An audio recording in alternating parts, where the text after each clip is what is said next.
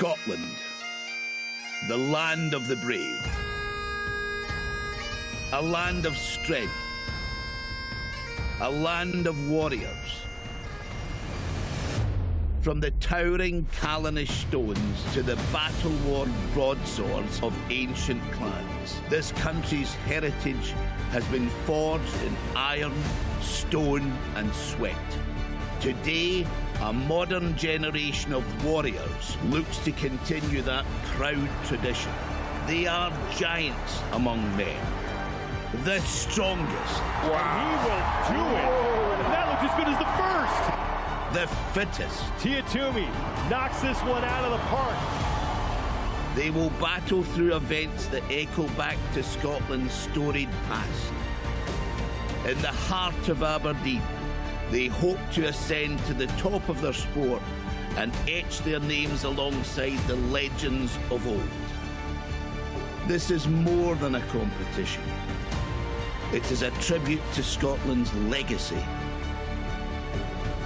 A saga of strength is about to be renewed. Welcome to the 2024 Rogue Invitational.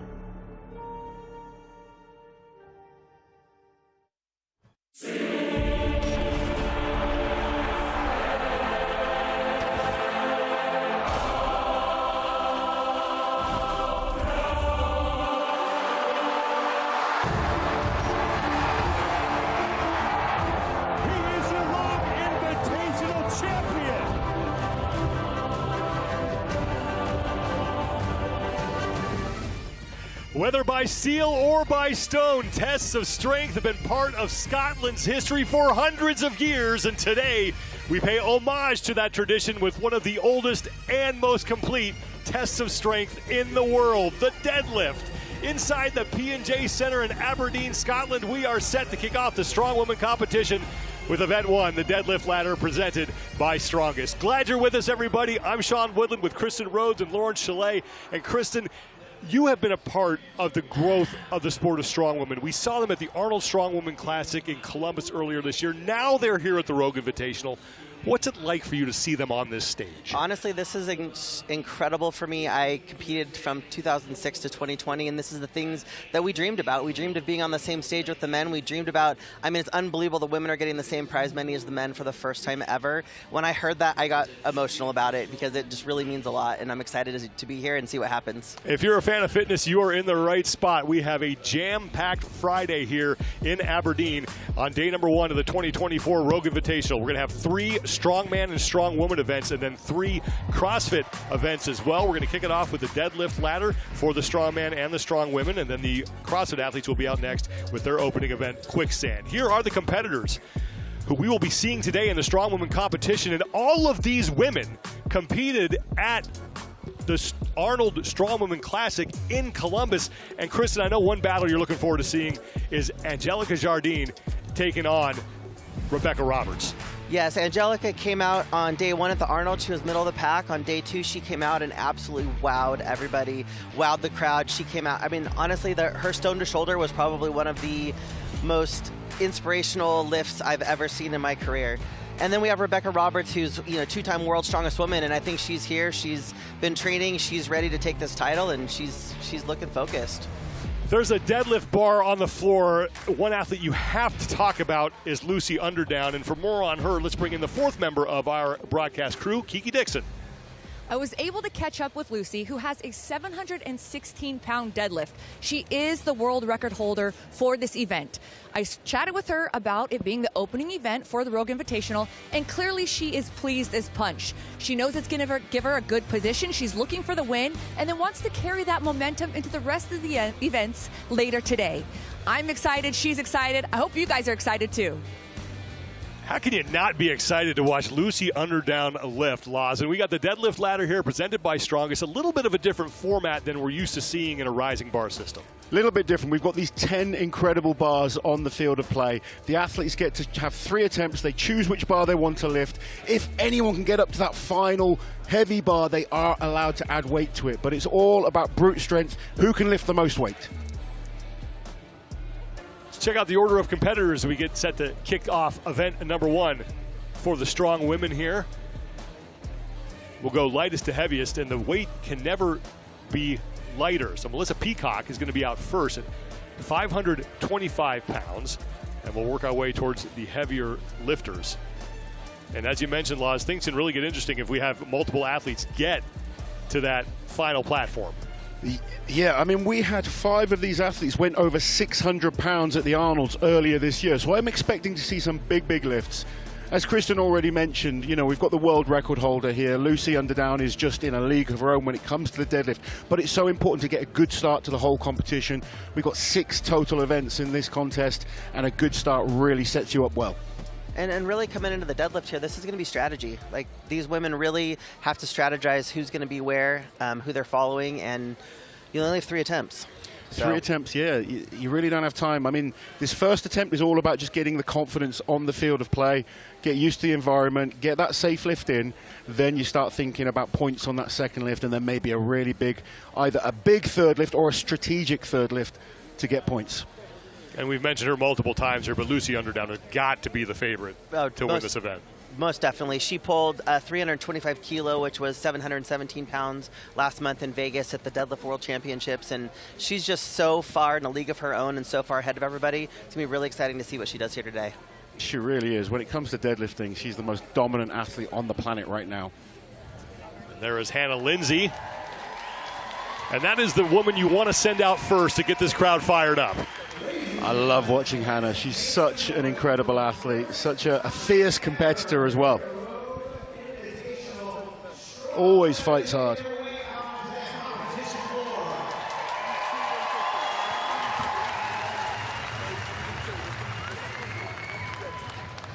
Hannah Lindsay getting set for her first of 3 lifts.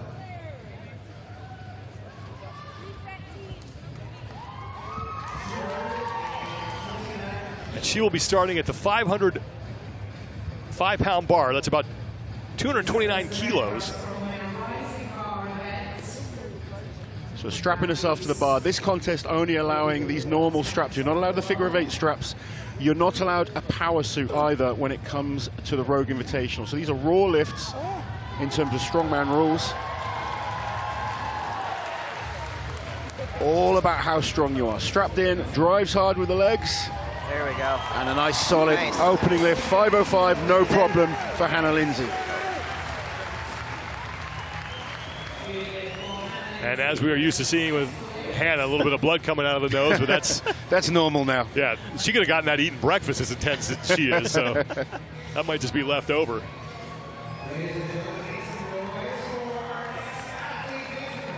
The 505, about 229 kilos for Hannah Lindsay, and here comes Sam Beliveau.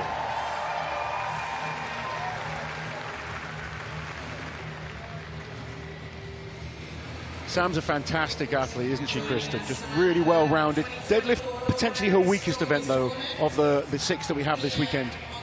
Right, she's definitely more of an overhead presser, but she's pulled mid-5s, so it should be interesting to see what she does here if she can PR. Sam Beliveau had a pretty incredible performance at the Arnold Strongwoman Classic back in March.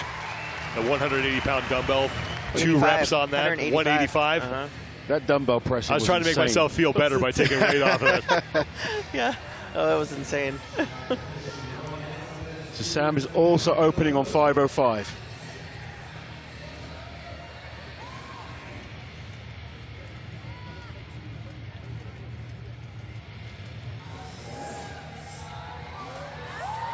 There you go. And Belivau's good at 505. A little bit of a different technique that we saw between her and Hannah Lindsay. You saw Hannah roll that bar towards her. What does that help with if you're one of those athletes that likes to roll it and then engage the I think lift? with rolling it, it really is more of like a stretch reflex. It allows you to roll the bar, drop down in, and drive that bar up off the floor, versus more of a static where you're dropping into the bar and you're digging your feet straight through the floor. With Donna Moore up next. Absolute legend of strongwoman. 3-time world's strongest woman. I believe, I don't like saying it, but I believe she's the oldest athlete in the field. I think she is. 44 I think she's years 44. old. Yeah. Still going strong. her training has been very, very good recently. I kind of was lucky enough to see her training one of her build-up sessions, and she's really, really... A fire has been lit by this competition. All the women are so excited to be here. As you mentioned earlier, on the same stage as the men. Everything is the same. That's what I've noticed too, watching there. And look at this, no straps. And a mixed grip. Mixed grip, powerlifting style. Look at this. Woo. What a lift there by Donna Moore. 525 pounds, 238 kilos. Good for the opening lift. And that was Donna Moore. That was the same thing she did. The Arnold, she came out without any straps and mixed grip, and I think she's the only athlete in the field to not be pulling the straps. Yeah, sometimes you just feel more connected in that kind of reverse grip. You can dive straight down, and yeah, I mean, every athlete when it comes to deadlift has a slightly different technique, but leg strength, super important. Back strength, super important, obviously. It's a real test of pure power when it comes to the deadlift, and you have to give, props to someone like Donna there who came out without the straps, because a lot of the athletes will use the straps so that grip isn't an issue. Right. Melissa Peacock out of Saskatchewan, Canada, will be up next. And she will be opening up at 525 pounds, 238 kilos as well. And Melissa's normally a very good deadlifter. I've seen her pull some huge numbers in various different competitions. Very powerful lower body, strong legs, strong glutes. She loves the deadlift normally. Yeah. I mean, look at those legs. Yeah. A lot of power. They're definitely built for squatting and deadlifting. Yeah.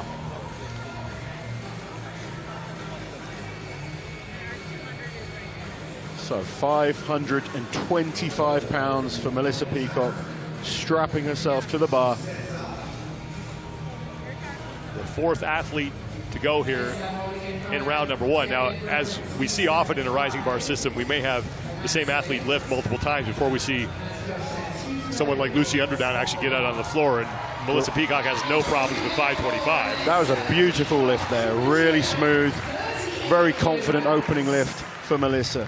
But yeah, as you said, Sean, I mean, someone like Lucy, someone like Andrea Thompson, Olga, they are huge deadlifters, and we might not see them for a while yet. We may see athletes come out and do all three lifts before we see one of those go. Well, their opening lifts are listed on the left side of your screen, and right now Underdown at 625 as Angelica Jardine makes her way out onto the floor. First time we've seen her since that surprising win at the Arnold Strongman Classic, and she was one of the best stories of the entire weekend. Oh, by far. She's just kind of come from nowhere. A few years ago we didn't know who this young lady was. Now she is one of the absolute best strength athletes on the planet. Winner of the Arnold Strongwoman contest. And now she wants to add the Rogue Invitational to her resume.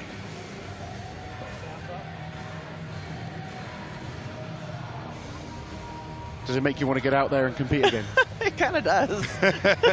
I'm just watching this, and it's just incredible to be here and to have these women be here and have this opportunity. And I know I could hang. Well, I used to be able to hang. That's the problem, isn't it? I used to be able to hang. I don't think I could anymore. Yeah. I think we're safer sat here. Correct. Because the older you get, the better you were. Yes, very much so. Well, Angelica Jardine is going to take a seat because I think Sam Beliveau is going to make another attempt. She's belting up. So this is what we talked about, where we have to wait. It's a rising bar, so once they pass a weight, they can't go back. So this is where Sam has that, what it was, 3 minutes? Yes, so if an athlete wants to follow themselves, they're allowed 3 minutes to get that, which really isn't long, especially when you start going towards that max effort.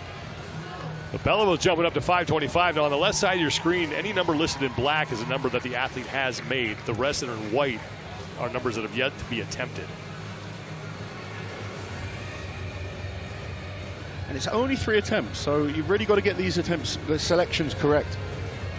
It's definitely a strategy. What would you be doing, Kristen? I mean, how would you kind of plan out your lifts? Would you just do something safe to start with, or would you push yourself? I would have safe to start to get on the board to not zero, and then I would have gone towards my at-home gym max, and then I would have gone for broke and probably added about 50 pounds.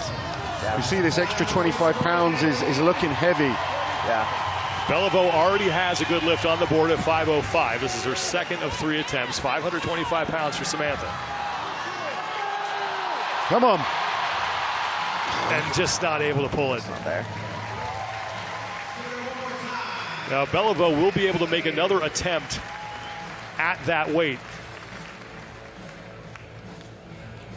So it's likely we're going to take the 3 minutes of rest here, and then she'll be back out for her third and final attempt. So, Laz, the difference here between pulling on an elephant bar and pulling on a straight bar, I mean, it's a big difference in terms of... A little bit. The elephant bars are much longer than these bars, Right. so the weight is out further when they're actually pulling. But I think we'll still see similar weights lifted in terms of max efforts. Don't think it's going to affect it too much. The elephant bar is slightly thicker, slightly longer. It looks More epic. crown, yeah. But we've wanted, people have been asking to see just a standard deadlift and see what these athletes can pull. I just hope someone can push Lucy to do something special, but she's so, so good. Hannah Lindsay is now up for her second of 3 attempts. Trying to succeed. Rebellivo failed at 5:25, and Lindsay There you go. There you go. is going to get Nice. that. Nice. There we go. And the nose. Yeah.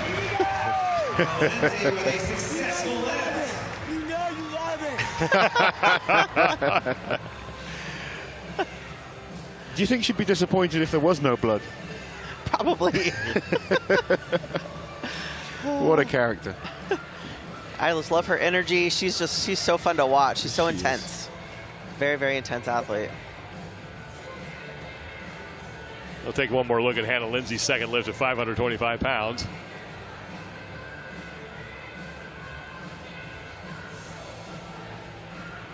As Sam Beliveau will likely be the next woman out.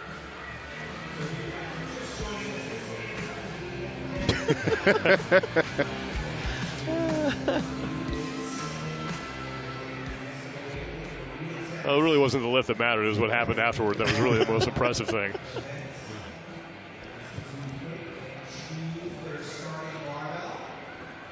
Now Sam Beliveau is going to clean up the barbell from Hannah Lindsay's attempt. That guy's got the best job all weekend, hasn't he? He's just going to follow Lindsay around. Yeah.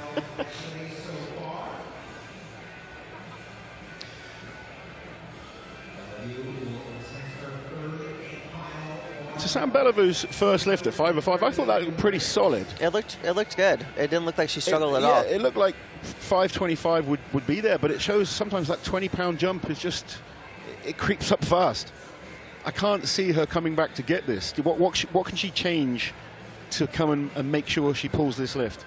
I mean, honestly, I think just being more aggressive off the floor and just, I mean, that's all you can really do at this point is just try to move that bar faster off the floor. And it's the mental game, too, at this point.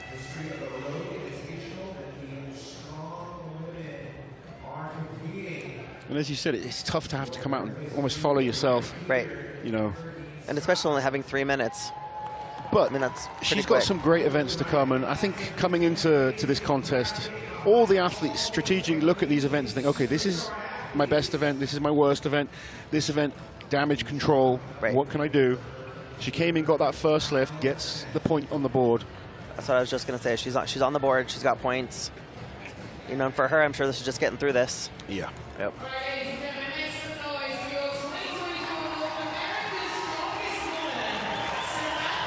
Sam Beliveau's second attempt now.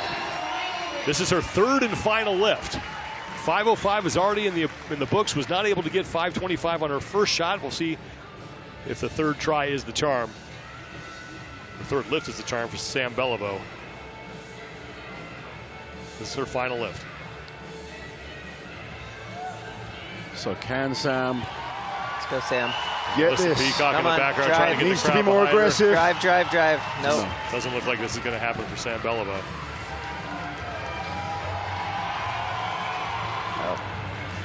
And that's tough. That's tough to come back after missing it the first time and come back on a second attempt. Yes. Sam Beliveau will leave the floor with a good lift at 505. And now Angelica Jardine, who came out earlier, looks like she's going to be ready to lift at 545. But let's take another look at Beliveau.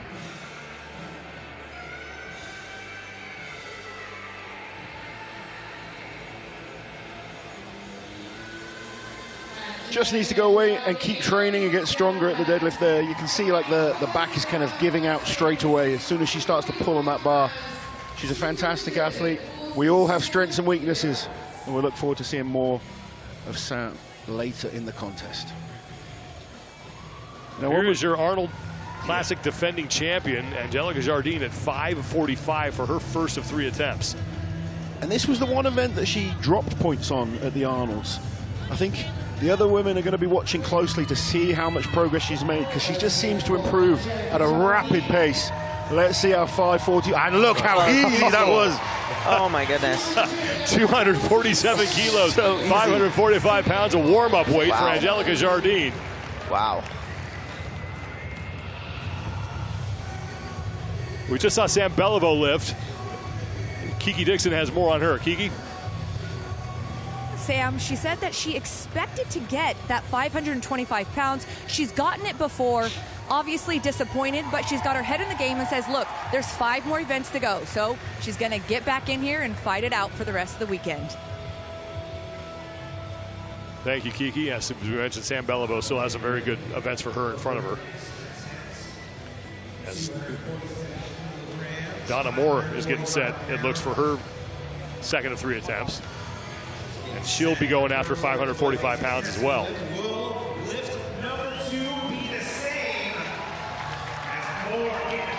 Donna Moore attempting 5:45.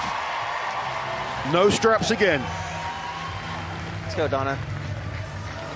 Come on. Come on. Just calling it. Now, for people who may not watch a lot of strongwomen, strongmen competition, why is that mixed grip so rare? Well, you don't really want grip to be the limiting factor when it comes to deadlift. And in strongman, where you're allowed to use straps, straps allow you to be a little bit more aggressive with the pull. They even allow the athletes to kind of almost start an inch higher. So they're trying to take every advantage you can. However, some athletes find the strapping onto the bar kind of puts them off. And Donna wants to almost just go straight down and get that stretch reflex straight into the bar. So she's trying to get everything tight, dive down. She knows her grip is strong. So she's not, she's not worried about the grip strength, and she's trying to get that bounce down and up as quick as possible. Here comes Melissa Peacock. She's already hit 525. This will be her second attempt, now jumping up to 545 pounds, 247 kilos. Mel's coming fresh off a win at the Shaw Classic, so she's definitely proven that, she's at the top. And we've seen Mel pull over 600. She pulled over 600 at the Arnold. Easy. There you go. Easy. Great lift at 545 for Melissa Peacock. And she has fantastic form as well. She does. Really, really nice body positioning. Keeps everything tight. Yeah, she's a very, very good deadlifter. And just to repeat, on the left side of your screen are our scores. Anything in black, that's a number that the athlete has hit. Anything highlighted in white is a weight that the athlete has yet to attempt. So Hannah Lindsay is going to come back out for her third and final lift. It's so interesting when athletes have to select their own weights, because some will overplay what they think they can do, others massively underplay. Right. Oh, we saw that second attempt from Angelica Jardine, and it looked like a warm-up still. Easy. Yeah. But she's only got 1 lift left now. That was her first. Was it her first? Okay. Oh yeah, she came out and then early. Right. Mel had to come out. Now this will be the final lift for Hannah Lindsay. Let's go, Hannah. Come on, Hannah. Come on, Hannah.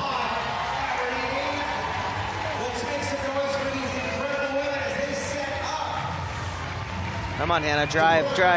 Yes. Yeah, she's got this. She's got it. Come on. And Lindsay hitches it up, and she hits it. 545. Good for the Swamp Monster. 3 out of 3 for Hannah Lindsay. That was awesome. A little more spewage. So good.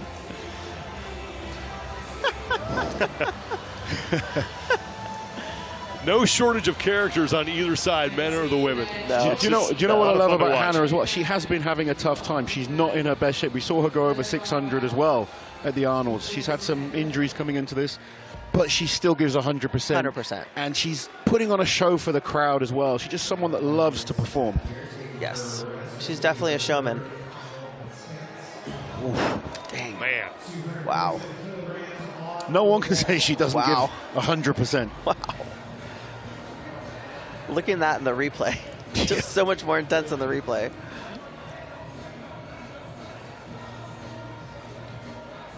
Donna Moore, who failed at 5:45, will make another attempt.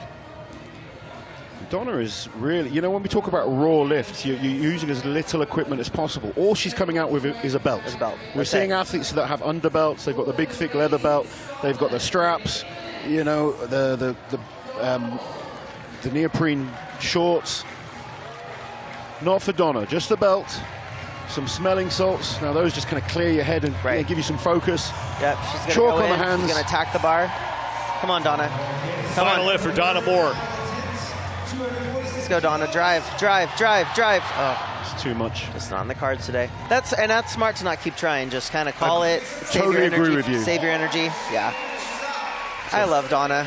She's been around for so long. Will be her.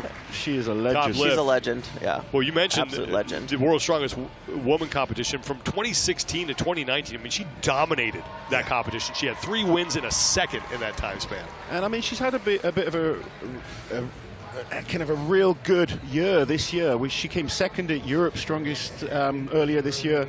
She's been really raising her level, and it's ever since Rogue Invitational announced this competition. Yeah. It's like it's kind of reignite that flame. Yeah, I think with the Arnold Pro Strongwoman and the Rogue Invitational, it's kind of, like you said, it's reignite the flame, and people that maybe have been around are just kind of like, is it ever going to happen? And then to actually have it happen and to be able to be here and be a part of it, like it definitely gets you going. Here's another. And then you have another athlete here, Olga. Olga Lashuk is Yep. out next. This will be her opening attempt. She's going after 565 pounds, 256 kilos on the bar. And Olga's deadlift recently has been very strong. Very, very training. good. And I think Olga's won every major competition you can win. Yeah. 15 international contests in her career, and she's won 5 of them. And this is going to Nice. Easy. be just fine. Yep. It's a good start for her. No problem at all. So Lashuk in her first attempt is now our leader on the floor, but we still have 4 athletes to lift.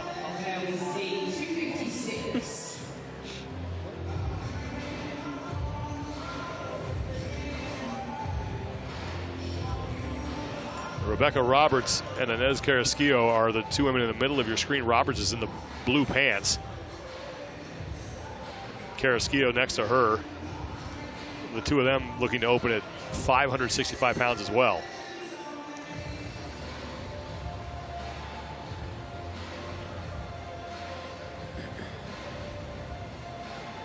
So athletes after their lifts have, I believe, 60 seconds? 60 to 90 60 seconds. to 90 yeah. seconds to give the referees their next attempt. And there is no rule that you have to proceed sequentially. You can skip a platform. Absolutely.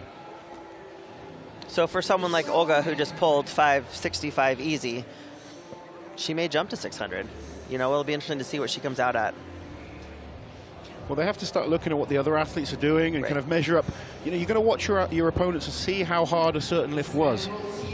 Because at the end of the day, it's all about points. You want to start this competition well and put yourself in a good position. Right. As the positioning from this contest will then dictate who goes first on the next event From as this well. event, correct, yes. Yes. And that's where it comes down to strategy, like we talked earlier, is, you know, watching what the other athletes are doing and staying within your capabilities, but also trying to push yourself and go for broke. It's always nice So, when you know you're just strong enough to win, but sometimes you have to use your head as well. Yeah, it definitely comes down to points. Rebecca Roberts, the Welsh Wonder Woman, will be up next.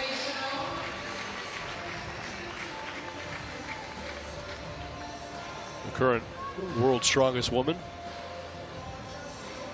And talking with her briefly, she said her training has just been amazing, phenomenal coming in here. She's feeling really ready, so it's going to be exciting to see what she does. Let's see what kind of shape the current world's strongest woman is in.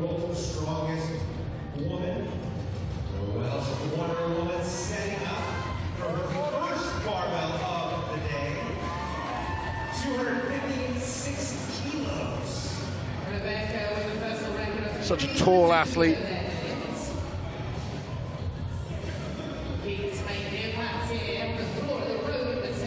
Rolls it in. There we go. Nice. And that will count for Rebecca Roberts. 565 is good. Such a relief to get that first lift in, isn't it? Yeah, definitely you don't want to choose a weight and go out and miss your first attempt, because that kind of sets up your mindset for the rest of the competition. So it's very important to come out here and have that good opener and get on the board. Three athletes have finished lifting, so we still have 7 remaining. And Inez Carrasquillo will be up next at 565 pounds.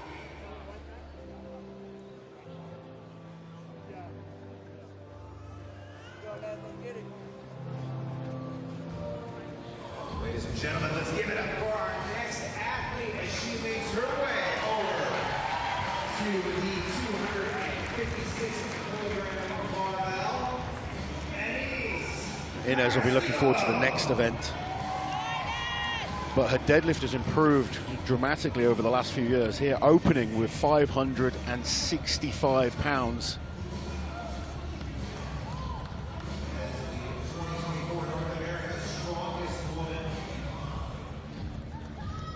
Oh, that was comfortable. Wow. That's an opening lift. Wow. She has clearly been putting in the work and training hard. That was effortless. That was easy. Wow. Well, Inez Carrasquillo with a warm-up lift at 565. That's what I was just going to say. Oh, my goodness. I probably could have got more than 1 rep while she was there. Just oh, she could have find read the that groove. Look at the speed of that. So fast. She was actually slightly off balance as well, but it came up so fast. Wow. That was very powerful. Wow.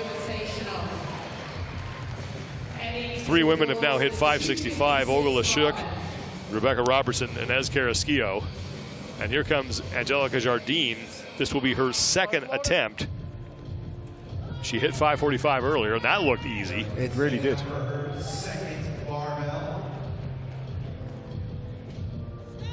256 kilos.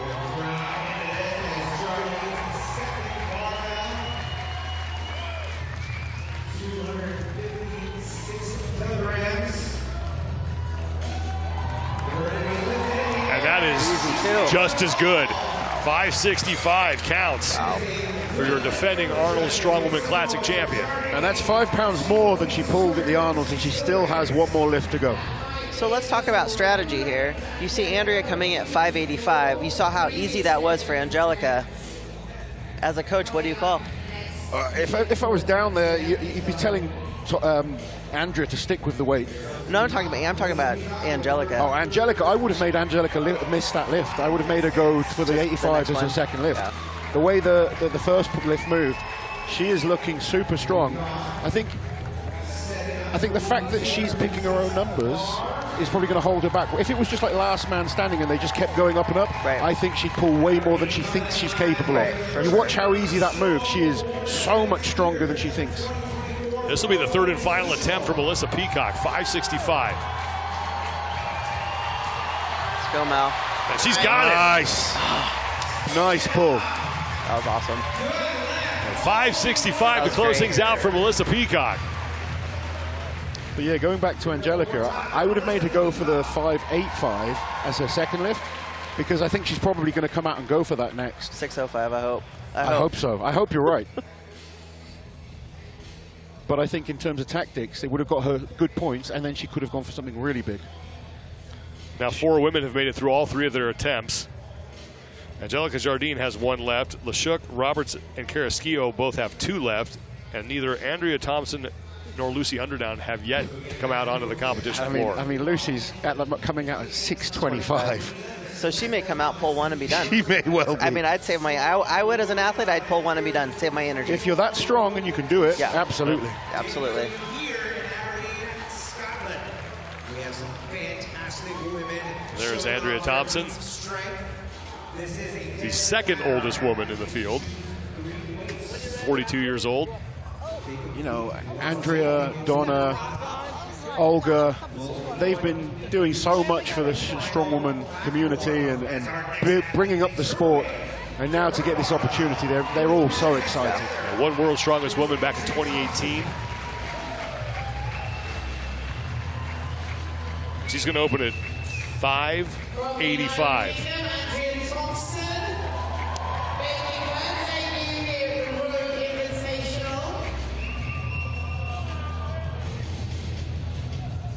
When we look at the whole contest, the real interesting battle for the deadlift becomes second place, because there's probably 3 athletes that could all kind of intertwine, and whoever can get that second place is going to put them in a really good spot.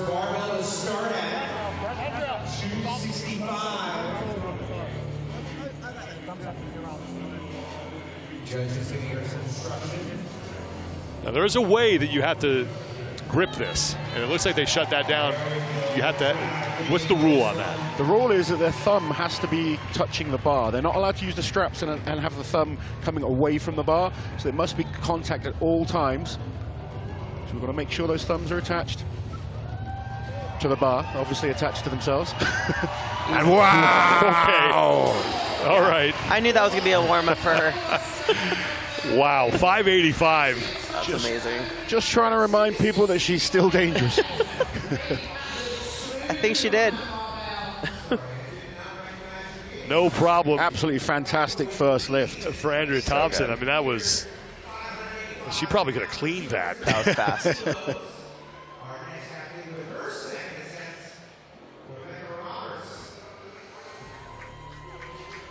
She has so much power from the floor. She has been such a good deadlifter. And remember, numbers on the left side of your screen that are highlighted in black, those are completed. Numbers in the white, those have yet to be attempted. Rebecca Roberts is now at 585. This is her second of 3 attempts.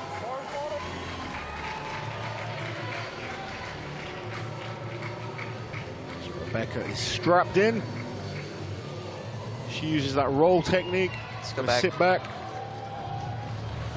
Drive, drive, drive. Come on. Come on. See her back immediately hit rounded? Absolutely. Yeah. That bar pulled her forward.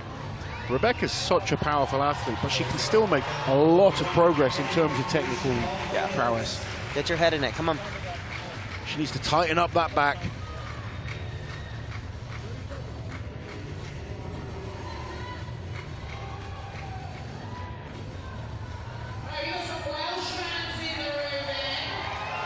This is important for Rebecca as well. She wants to get a good deadlift. That's better. That's better. Oh. She did well to improve on the second attempt. She did. It's very hard to come back after a fail. Well, the good news for her is that's only her second attempt. Oh. If she got better on that second try, she'll get a chance to take some rest here and then come back out and attempt this one more time. And she's going to take a full 3 minutes of rest here as Inez Carrasquillo is going to step up. Inez was impressive on that opening lift. I think this is going to be smoked as well. So fast. 585 now. Let's see if that's any more of a challenge for Carrasquillo, who absolutely just demolished 565.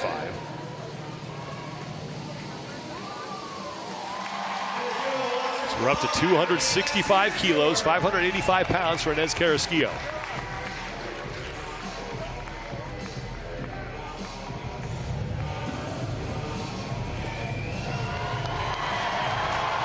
Nice.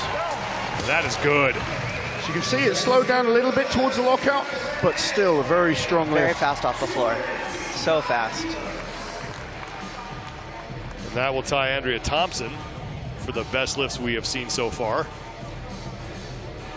Incredible speed off the floor. As So you said. fast. She's maintained positioning, kept pulling hard. It was a really good lift. Look at that. Hips through, locked out. Perfect. So far, 2 for 2 for Inez Carrasquillo. Now, Angelica Jardine, this will be her final lift, 585 pounds. And I think she's capable of more than this. I really do. She's just so, she's so new. Exactly. She just doesn't know what she's capable of. I totally agree with you. I think it's scary, the potential that this young lady has.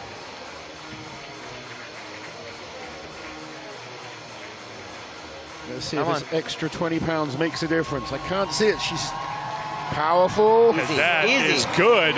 So good. Pull. For Jardine. 585 for She's her happy. final lift. She should be happy. It's a PB, I believe. It's certainly a competition PB. Yeah. But you do feel that there's more there. But she's progressed from what she did at the Arnold's, and let's remember, she won the Arnold's. Right. Oh, yes, she did. So Convincingly. and the deadlift was the weakest result for her there. Yeah. Now Rebecca Roberts is going to come back out to try and succeed at 585. Got close on her second attempt the last time she was here.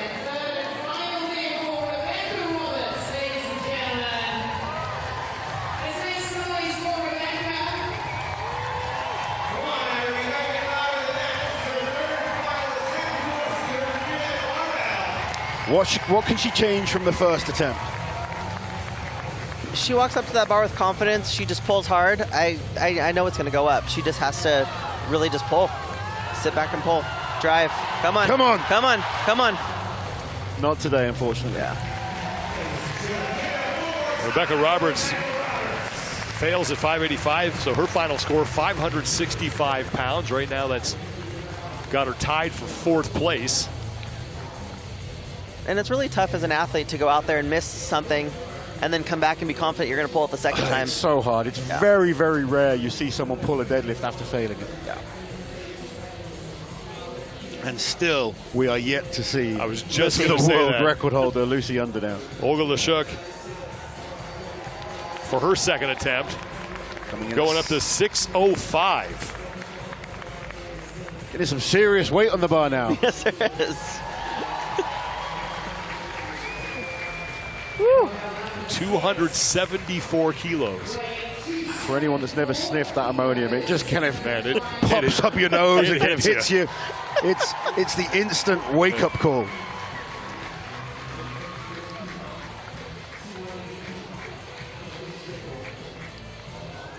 She's got the straps on, she's got the shin protectors, strong belt, and a whole lot of power.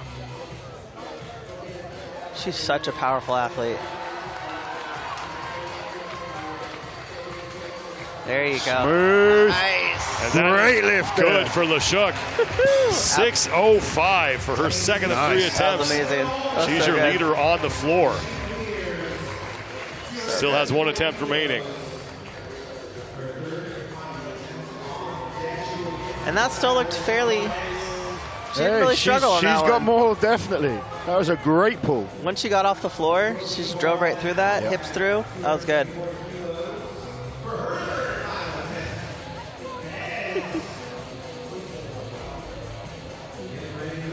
Inez Carrasquillo for her 3rd and final lift. She's jumping up to 605 as well to match Lashuk.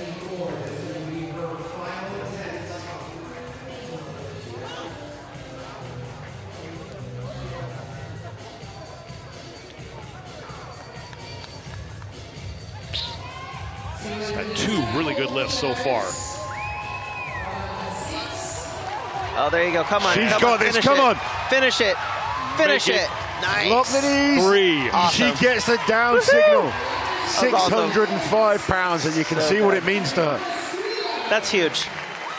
605 for Inez Carrasquillo. She goes 3 for 3, and right now tied for the lead with Olga Lashuk at 605 pounds. And we have 3 athletes left to complete all 3 of their lifts. I've got to say, I think they kind of got the perfect selection of weights there. They did. For Inez. Yeah, that was perfect. That's exactly what you want at the end. You want to struggle, but you want to wanna really make want to it. finish it. Yes, exactly. You could see her face. That was tough, but that was super impressive. She's happy. That satisfaction of you She's know so you've happy. locked it out. So fun. Well, it's also knowing that you put yourself in a really great position, Absolutely. regardless of what happens with the rest of these athletes going into the rest of the competition. And, our next event is very, very advantageous for Inez, so she's going to be looking forward to that. That's a great deadlift. We have our first Lucy Underdown sighting. She's going to open at 625. Imagine that being I can't imagine that being my opener as a woman. Like, it's just crazy. She's just in a league of her own. I know a can't lot of imagine my men opener as a who- man. Yeah, I know a lot of men who couldn't move this. Oh my goodness.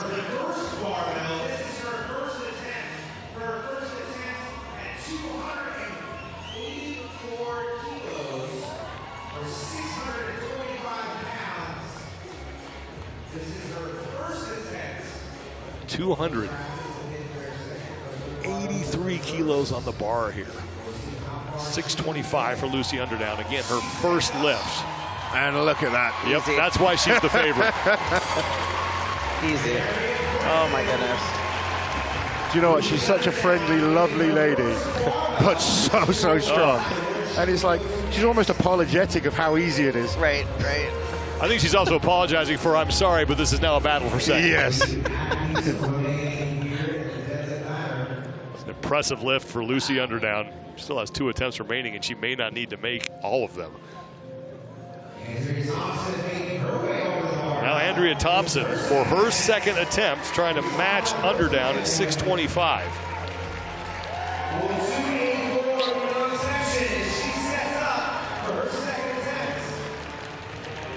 Andrea joining us from East Suffolk, coming out of Ipswich, South England.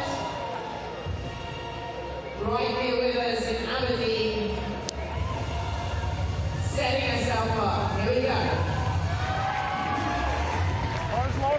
625 pounds, second attempt, Andrea Thompson from the UK.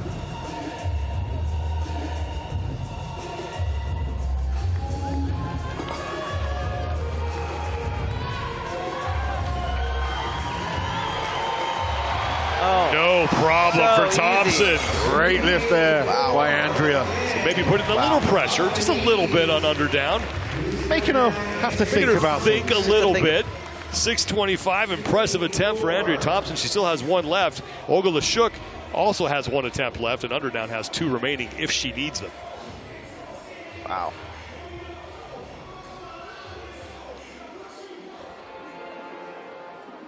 Superb power again off the floor. Strong at lockout. You can see the lockout is slightly harder, but still very strong lift.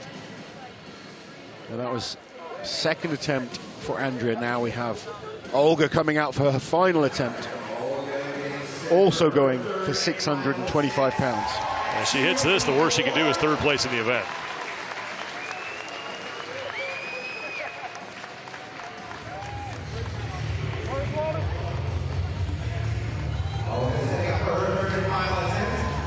I love that at Rogue there's no super suits allowed. It's pure power. The super suits give you a lot of spring off the floor. Here you've got to generate that power yourself. And lifting over 600 pounds is just crazy weight. It's very heavy. 625 for Olga Lashuk. There you go. Come on. Nice. There we go. Nice. And she will get it. So good. She has to be super happy with that. Again, good selection of weights. She's happy.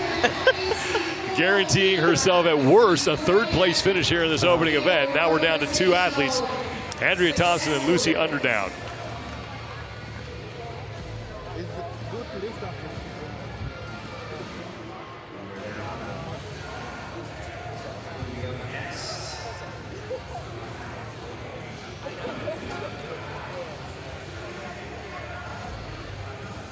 Great lift for Lashuk as Underdown's going to come back out. Just point her towards a heavy barbell and she'll probably lift it. So this is 665 pounds. Which is the last of our 9 bars on the floor. So after this, she's going to that main platform. Well, she may not even need to, depending on what Thompson does, because Thompson only has 1 lift left. So Underdown now at 665.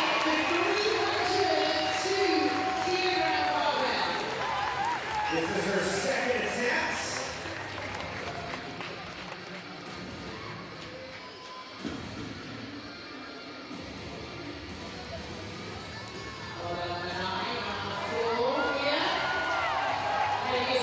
£665, and she's working for it, but it's a great lift. And even a smile at the top. It's like, oh, that was harder than I thought. 302 kilos, 665, good for Lucy Underdown as she creeps closer to an event win here. I don't know about you, Laz, but when I have 665 pounds in the barbell, I tend to smile and laugh a little bit too as I'm struggling to get it to my waist. Watching the women is so much fun. They really are. You won't see an Evan Singleton laughing like that. No. I think she was a little surprised that was harder than she thought. Yes. The look on her Just face. around the knee area. Yeah. She was strong off the floor. The lockout was strong. It was just that mid-phase. Maybe the bar drifted away slightly, but still more than strong enough to complete the lift. Well, now Andrea Thompson is going to try to match her at 665 and still keep the pressure on Underdown, who has one lift remaining. This is the third and final attempt. And this would Thompson. be a PB for Thompson. So this is a huge lift for Andrea. She's been chasing this for a while. A long time. Long time. Oh, come on, Andrea. Come Lucy back there cheering her on, and that's one of the great things So about this good. sport and about this community. This is the support that they show each other in the competition. So Andrea this- Thompson now third and final attempt, 665. This would secure second place and be a personal best lift. Come on, Andrea, let's go. Come on. And look at the She power. gets Yes! Oh, my God. it! Andrea Thompson at 665. Oh, my God. And look who's the first woman to congratulate her. That amazing. is fantastic. Oh, my gosh. So good to see. Oh, that is incredible. That is just incredible. She's chased What a that for lift as so well. long. She really has. She's been so chasing long. that number. 665, over 300 kilos. And you can see the emotion on her face. I mean, that means And look so at- much. That was easy. So easy. And watch the reaction from Underdown in Lucy the back. in the back. That's Lucy's great. so happy. First person to so congratulate great. her as well. They are great friends. Oh, I love it. Oh, that's really exciting. Well, That's so cool. Underdown now has a little work to do to win this thing. Got to get back out for her third and final attempt. Now she's got to switch on. And she's going to 685. This for the win. And this is the final bar. So the That's it. first time we've seen the final bar used. Come on, Lucy. 311 kilos.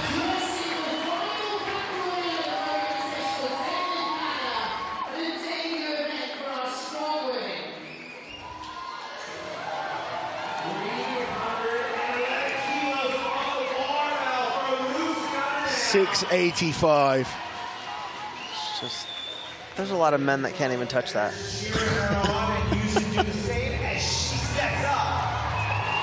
For the win. Come on, Lucy. Come on, come on, come on, come on. Come on, Lucy. Come on. There we go. The Yeah. Underdown has it, and she will start out the 2024 Rogue Invitational with a victory. 685 pounds and 10 points for Lucy Underdown. Brilliant relieved. start to this competition. Oh, so fun. In the end, maybe not as dominant as we expected from Lucy, but she did what she had to do. Perfect start to the competition. Andrea Thompson in second place. Olga Leszuk with 625 pounds. What a deadlift contest. That was a lot of fun to watch. 4 athletes going over 600 pounds. Wow. And all of Lucy's fellow competitors, just about everyone out there to congratulate her on the victory. A couple great moments there to close out the competition, but this was the one that locked it up for Lucy Underdown. Less smiling that time. That was the business lift. That was the money lift. And that's a champion that can dig deep, even though you're maybe not at your absolute best. Deadlift is a very hard event to be peaking at all the time. There's been a number of big lifts she's had to do this year, but she came here and got the win.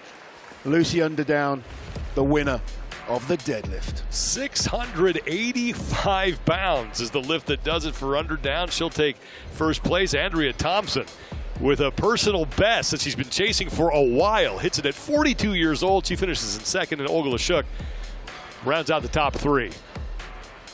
Let's send it down to Kiki Dixon. Lucy, congratulations on your event win. This is the first time we've had the pleasure of the strong women to join the Rogue Invitational. What does it mean to you to be here? Oh, it means so much for us to be here. It's like to promote women's sport and to be able to show that you can be any shape, any size, any age, and compete and just do something, and you can achieve anything that you can. It's important for us to show that. Thank you so much. You earned yourself a PB today. What was that like? Oh, I've been fighting for 300 kilos for about 2-3 years. and to get it on this stage. I'm very emotional, so I'm going to cry. But I'm ecstatic with my performance, and I've worked really hard. But as Lucy said, you know, we're here to represent women of all shapes, sizes, and ages, and we're just here to put on a good show this weekend. Thank you so much. Congratulations. Now, you were the favorite to win this event, but you got to stay smart about it. What is your method or your mantra when you're about ready to hit a deadlift? When I'm hitting a deadlift, I don't really think about anything. I have a lot of internal panic, but I have to try and keep it cool on the outside. But I knew Andrea was in good form, and I knew that she was really capable of the 300 today, so I knew I needed to be on top form. And Andrea is one of the first people that welcomed me into this sport, so it's amazing for me to be on this stage with her. Congratulations. Back to you, Sean. We got a PB and we got a victory. Andrea Thompson with a personal best at 665. Lucy Underdown with the win at 685. For all of the official scores and results, you can go to roguefitness.com. Well, that did not disappoint, Kristen. That was very, very exciting. Just to see Andrea pull that personal best she's been chasing for so long, like that was really, really fun to see. And Lucy had to work. So it was really nice to see all the women come out and do their best today, and it's exciting to see what's going to happen from here. The women are done. The men coming up next. Lucy Underdown gets to cheer for her friend and for herself. Stay with us, everybody. The big weights are still out on the floor as the 2024 Rogue Invitational continues.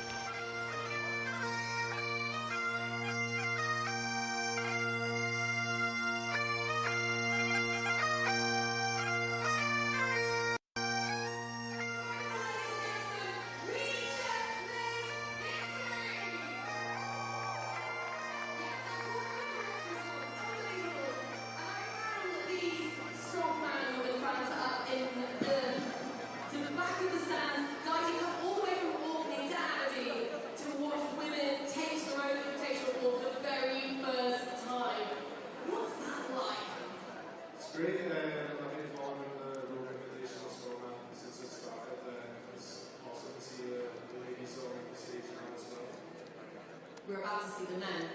How exciting is it? I'm assuming a strongman yourself to watch these guys put up these insane numbers. Yes,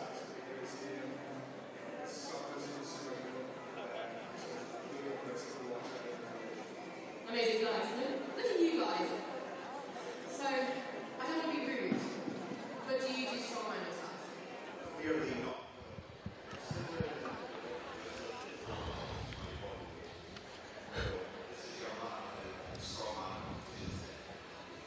Did you bring your younger brother to come watch today?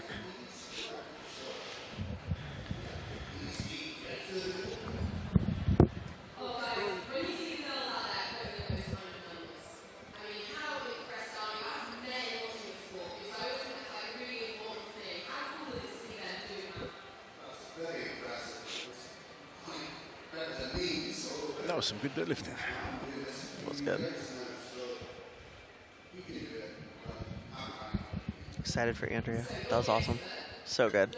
Yeah, she'll be over the moon with that.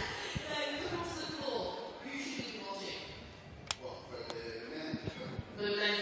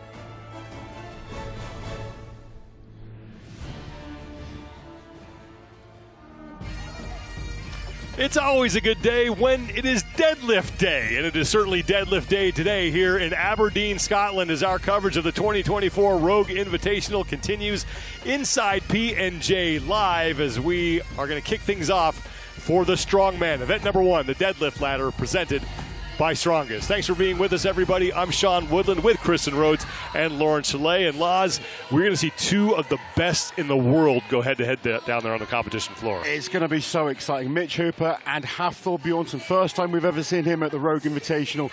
I cannot wait to see the battle. We've got so many great athletes, so many good events. It's going to be incredible. Those are not the only 2 big names, as you heard Laz mention, that we have here in the Strongman competition.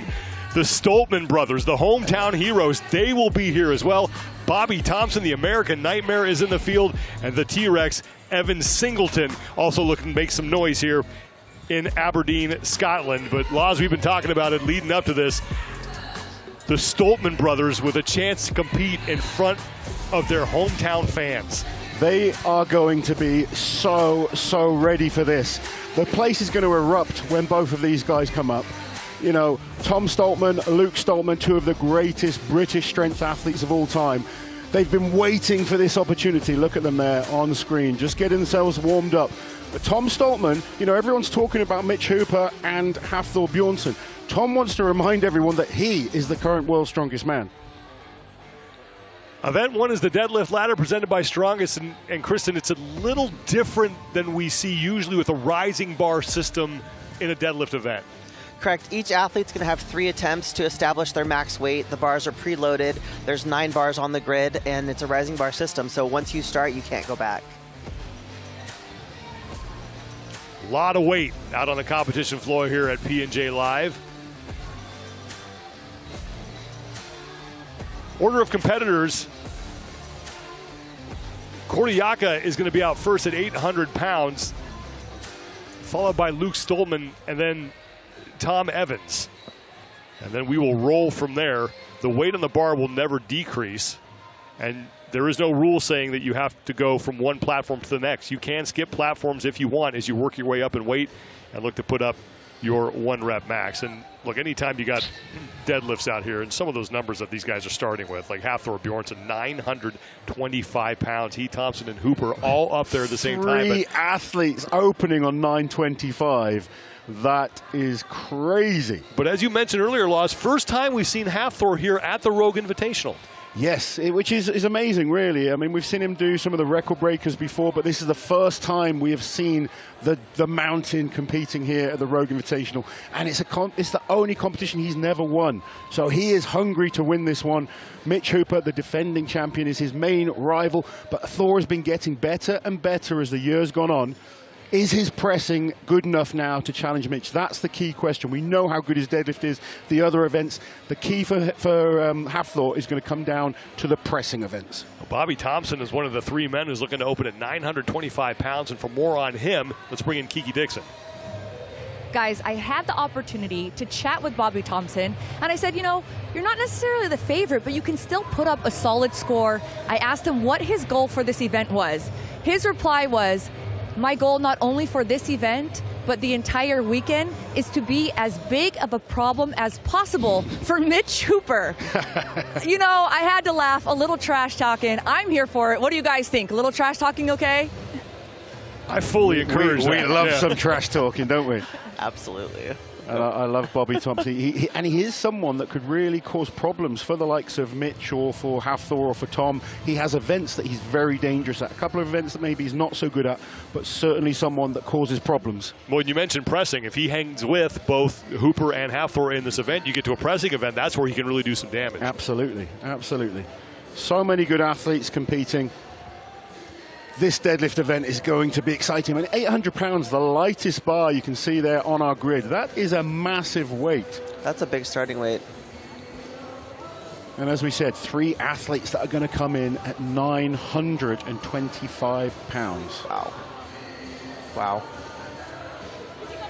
See the 9 bars that are out there preloaded on the floor. The weight's on the left side of your screen, and then 1,000 pounds is on the final platform. That's the one that you can add weight to.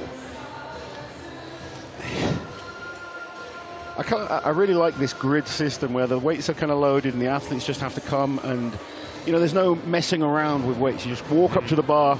If you're strong enough, you pull it.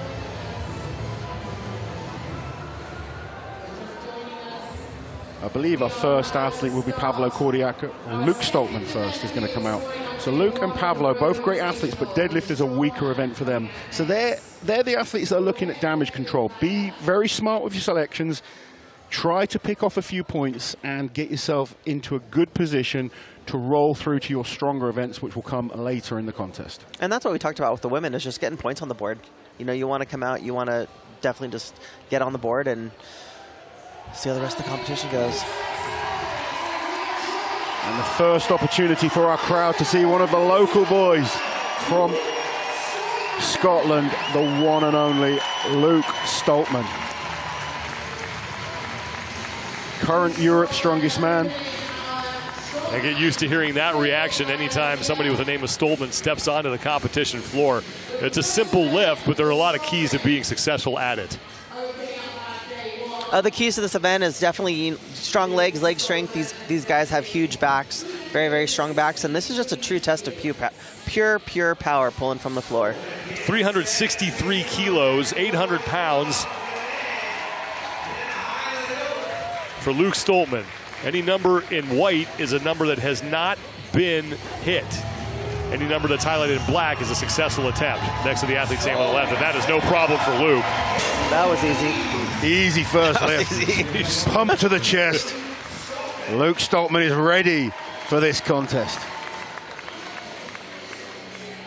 Cordiaca will likely be the next man out, as his opening lift is listed at 800 pounds. Cordiaca making his first attempt, or first appearance at the Rogue Invitational, coming off a 15th place finish at the Shaw Classic earlier this year.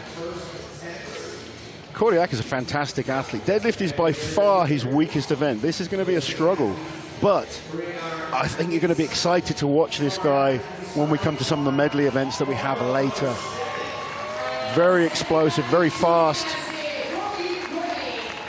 He is almost like a giant CrossFitter. Yeah, he does have that look to him. Yeah. And also tenting the 363 kilo barbell. Cordiaca will try to match Luke Stoltman at 800 pounds, 363 kilos. Had a pretty solid showing at World's Strongest Man, finished 8th there this year. Did Pablo? Pablo is a former Europe's Strongest Man winner as well.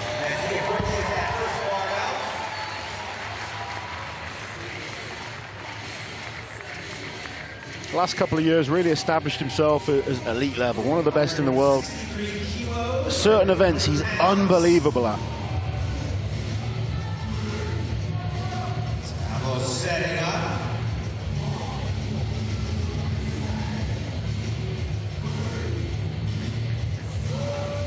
Looks like he's got some new ink on his arm there as well. Aberdeen, let's make some noise as Pablo gets ready to attempt 363 kilos, 800 pounds. See how this goes. He fights for it. And that will count for Cordiaca.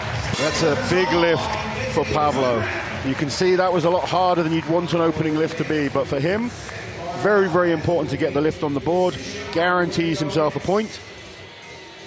Not sure how much more he's got in him, but he can look forward to the events that he's got coming up because he really will excel in some of them.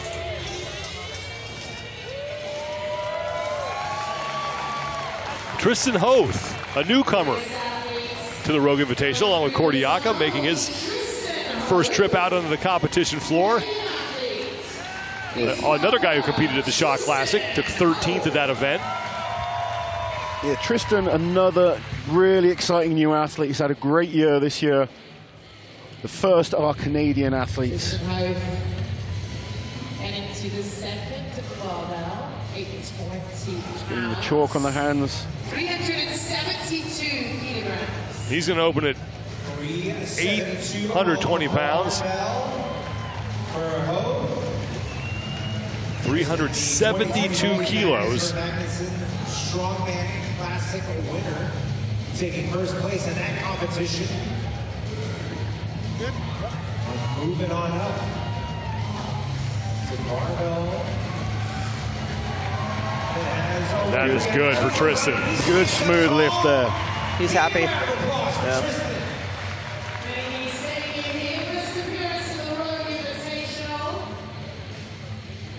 Now Tom Evans will be the next man out, as you saw Tristan getting some instruction from Magnus. For Magnuson, there is a specific rule about the grip here. So the rules on the grip for the deadlift here is their thumb must stay attached to the bar. That is key. They have to use the normal straps as well. They're not allowed the figure of 8 straps. No super suits allowed. At the Rogue Invitational, we want it all to be about raw power. They're allowed the belt, they're allowed the straps so that grip isn't a factor, but their hands must stay attached, finger and thumb in contact with the bar. And the judges will stop them before they lift if it's not correct, so they're not wasting any effort. Yes. Here goes Evans' first attempt at 820. Easy. Easy lift there. Thomas Evans, just a powerful looking man. Saw him at the Rogue Invitational back in 2023 when he took 7th, and now Tom Stoltman. Now this is a storyline everyone will be watching. If you follow Strongman closely, Tom Stoltman has had issues with his back in recent months. Deadlift has been an event that's been, the confidence has been knocked.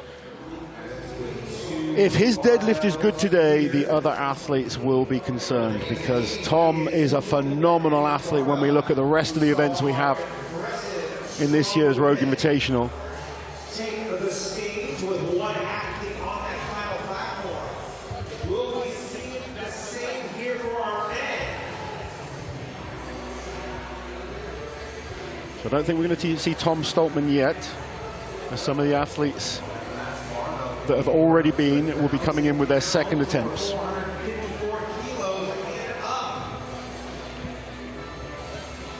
They're sorting some things out at the scoring table. They're in the middle of your screen to make sure they get the correct athlete out next.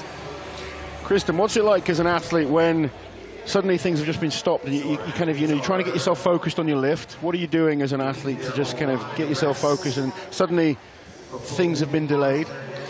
I think you just keep thinking about what you're supposed to be doing. I would just pace, walk back and forth. Don't worry about what everybody else is doing. Just stay focused and just know that they're going to call your name soon. So important to be able to just cope with those situations, isn't it? You can't let it affect you as an athlete. It's the same for everyone.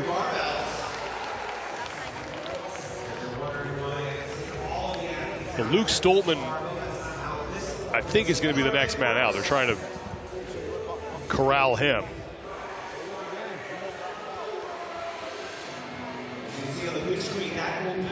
And Luke has already been successful at 800 pounds.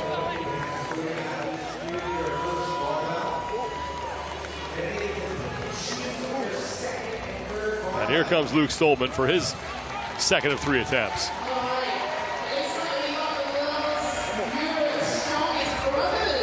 Here comes the Highland Oak. And he'll move up to the 840-pound barbell, so he's going to skip 820 and move right up to 840.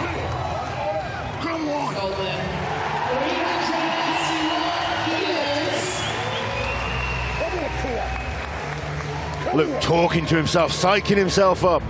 You can see the shins are bashed up from the warm-up deadlifts and the first attempt. He won't even be feeling those. Aggressive drive off the floor with those big, powerful legs. Good speed, and then he's got to work the lockout. Lock it, come on. Get those hips through. There we go. Gets the lift.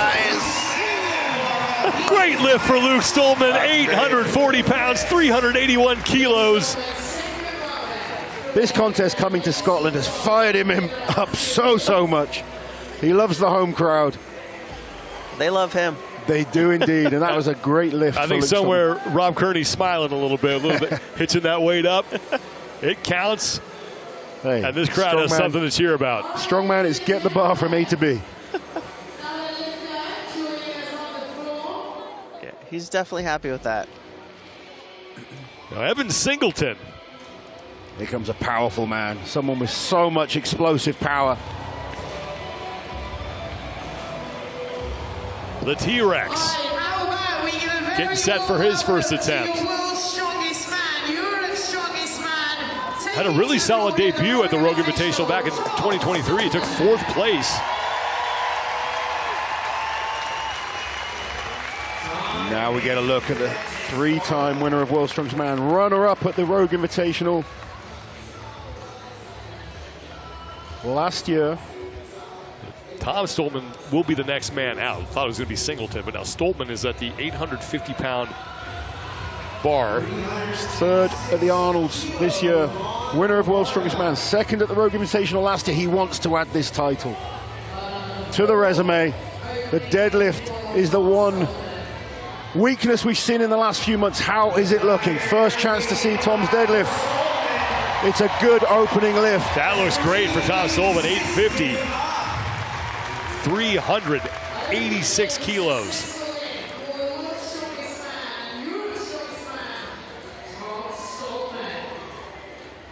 Let's take a look at this lift again. Nice form, good speed off the floor, locks out strong. He will be happy with that as his opener.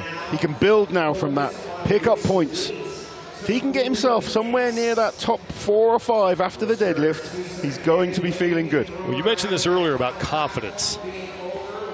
Tom is a very much, confidence for Tom is huge.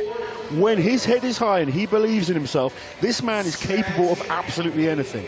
It's sometimes we see that head go down and he starts to kind of lack that confidence in himself, the ability goes down. He's very much, when the head is high, suddenly he believes he can do anything. And 9 times out of 10 he does when he's like that.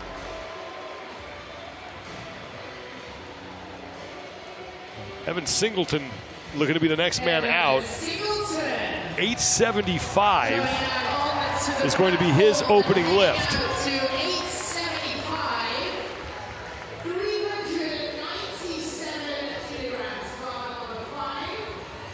Singleton has tremendous power off the floor. He really tries to blast that weight as quickly as he can. Let's see how the form is looking.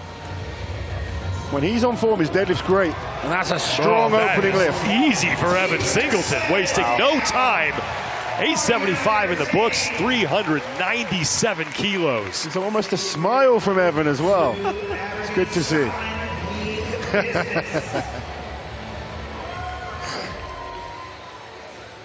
The aggression from the floor.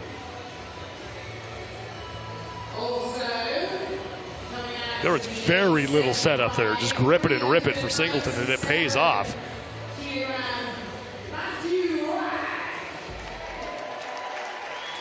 Now this is a new guy to the Rogue Invitational. Matt Ragg from New Zealand, 33 years old. This man is a real deadlift specialist. We've seen some huge numbers in the last few years, and I'm sure he's been really looking forward to showing what he can do. Starting on 875 pounds.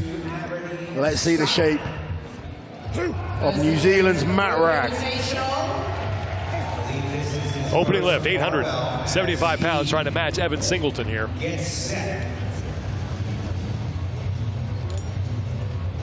Ragg, the 7th man to lift.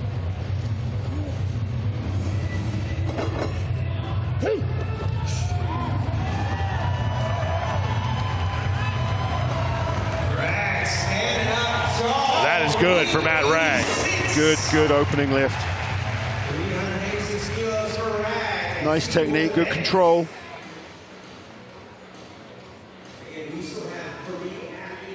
Still have 3 athletes that haven't lifted. Well, it's likely that Luke Stoltman will be out again here soon. He has 1 lift remaining.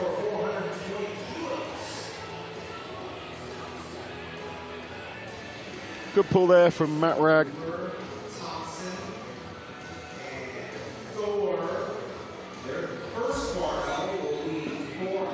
Tristan Hoth will be the next man out. He's going to go after 875 pounds as well. He's making a big jump from his prior lift at 820. Tristan Hoth, second barbell from him, also attempting the 875. Tristan's first lift was very solid. It's important that he gets this one. With his first successful lift at 820. Moving up to 875. The deadlift is such a simple event. It's just lift that weight for the floor to a standing position. But it's an event everyone wants to be good at. If you can't deadlift, you're not a strongman. Both get hung up there. It's terrible timing by me as well then, wasn't it? Tristan is very much a good strongman. He already did Hoth 820 pounds. He did, so he can clearly deadlift. Yeah, big jump, as you said earlier.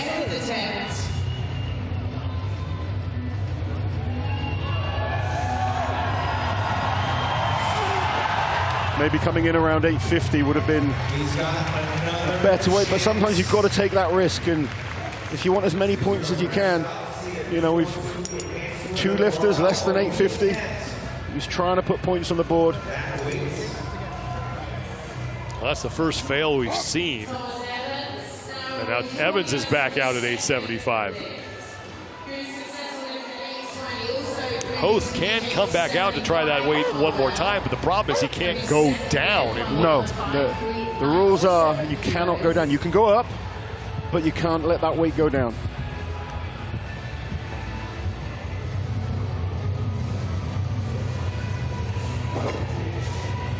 $875 for Thomas Evans. That's the same jump that Hoth made. And it's going to pay off for Evans. It's a different lift. Wow. Yeah, you could see how easy his opener was. That was a good second lift. And Evans' deadlift has been steadily improving.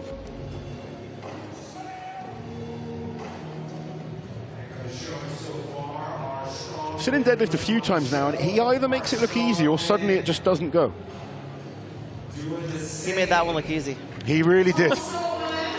Tom Stoltman back out, so 875. That barbell getting a lot of work here. This is his second of 3 lifts. He's already hit 850. 397 kilos on the bar. And here's brother Luke in the back cheering him on. There you go, come on. Nice pull there. Tom has it. Nice pull. That was great. 875, good. The confidence starting to build a little bit. You can see it in him. There's a little kind of, you know, belief in himself. Of course, it never hurts to have your brother behind you cheering you on. They're a wonderful team, to be honest. Strongest brothers in the world. That was a great lift there. Watch this. Nice form. That's smooth. Strong lockout.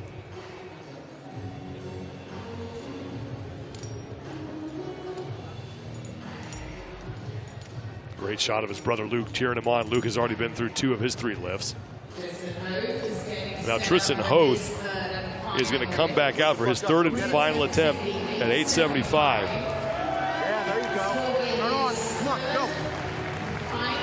Evan Singleton trying to get him fired up.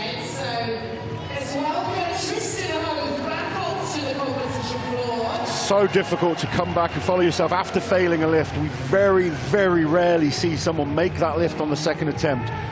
Can Tristan prove me wrong? Straps in. Come on, Tristan. 397 kilograms on the bar.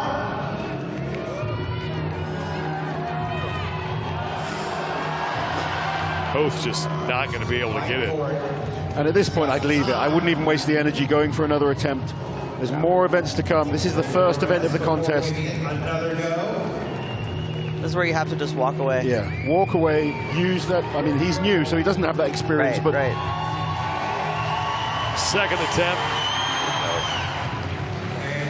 And it's not going to go for Tristan Hoth. So 820 will be his final score. But it is hard. You're out here. You want to put on a show for the fans. You don't want to make one attempt and walk off. But like you mentioned, probably the smart thing to do. Sometimes you've got to think logically, and you've got to think, okay, this is just wasted effort, wasted energy at this point. With events that he's potentially really good at, you don't want to sacrifice those. But when you're in it, your head's in it, and you're at that bar and you're pulling, you're not thinking about that stuff. We've all been there before. All been there. It's easy to sit here and just say what you should do. Correct. But when you're in the arena and you're competing and pushing as hard as you can, you think differently. Right. And you have these fans cheering you on. It's Yes, yeah. very easy to get caught up. Well, Tom Evans is going to jump up now to 9:05. This will be a huge lift for Thomas, but looking at his last lift, I can see this going. Yeah. He's been looking strong.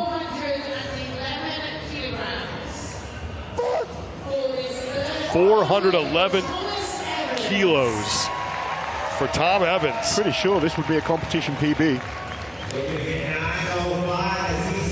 And will set himself up well for the contest.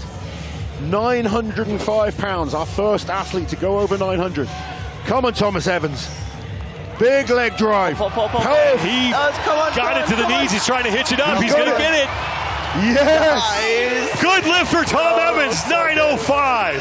And look what it means to him. That's huge. Huge. Massive, massive lift there. He is the leader on the floor right now. And as you mentioned, Laz, that is a huge lift for him right now. Not only just personally, but for what it means for the rest of the competition. Yeah, both situations. That's going to put him in the points. And also personally, to hit a PB deadlift is just a magical feeling.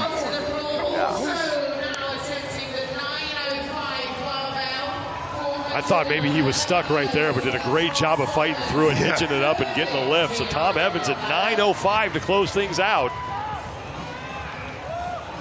That was great. So good. Now Luke Stoltman, Tom is back out. Tom Stoltman now at 9:05. This will be his final lift. This will be a good lift for Tom. That's it, one attempt, and he's going to let it go. So 875 is the best score for Tom Stoltman. Right now ties him for second place with Matt Ragg and Evan Singleton.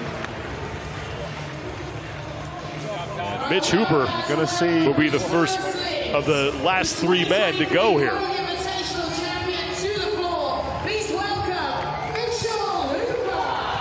Defending champion, first lift of the day.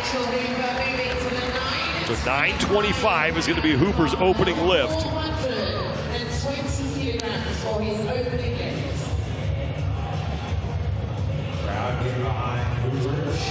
420 kilos. Next number, his very first lift of the day.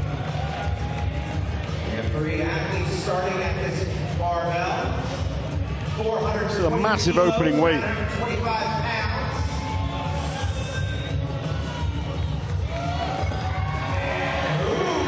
And that is good for Mitch Hooper. Smooth pull.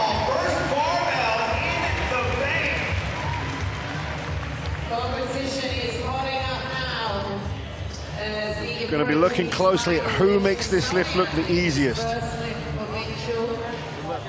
Bobby Thompson and Hafthor Bjornsson are also going to open up at this weight, and Thompson is going to be the next man out. And Thompson said he just wants to be a problem to Mitch Hooper all weekend. Let's see if he can be a problem on the deadlift. Here is the American Nightmare, Bobby Thompson. Opening lift at 925. Bobby loves the heavy events. Deadlifting is right up his street. Let's see how he's looking in this opener. 925 for the American Nightmare, Bobby Thompson. Straps in. And that is good. Gets the lift.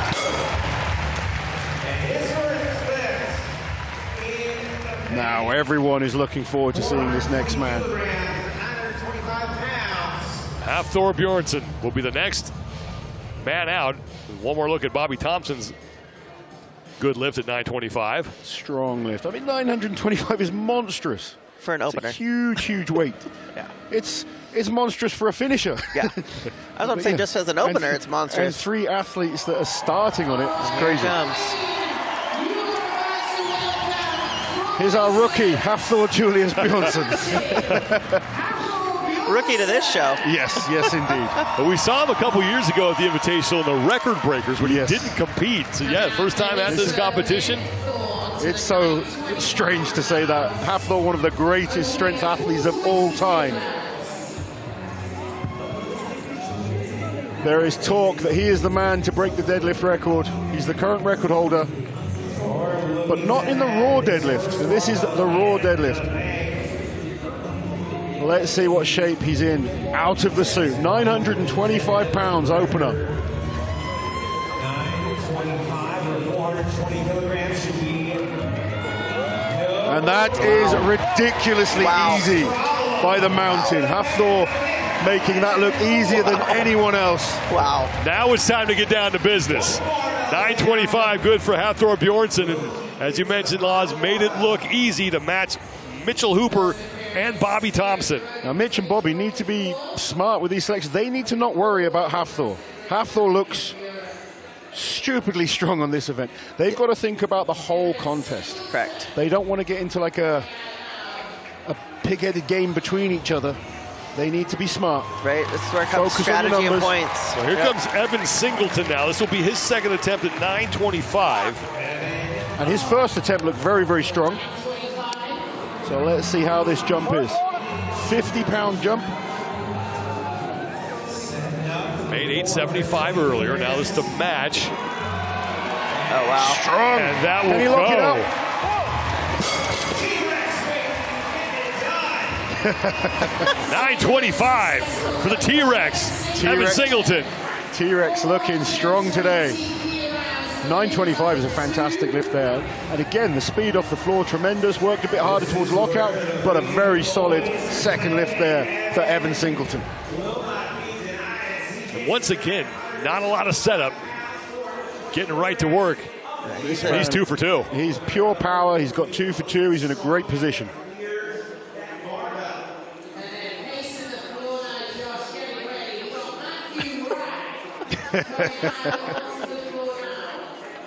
Still with a flair for the theatrics is Evan Singleton. Of course, spent some time in the WWE wrestling under the name Adam Mercer. Look at that. We've already got 5 athletes that have pulled 900 pounds, and now we have Matt Ragg to make it number 6.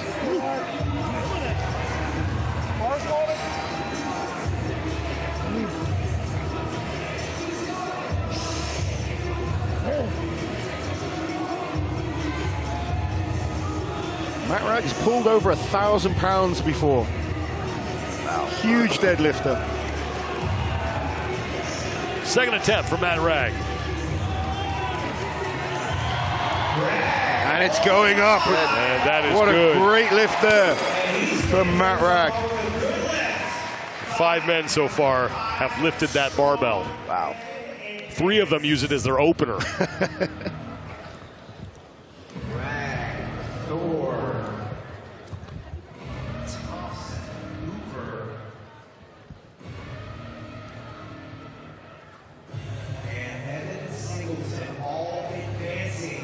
Ragg with a solid attempt there. And now Bobby Thompson is chalking up. And he's going to move up to 950 for his second attempt. He will be moving to the 950 barbell, the first of our strongman to attempt the 431 kilograms. Second lift for Bobby Thompson. These are insane weights that we're seeing today.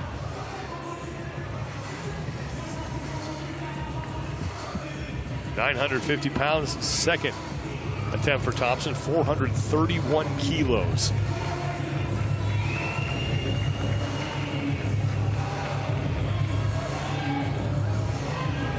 Athletes are turning up to the Rogue Invitational in shape. This is what it's all about. Huge contest. Too much. Thompson knew right away that wasn't going to go. Yeah, he does have the option to come out and try again. I think watching the openers of both Mitch and Bobby, there's no way they're going to be pushing Hafthor. They need to pick up points. Bobby's got points there. Bobby's been a bit fragile the last couple of years with a few injuries. He needs to think about the long game. I don't think we'll see Bobby come out for another attempt. Evan Singleton, this will be his third and final attempt. He's going up to 950.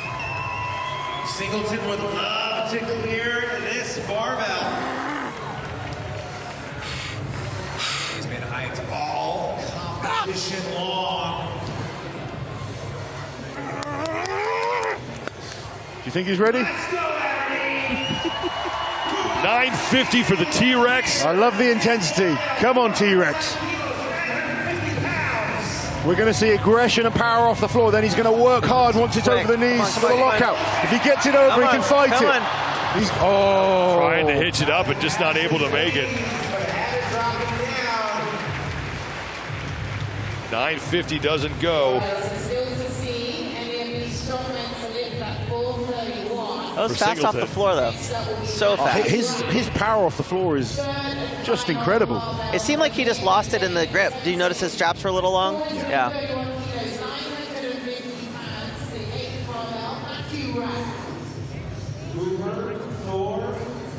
Now Matt Ragg is going to make a go at the 950-pound, 431-kilo barbell. Get belted up.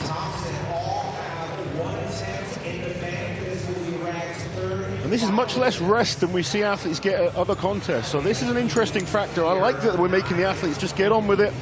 It's a competition. But it's tough on them as well. They've got to cope with that ability to recover between each lift. It seems like it's going pretty quick. They're not having a lot of time in between.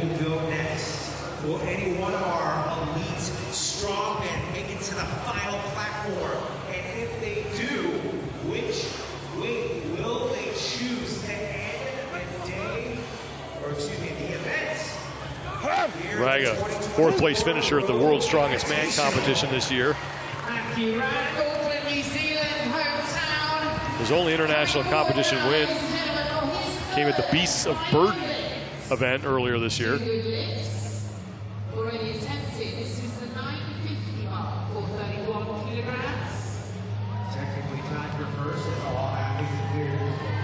Third and final lift for Ragg, 950 pounds. Matt looked fantastic at 925. I can see this going up.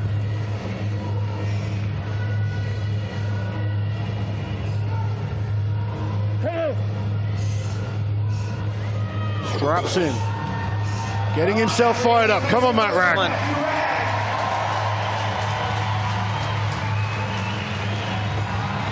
Yes.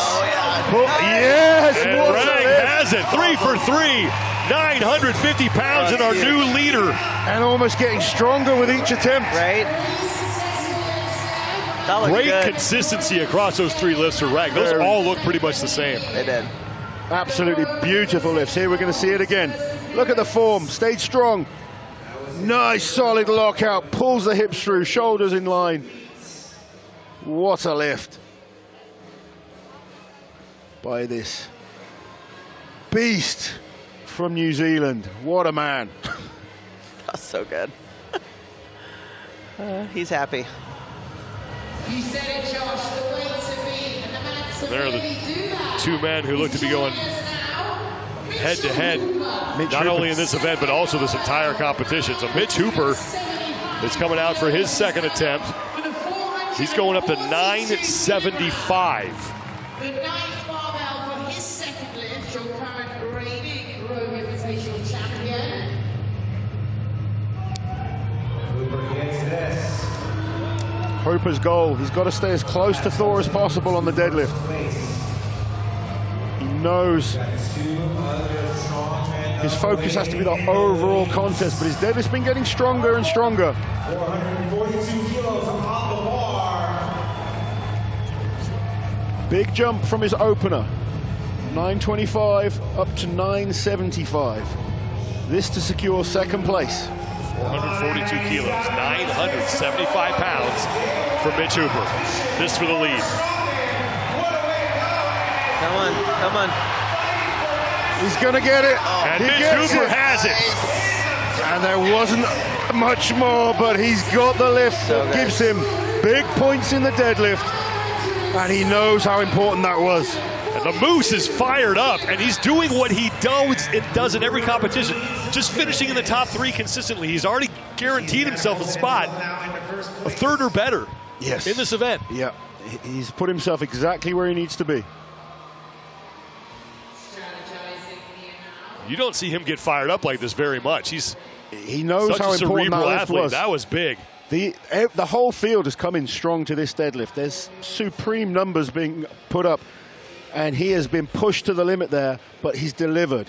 Now, how does the mountain respond? His opener was incredible. Hafthor hit 925, and which bar is it? You'll be at the big bar. Didn't look too taxed in doing it, and now asking which bar is it, and they said the big bar. I don't, he might be making the jump eventually up to 1,000 pounds. I think he's going to 975 based on where the judges are positioned on the floor. We'll find out exactly where he's going to.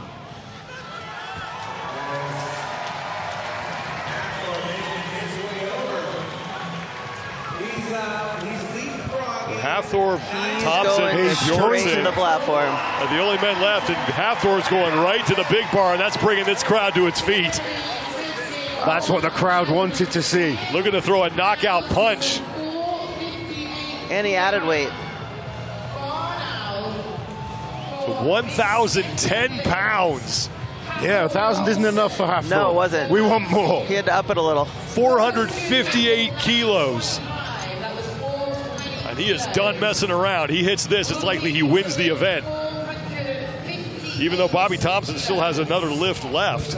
I don't think we'll see Bobby coming back. I think Bobby's done, because Bobby can't, now that the weight is here, he's got to do this. Or yes, yeah, Bobby's done. This is for the outright win. I think we only saw 2 from Luke Stoltman and 2 from Bobby. Luke Stoltman only took 2, Kordiako only took 1. And these athletes know what they're capable of. Sometimes you just got to think, okay, I'll save it for the rest of the contest. But Hafthor now coming out for his second lift to take the overall win. And Thompson right now would be at 925. So the first athlete over would be a tie for third, depending on what happens on this lift. Could drop him down to 4th.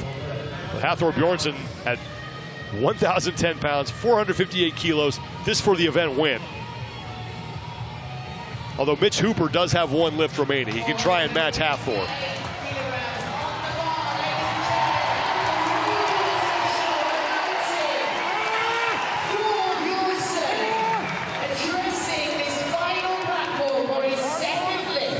Hafthor Bjornsson, 1,010 pounds, 456 kilos for the lead. Get set. Thor Bjornsson. So exciting to see this man competing at the Rogue Invitational. Let's see how this 1,010-pound deadlift looks. Second attempt, Hafthor. And that is just too easy for Hafthor Bjornsson. 1,010 pounds on his second lift. Are you kidding me right now? Absolutely incredible deadlifting there from Hafthor Bjornsson. Well, we'll see what Mitch Hooper elects to do now.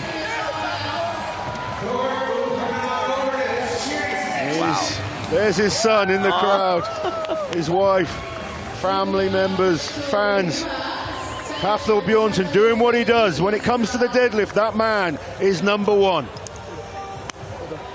And I think Mitch Hooper knows it and accepts his second place on this deadlift event. Mitch Hooper doesn't look like he's in any hurry to get out to the floor, so it looks like Hafthor Bjornsson's going to open up with an event win, but Hooper doing what he does. Second place to open things up. Yeah, great start there for Matt Ragg, taking 3rd. Evan Singleton, Bobby Thompson, good points for them. But this man taking the win, as expected on the deadlift. We expected Hafthor to win it. Perfect start for the Icelander. Mitch Hooper, perfect start for him taking 2nd. We are in for an exciting contest. Hafthor Bjornsson, 1,010 pounds on his second attempt. Doesn't need to make a 3rd. And he is your event winner here. His first appearance at the Rogue Invitational, and it was worth the wait. Hafthor Bjornsson picks up 10 points with the win, his first at the Invitational. Mitch Hooper doing what he does, finishes inside the top 3. He finishes 2nd. Matthew Ragg, impressive performance from the newcomer. He takes 3rd, followed by Bobby Thompson and Evan Singleton, both tying at 925 pounds. 6 athletes all going over 900. Tom Stoltman in 7th place. Is that enough? Is that close enough with the events to come for him to kind of claw his way back? He has some good events Lots to fight for. Take some time to clean up all these weights. A lot of metal out there on the floor right now. Really fun event to kick things off here. Well, I don't know if we're done yet. We're trying to figure that out. Hooper may be coming back out. Oh, wow. Wait. Wow. It's even better. Hathor Bjornsson's going to go for the world record. That's exciting. Wow. He's got one lift left. He's going to go for the world record. He's already won the event. So business just picked up. So this isn't about just winning the Rogue Invitational for Thor. He wants to break records as well. The man feels he's in the form. We're going to see a world record attempt. Same as the article 2020 or 2019. I was 50K. Oh man, it's hard times, you know, more kids. The economy is crazy. I'm doing for 50. You know what? I'm okay with just calling it. Yeah, I'm doing that too. Okay. Yeah. Let's go. Real businesswoman. She is hard to deal with. Well, usually with rogue record breakers, there's money on the line. Yes. So I think that's what Hathor is Hathor negotiating was- right he was now negotiating with a deal Katie there. Henniger from Rogue. Is that, hey, if I beat this, is there a payout? Yeah, I'm not doing it for nothing. Oh, that was so good. That was awesome. That's a smart man. It was like the Joker said, if you're good at something, don't ever do it for free. No. So- Absolutely. Absolutely. Let's see what's going on. Well, I don't know if he's going to do it here, but he's with Kiki Dixon, so let's go down to the floor with Kiki Dixon to see what's going on here. Thor, congratulations on your event win. It seemed like there was some talk about you going for more. What happened there? You know, it's the first event. I guess I was a little bit hungry, you know. It felt good. I was thinking about the world record, raw. I believe 1040 would beat that. And you know what? I'm going to be smart, call it.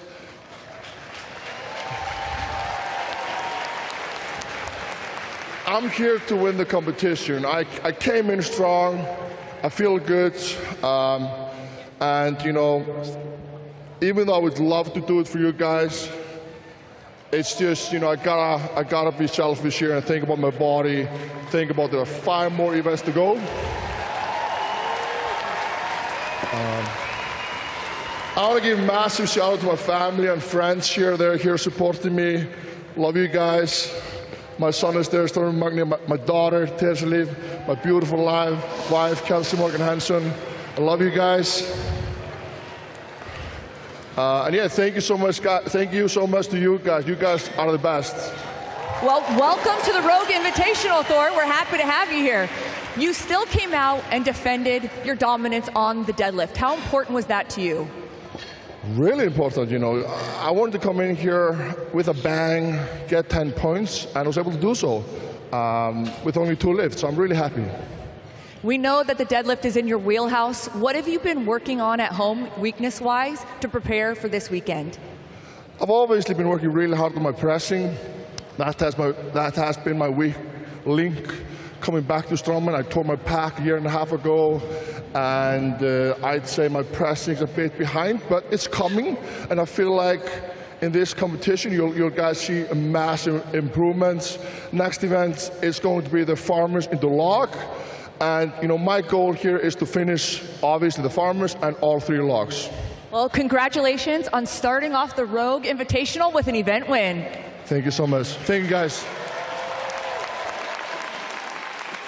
Well, discretion is the better part of valor, and Hathor Bjornsson decides, we've got a whole competition here. Maybe I should focus on the big picture rather than trying to break a record. But an impressive performance from the mountain. 1,010 pounds, picks up 10 points for him.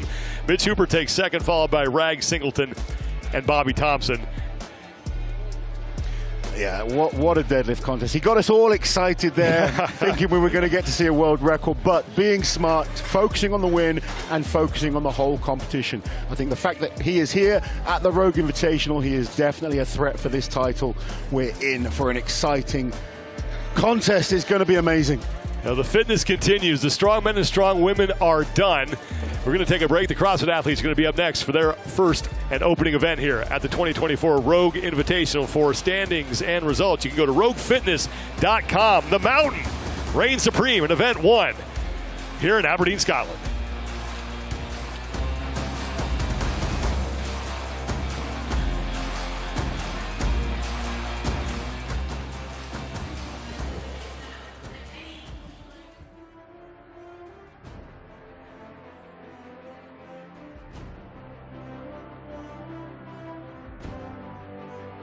The 2024 Rogue Invitational is brought to you by Rogue. Don't weaken. Gorak, the official footwear and ruck for the 2024 Rogue Invitational, and Concept 2, innovating and manufacturing the world's best ergometers since 1982.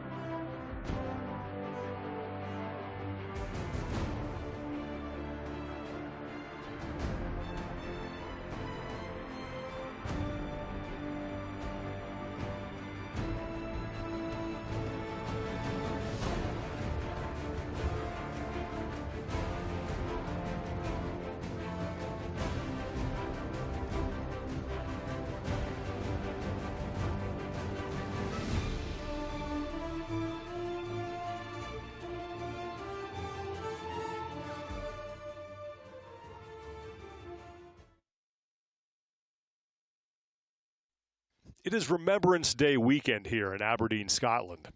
On Monday, the United Kingdom will commemorate the members of its armed services who lost their lives in the line of duty. It's a time of reflection and remembrance, of strength and of hope. The Rogue Invitational will observe this tradition all weekend, concluding with an act of remembrance ceremony on Sunday. This year, we remember one of our own, three-time Invitational competitor Lazar Đukić, who died tragically while competing at the CrossFit Games on August 8th. Lazar was the best of us, the fittest man in Serbia, Europe's brightest rising star, a podium threat every time he took the floor. No one competed harder. No one loved our sport more. And Lazar was his truest self when he was in the thick of it. Off the floor, he was a son, a brother, and a friend to practically everyone who knew him. Always joking, forever smiling, he had that lit from within quality that drew you in and made you feel brighter too. The loss of his light is inconceivable. But it's important to remember. One way to remember who you are is to remember who your heroes are. A part of Lazar lives on through us, and we honor his legacy and his memory by living by his values. Loving hard, daring greatly, and working hard at work worth doing. By embracing life, we honor his. My name is Lazar Đukić, and I'm from Serbia.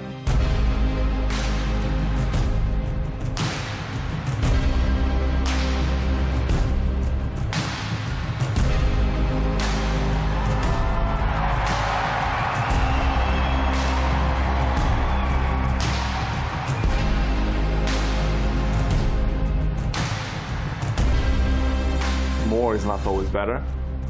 Recovery is more important than you think. It's better to be strong than weak.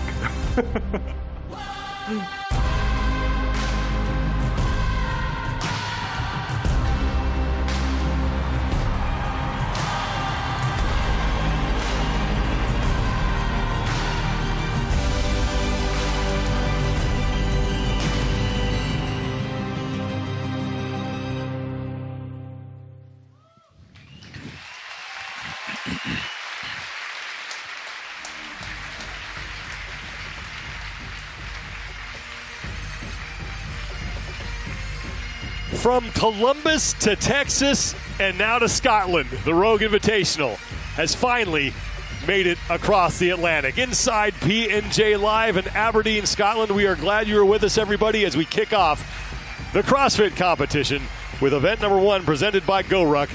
It is Quicksand. I'm Sean Woodland alongside Adrian Conway. And Adrian, we've been abuzz since this thing was announced that we would be coming to Scotland to have this field and this event in front of this crowd. It means something to everybody. Oh my gosh, it means something to everyone here. You talk to athletes, they're going absolutely crazy just through the environment alone. The majesty and the scenery, castles, haggis, toad in the hole. I mean, the list could go on, and we're about to get into some fitness. Got a busy day on tap today for the CrossFit athletes. They're going to face 3 events here on Friday, and then 3 on Saturday, and they'll close things out with 3 on Sunday. And of course, we kick things off with event number 1 presented by GoRuck. That is Quicksand. We got North Sea Tiger coming up, and then Braveheart. Gotta love the names. Later on today,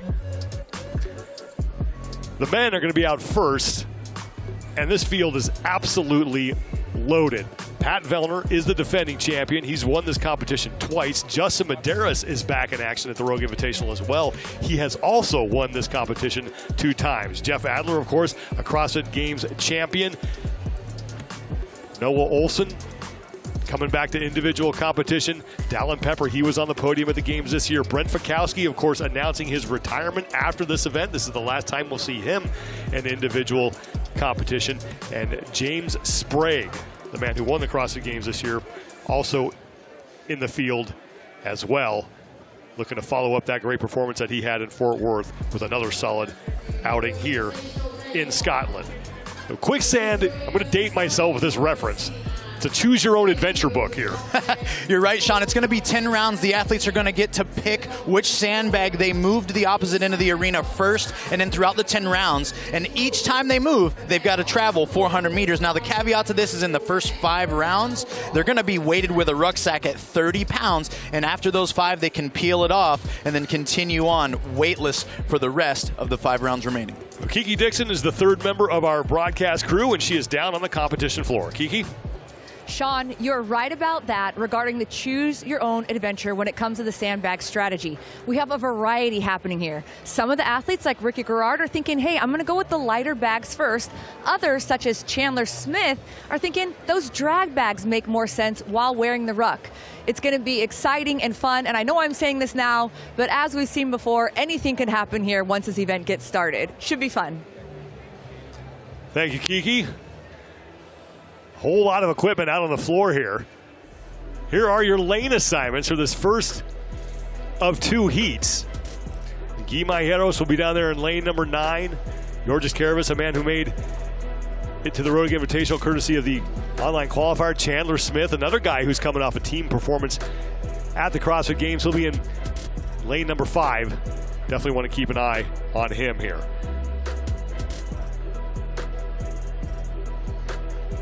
What are you keeping an eye on here?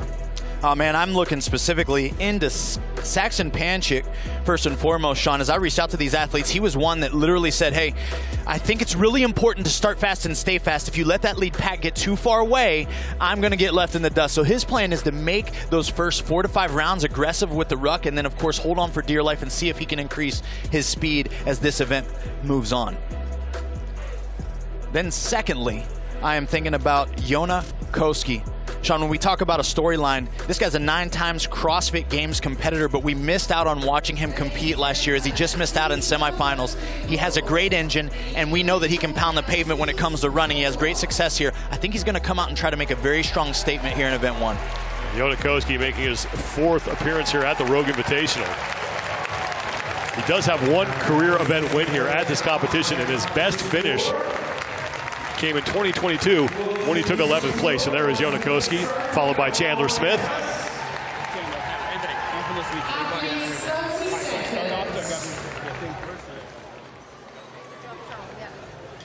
The athletes will complete the first 5 rounds with that 30-pound ruck.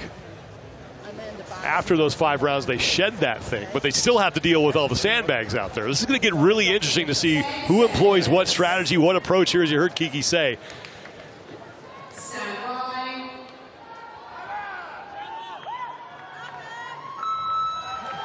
Heat 1 of the men is underway here in Quicksand, presented by GoRuck.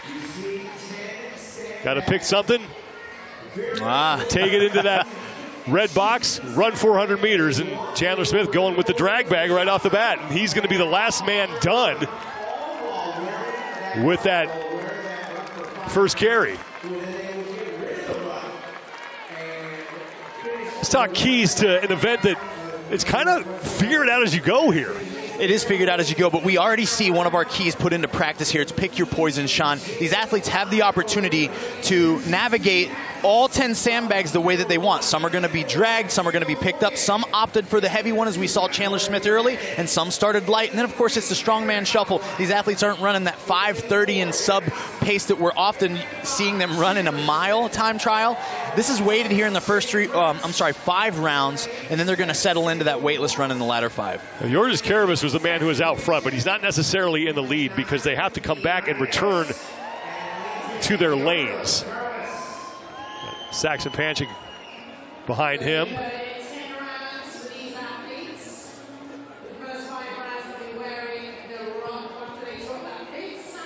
Yeah, and one of the things, Sean, that we'll already see here is that we mentioned Saxon verbally said, hey, I'm looking to find a spot to settle into early. I want to be with the leaders wherever that settles me pace-wise, and I'm willing to risk it a little bit in order to do that.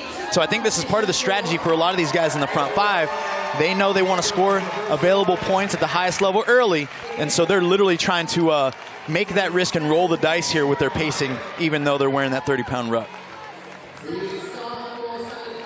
The run counts for 1 rep and the carry counts for 1 rep, so 20 total reps, and then crossing the finish line counts as 1, so 21 will get you to the finish.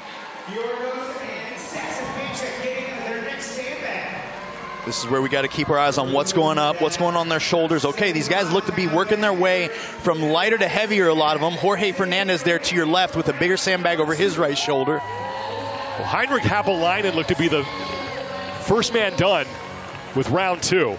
Even though he's the 3rd man out on the run, he had the farthest distance to travel of the men who are towards the front here as they exit P&J Live. There's Georges Karavis, who's first out on his 2nd run. He's followed by Sam Quant, Saxon Panchik, and then there is Henrik Happelainen. He's in the white top, black shorts in 4th place on the run, but he was the first man back to get onto this portion of the event.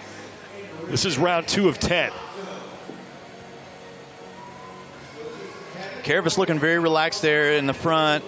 Quant there right behind him, opting to keep his ruck a little bit looser, holding it with his arms instead of freely swinging his arms. Now you see the opposite there with Yona, Sam, and then also Chandler, and even Jorge here. Arms moving freely, trying to remain relaxed, shoulders bobbing as they kind of make their way with that 30-pound ruck through these 400s. You wonder if that's strategic there by Sam Quant being the only one holding on to the ruck. If maybe he feels he can breathe a little easier, Sean, instead of it having attached right there at his chest. Jay Crouch in the all black. Passing Sam Quant. Chandler Smith and Yona Koski along with Sam Cornway. Jorge Fernandez making the right turn to come back onto the competition floor. Now we start round 3. 25-minute time cap here. First of 9 events that the men will face here at the 2024 Rogue Invitational. And we'll see who gets back to his lane first.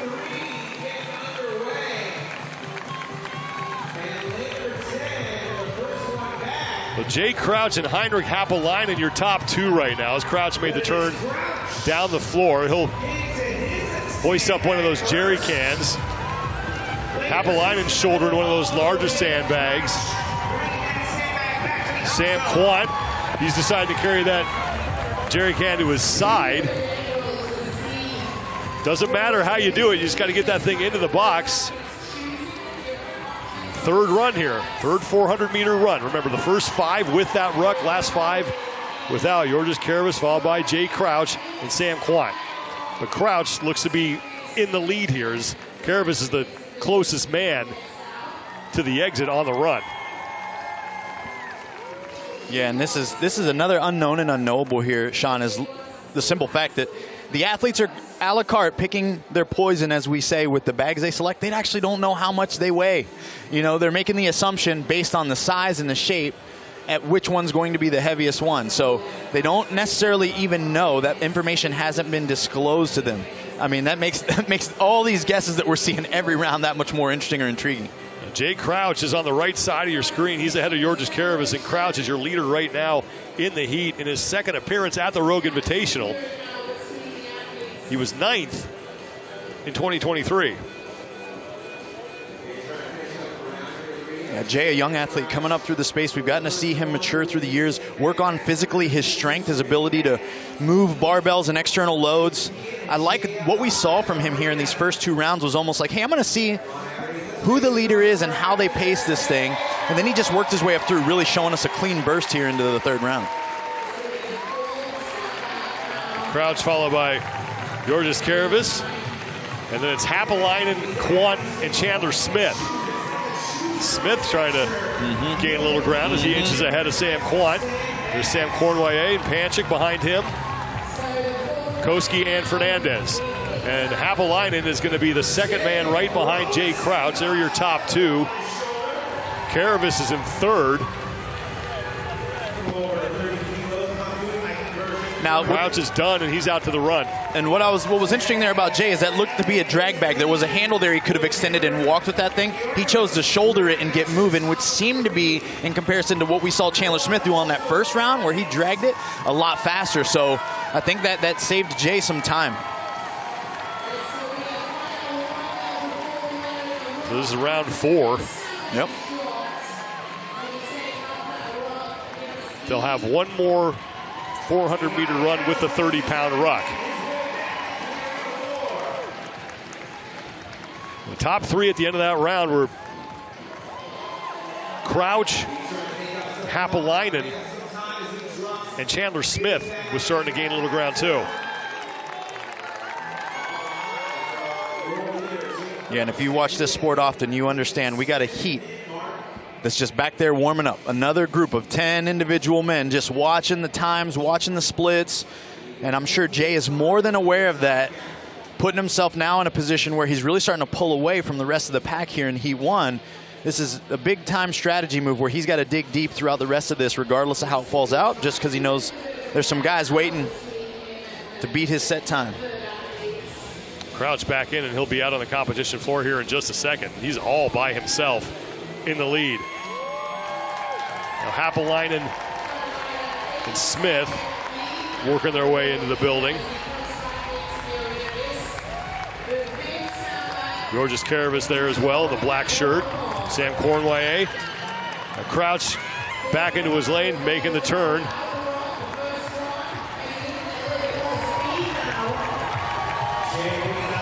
Crouch is going to grab one of those sandbags that's shaped like a mini Husafel. Shoulder that, drag it into the drop zone. Chandler Smith and Heinrich Haapalainen are neck and neck for second place, and Sam Cornway is just about even with them. So Cornway in third place as Haapalainen and Smith are tied for second right now. And now the rucks are off, and Chandler Smith is trying to track down Jay Crouch.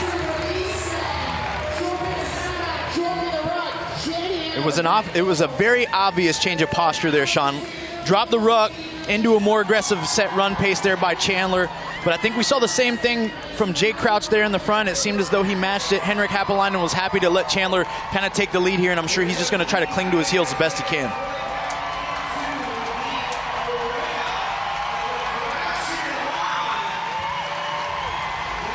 There is your leader in this first of two heats for the men, Jay Crouch.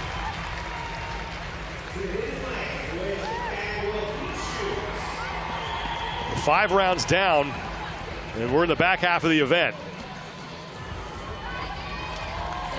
One of the questions that I'm pondering right now, did Saxon give himself room to make up the distance? He talked about trying to stick closer to the leaders, and now we see him trying to make a move here from the back of the pack in this particular heat, and I wonder if the leaders have pulled away too much for him to close that gap. Here comes Jay Crouch, maintaining the lead that he opened up early on in this event. Chandler Smith in second. Guimayeros is now just getting back out on the runs. He's fallen way back here in heat number one. Crouch makes the turn, heads back to the bags. Here comes Chandler Smith, who looks like he's overtaken Haapalainen for second.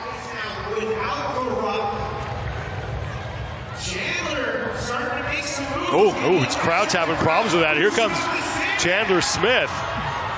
Chandler's got to sense that. That's a door of opportunity opening for him.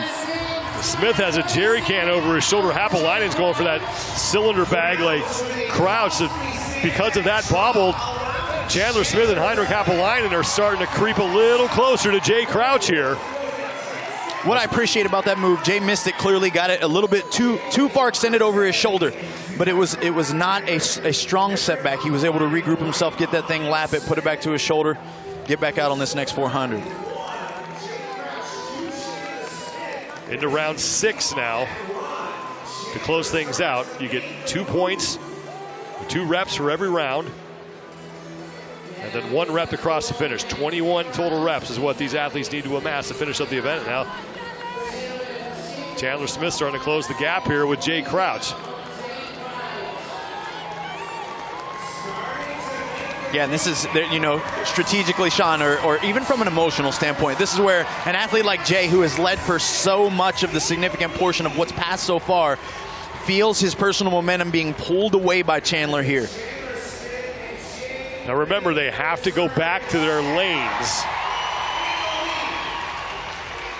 So Crouch may still be slightly ahead of Smith here. But Smith has certainly managed to put some pressure on Jay Crouch. That lead is no longer a comfortable one. In to start round number 7 of 10.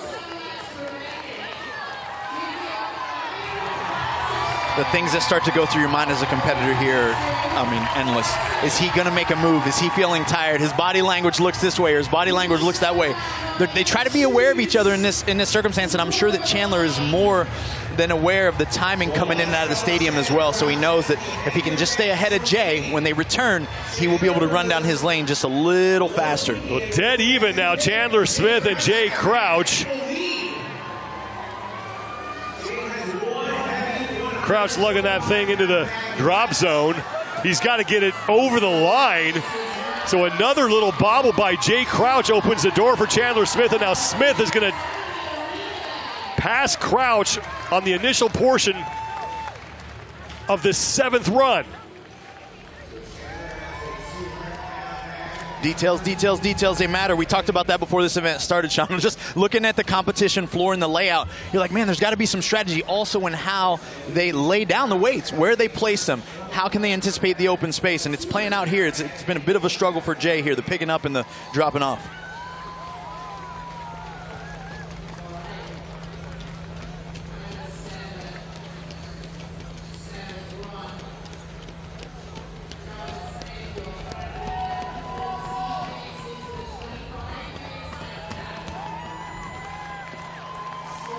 Smooth cadence for both these guys leading the pack here.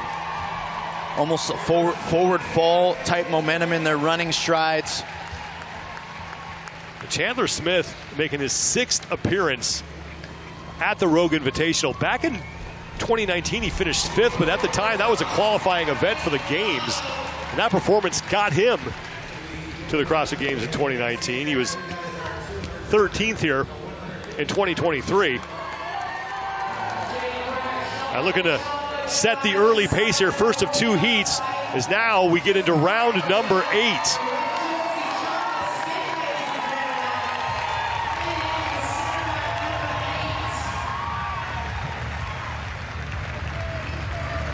Chandler Smith makes the turn through lane 5. Crouch behind him. Sam Cournoyer, meanwhile, in lane number 1, has pulled dead even with Chandler Smith. Haapalainen has now passed Crouch, who sits back in 3rd. Cournoyer at the bottom of your screen had a little bit of a problem with that bag. And now your top 2, Haapalainen and Smith, as we're in round number 9. Wow. Henrik Haapalainen, one of those athletes that was like, hey, I'm looking forward to this one. I don't know how good this will be for me. And he's executing at a really high level. He tried to settle back a little bit early. Clearly, he's had some clean in and outs with the bag pickup and the bag drop off, and now he finds himself in 2nd place in this heat. Great execution by Henrik thus far.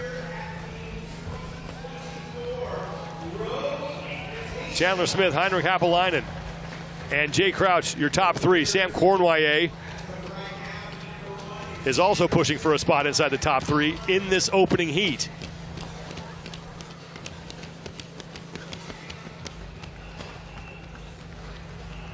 What a difficult challenge emotionally and psychologically to start this weekend with, Sean. I mean, they're so fired up to be here. The environment is electric. They're in Aberdeen. You know, it's one of those things where they've got to start with this composed understanding of not how the first 5 rounds are going to go, but of course the back half. And that's a tall task sometimes. Pacing is hard. Haapalainen is going to make the turn down his lane earlier than Chandler Smith. They look to be about tied right now. Only one more run remains as we're now into round number 10.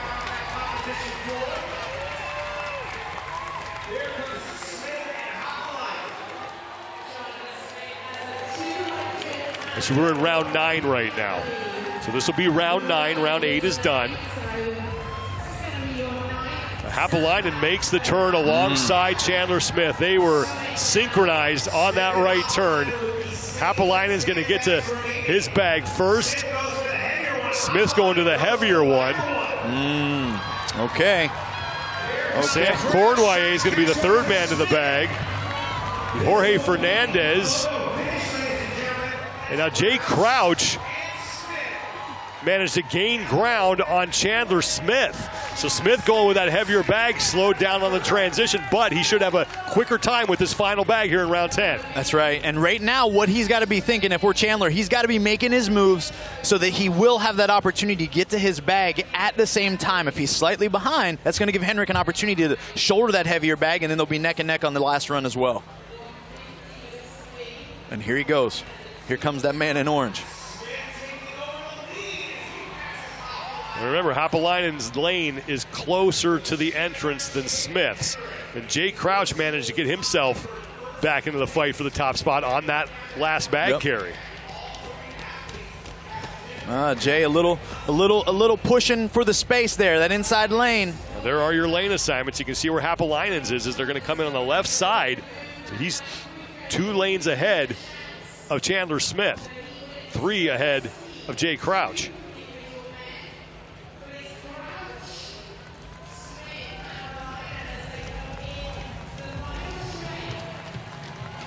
Remember, there's a bag carry, a run, and then the sprint to the finish line. So now into round number 10.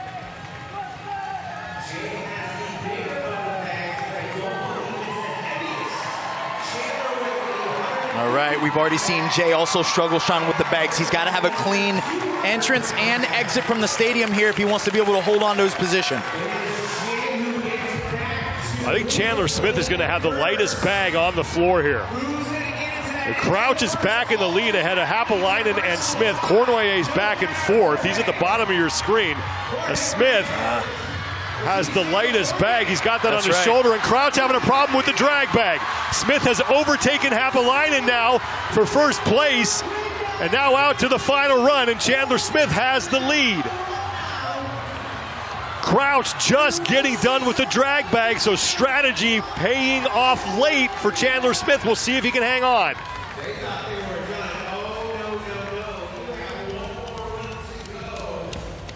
Sam Cournoyer, meanwhile, has a chance here as well. Yep. Cournoyer, his lane is the closest coming in. So Sam Cournoyer putting on a late charge here. We still have the sprint to the finish. Wow. You can see Cournoyer's lane. That's on the left side. Right. He's going to get there earlier than Hapalainen and Smith. And I'm sure Chandler has to be aware of that, the way they've been entering and exiting the stadium, knowing he's got a little further to go. But it's up to Sam right here to keep the pedal to the metal and keep these guys just behind him at bay, and he'll be in a great situation to come off this heat with a dub. That's Guimaeros who's getting lapped right now. And Chandler Smith starting to pick up the pace. Sam Cournoyer trying to hold him off. And now back into the building. All this work is going to come down to the sprint to the finish. That's right, and Chandler's going to have to fight off Henrik too, because Henrik's going to get to his lane just a touch earlier. Cournoyer is in lane number 1. He'll head down the floor first. And here comes Sam Cournoyer, sprint to the finish, and a late charge from Sam Cournoyer is going to pick up the heat win. Henrik Hapalainen will finish second, and it's Chandler Smith in third, and now Jay Crouch looking to lock up a 4th place result.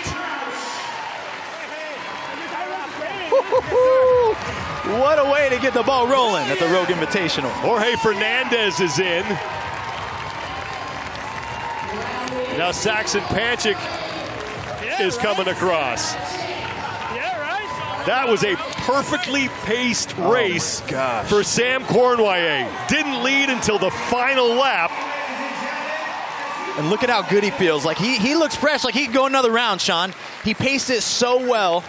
He had enough explosivity and power left in his stride to take that final turn and just keep the rest of them. Henrik Hapalainen too, man. I'm so impressed with the way that he executed that long duration, clearly heavily weighted on the run side event. Man. Great battle between Jay Crouch, Chandler Smith, Henrik Hapalainen, and Sam Cournoyer. And Cournoyer now with the top time to beat at 20 minutes, 10.09 seconds.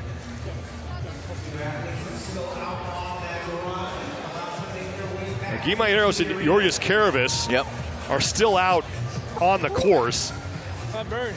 Sam Cournoyer in his first appearance here at the Rogue Invitational starts off with a heat win.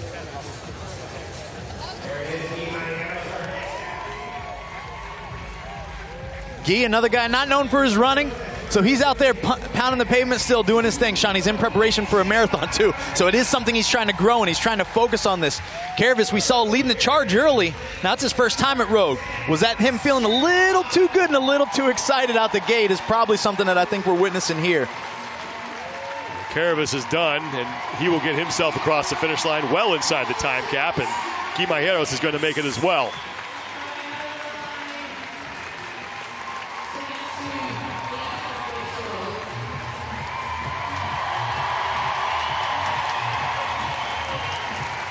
Crowd saluting Guimajeros, and he is in, and it's Sam Cournoyer who takes heat number 1, 20 minutes, 10.09 seconds, and paced it perfectly.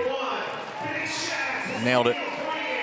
I mean, it was amazing. He wasn't even in our conversation for the vast majority of this event. I mean, I would say that he almost overpaced it from what I know and what I was able to witness, and he nailed it to a T. Such self-confidence and self-awareness there.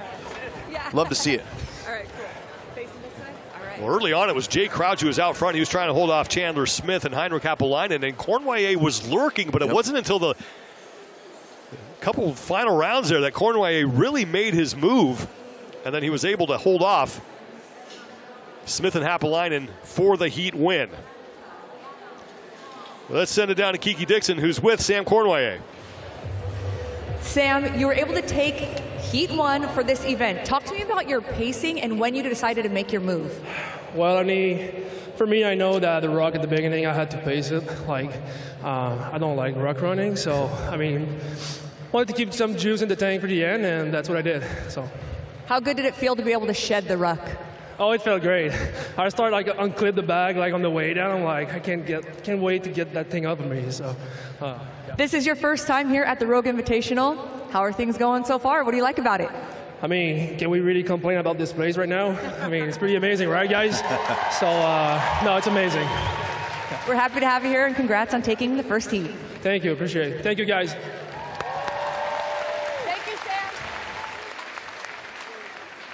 Sam Cournoyer with a late charge takes advantage of some mistakes from a couple other people out there, mainly Jay Crouch, who a couple bobbles really cost him.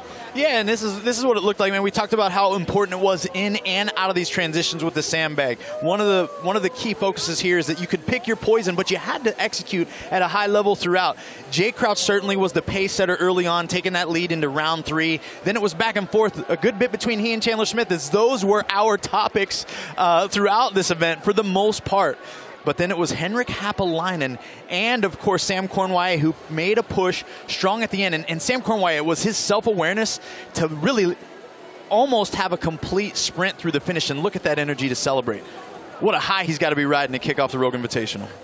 One heat down, one remains, and Sam Cournoyer has the time to beat. 20 minutes, 10.09 seconds. Heinrich Happelainen will finish in second place as he edges out Chandler Smith by a couple of seconds. Jay Crouch winds up in fourth, and it's Jorge Fernandez rounding out the top 5.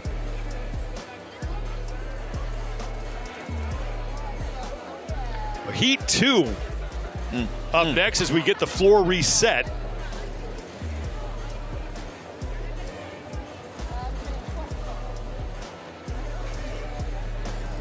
And our defending champion will be in this heat, and that is Pat Vellner. These are 4 men who are trying to chase him down. Jeff Adler, of course, who's finished on top of the CrossFit Games podium.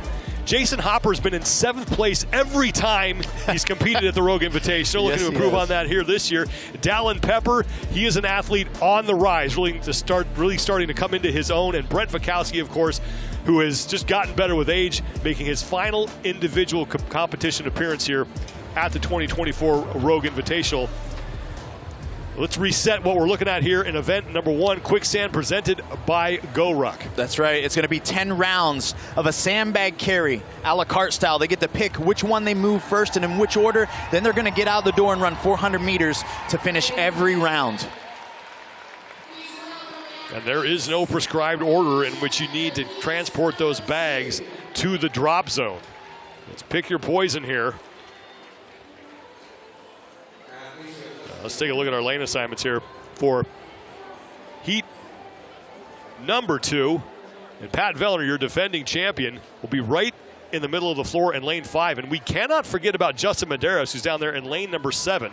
He has been at the Rogue Invitational twice, and he won it both times. That's right. A threat every time he shows up. Who are you keeping an eye on here?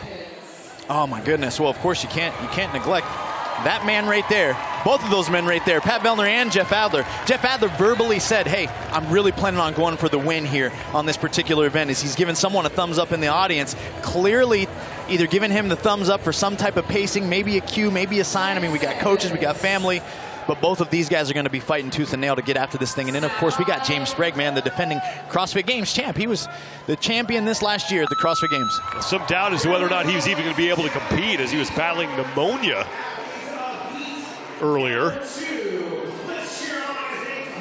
Well, everybody going with that big bag, so clearly people were paying attention. We're already seeing some fumbling with the bag, Sean. A little quick throw. Hey, no surprise, it's the professor out front early. Brent Fikowski leading the way, followed by Jeff Adler and Ricky Garrard. This is an event too. It seems to be tailor-made for a guy like Ricky Garrard, someone who just likes to grind away at things. Oh man, he said he was literally so excited for this one.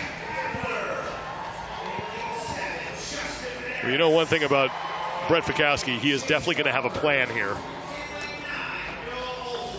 Noah Olson there in the blue, the light blue shirt. Next to him is Jason Hopper, but Noah Olson just did an Iron Man.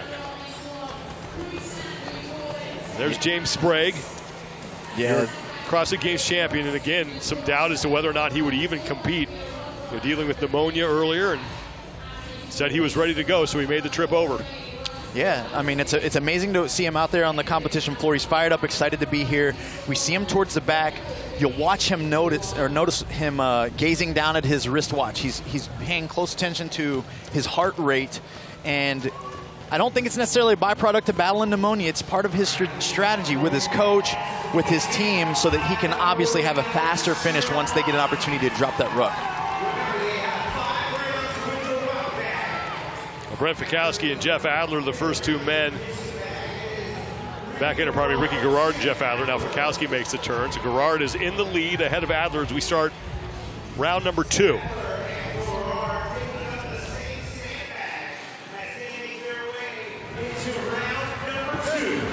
Sean, after seeing the success that really pacing it offered to Sam Cornway, I wonder if it changed any of these guys' strategy. You know, someone like James even specifically, who we know is a really great runner, especially compared to the rest of the field here. Yet he's lingering towards the back, not necessarily because he has to, but on purpose and intentionally. Now all the athletes done with the opening portion of this second round. Out for the second time on that 400-meter course, Bjorgen Carl Gudmundsson and Pat Vellner.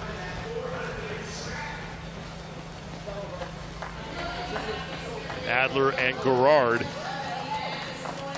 leading the way here in heat number 2, trying to track down Sam Cornway's time of 20 minutes, 10.09 seconds. Saw Adler just glance at his wristwatch too. Again, probably checking heart rate, maybe even mile pace, something preset. Sticking to the strategy, trying to stick to the strategy, make sure he doesn't get overwhelmed by his emotion, or probably the lead that he and Ricky also have on the rest of this heat. Sometimes you find yourself in a lead so strong you become a little worried. Like, did I come out a little too hot? Adler and Garrard, first two men back in again here as they close out round number 2, and we'll start round 3.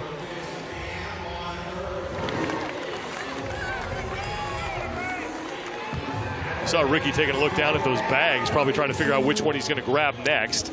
So Garrard makes the turn first, followed closely by Adler. 10 bags that they have to move, varying in weight. Both of them going for a jerry can. 60 pounds all the way up to 200. Adler and Garrard neck and neck right now.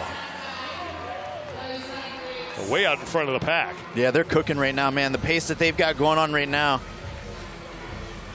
If they see this, if we see this sustained through the rest of the ruck runs, I'd be very interested to see how their pace varies after they drop that weight. Will it intensify a ton, or are they creating enough of a buffer and a pad for them to be able to almost hold on to the race that they have against the field, and then it'll just be between these two?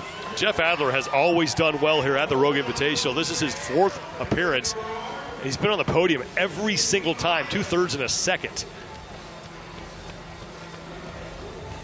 And I'm sure Jeff is very proud of those performances, but you know, he showed up to take that #1 spot this year.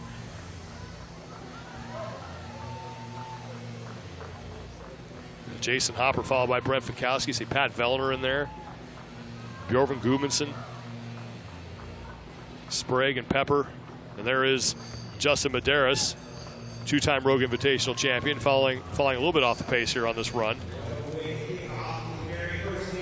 We had the strong women, we had the strong men, and now our elite CrossFit athletes taking on this first event. Hopper, Fikowski, BKG, Vellner, Sprague, Pepper rounding that corner. As I mentioned, Jason Hopper, every time he's been at the Rogue Invitational, the 3 times he's been here, he's finished 7th every time. The Gerard heading back to the bags to open up round number 4.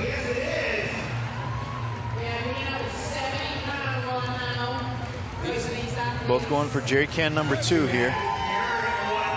Done at the same time. So Adler's been able to gain ground on the bags, but Gerard has been able to make it up on the run. And now the rest of the field here in the second and final heat. Back to the floor, James Sprague and Jason Hopper. Hopper at the top of your screen. Wow. Sprague on the bottom of the screen, being the only one today to carry it right there on his belly. Just get it there quick, get it to the other side and drop it. Everyone else opting for that shoulder carry. Yeah, Vellner and BKG in the middle there. They're done, and they're out of the run. Justin Medeiros is falling towards the back of the pack here. And Noah Olson is in last place, but I talked to Noah earlier. He really hasn't done any training whatsoever since that Ironman. Yeah, man, he was having to get his legs back underneath him. You know, it's such a demanding task. If people can conceive what this man is actually doing right now, within the last week he completed a full Ironman, and now he's competing at the Rogue Invitational. It's a phenomenal feat in itself, but to get that physical arousal to come here, to compete at a high level, to get ready for all the events that lie ahead of them, that was a steep task. Adler and Gerard closing out round 4.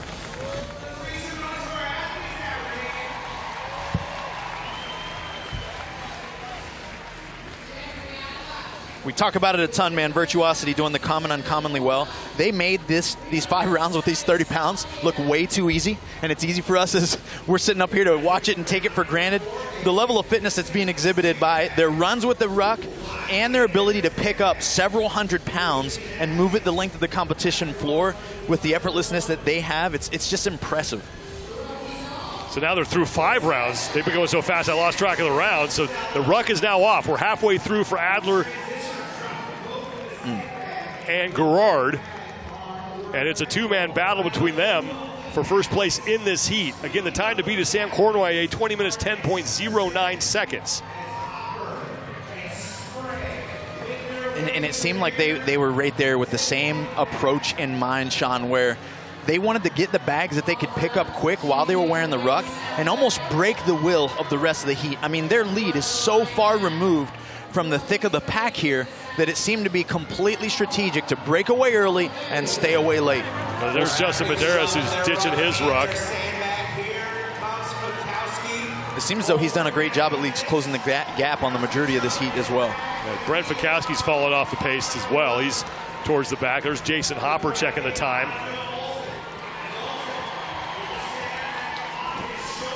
So 5 rounds down, 5 remaining here.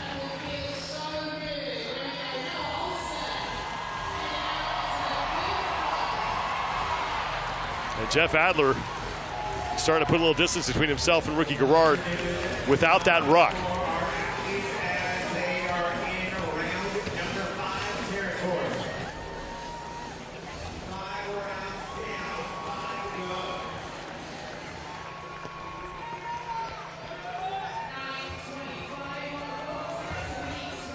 Now into round number 6.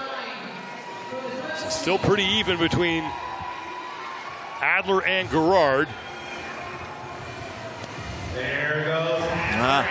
And now they got to pick up some of the heavier bags, right? That's what they got left on the plate. I mentioned this a little bit earlier, but it was like, hey, they went for the light bag soon, got momentum, got ahead, and now they're going to have to fight and scrap to see who wants to lead this thing in order to win it overall by lifting those heavy bags. Gerard back in the lead as now we're into round number 7.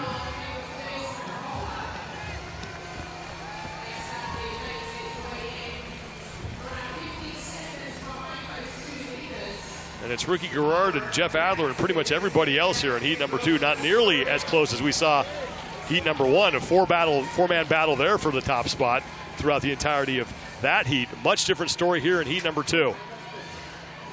You see them talking back and forth, huh? This is they knew this was a situation they'd end up with. They're either talking like, hey, this is the mile pace that we're running, or this is where we're at, or it's about, hey, it's about time to get scrappy. Right, like we knew we wanted to pull away from the crew early. We used each other in order to do that now. Me versus you, buddy, here we go. I mean, Jason Hopper is the man in 3rd, and he's just getting back out onto the course here.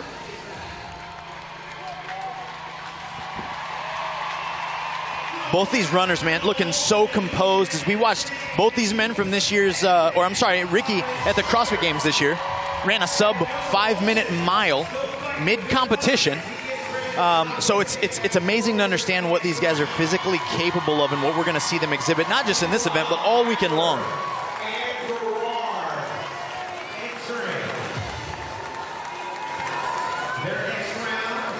We watched Jay Crouchon fumble that bag a couple times, so every time they turn this corner and get ready for a bag, my heart rate starts to spike, and I'm like, what's about to happen? Gerard going with that bigger bag. Adler with one of those smaller ones, but both of them putting it on the shoulder. No trouble for either athlete.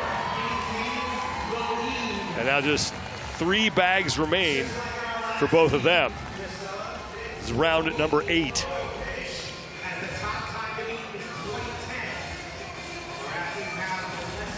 Closing out round 7 and going into round 8. Yep.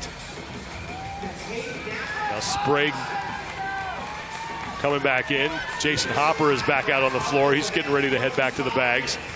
Bukowski's really made up that gap that looked like it was beginning to be created between he and the rest of the pack. So he's closing the gap on the guys up ahead, Vellner and Sprague. Jason Hopper's trying to hang on to 3rd place. Sam Cornier, that top time, bottom left-hand part of your screen.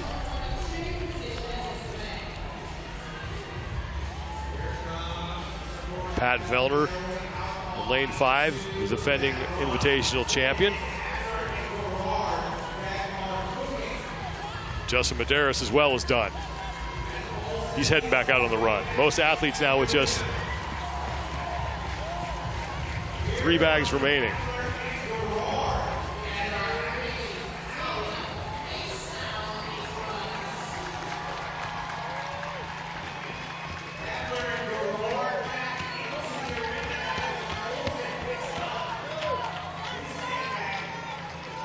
Hey man, Sprague has made a strong push from that back of the crew where he started with that ruck.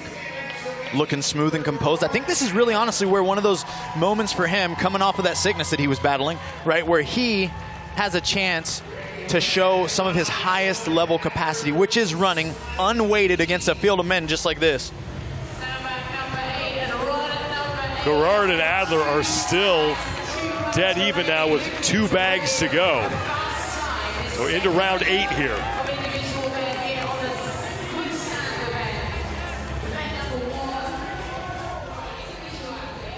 Wow. I mean, watching these guys execute this event, it shows you where our sport has continued to go in regards to aerobic threshold and aerobic capacity. Like right now with what Jeff and Ricky have developed within themselves, they're almost running a different race or playing a different game when there's running involved in these events. A couple years ago at the games, I think it was Helena was the event when Jeff Adler said, "You guys didn't know I could run, did you?" And ever since then, he's always done well in events like this. And Gerard and Adler are getting set to maybe lap Noah Olson.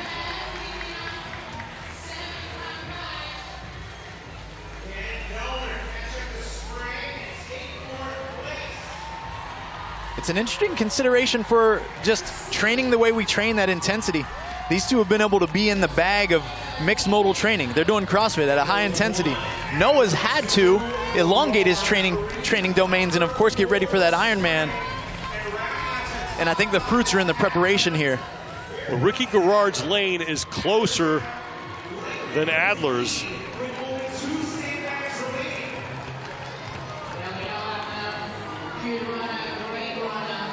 You see the lane assignments on your screen. Garrard in lane number 3. So Adler slightly ahead of Garrard. Adler now shouldering that bigger bag. And Garrard has his hoisted up as well. And now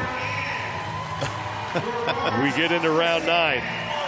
Noah, being the gentleman he is, urged Adler to go right to his left. You go ahead, my friend. Closing out round number 9 are Adler and Garrard. It's one more sandbag carry after this, one more run, and then that sprint to the finish. And we saw it come down to that final sprint in heat number 1. And this is where Adler psychologically is going to try to break the band between he and Ricky. Ricky's going to have to fight here on this back stretch to not let him get too far, because Jeff is going to try to make a strong push so that it's not as a significant race into round 10. That's not what they want to have to do. They do not want to have to sprint across the finish line to battle one another when you got such a long series of tests that still await them. So this is Adler putting into practice probably exactly the way that he envisioned this, and now it's Ricky's job to try to minimize that as much as possible. Adler getting set to start his 10th and final round, and he does have one of his lighter bags. It's that smaller Husafel size bag, or shaped bag, that's on the floor for him, and Garrard has one of the smaller cylindrical bags on the floor. And here comes Jeff Adler into his 10th and final round.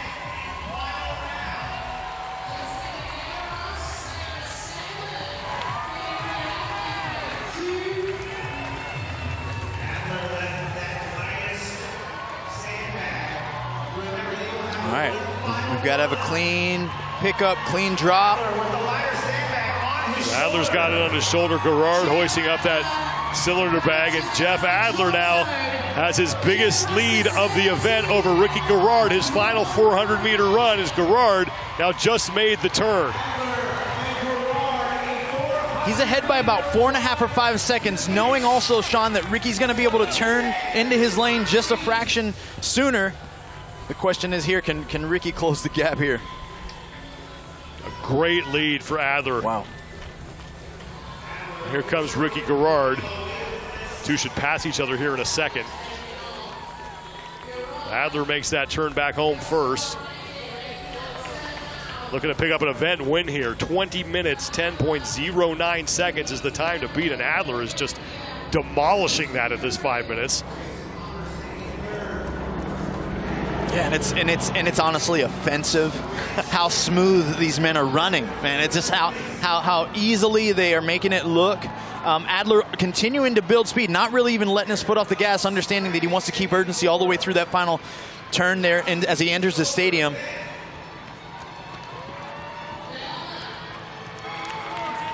Final time into P&J Live here in Aberdeen as Ricky Garrard is trying to pick up the pace and put a little pressure on Adler.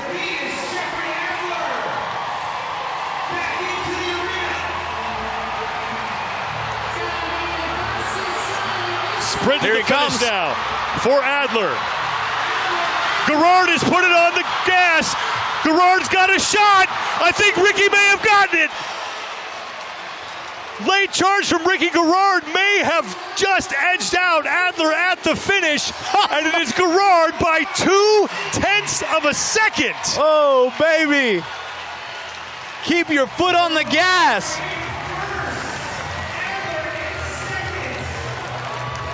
What a finish from Ricky Garrard. It looked like it was over when they got into the building, but Ricky Garrard found another gear and just beat Jeff Adler across the finish. Event win for Ricky Garrard. Oh, you love to see it. This is why we buy the tickets, baby. Look how far ahead these two were of everybody else. Here comes Jason Hopper in 3rd place. Wow. And Hopper can still get third place in the event because he's ahead of Cournoyer's top time from the prior heat.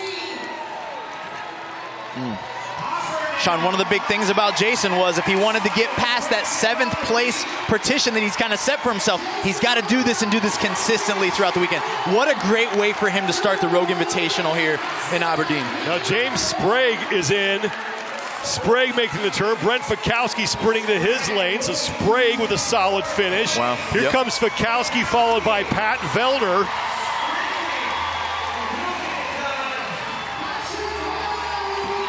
And now Dallin Pepper is across the finish. Jorgen Carl Gudmundsson getting set to come across. And now Justin Medeiros is back in for the final time.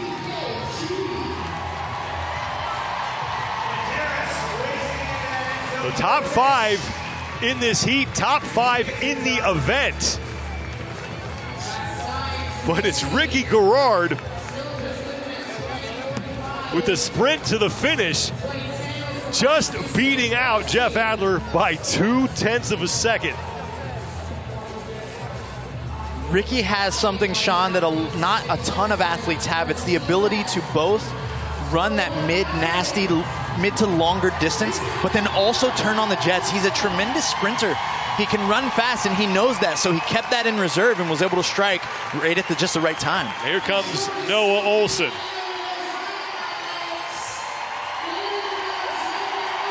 Crowd favorite pretty much anywhere he goes. Hey, come on, Noah. And he is in. Event number 1 in the books for the men, and 2 exciting finishes. Wow. And a razor-thin margin between Ricky Garrard and Jeff Adler. Ricky Garrard picking up the 100 points to start things off here at the Rogue Invitational. And I mean, from the moment we started this race, it was Mr. Adler putting on a clinic, showing that high-level aerobic capacity that he had. And it was back and forth for a bit of the middle between he and Ricky. Jeff passing Ricky after they, of course, dropped the rucks. And getting out there, but it was Ricky Garrard who had the confidence and self-awareness to know that even at this point, where it looked like Ricky was 5 seconds behind, he closed the gap, and what a sprint to the finish. Folks, we've learned a quick lesson here in Event 1, Quicksand, and it's not how you start, it's all about how you finish. What a great finish to open things up here at the 2024 Rogue Invitational. Ricky Garrard, the event win. Let's send it down to Kiki Dixon with your event winner. Event with just fractions of a second. Did you know you were going to be able to catch him at the end there? To be honest, I didn't know if I was in reach the last round. I wanted to have a sprint finish, and I was preparing for it, but I thought he got too far away. And then just on the last lap, I just thought, give the crowd something to cheer for. Just catch up and do what I can.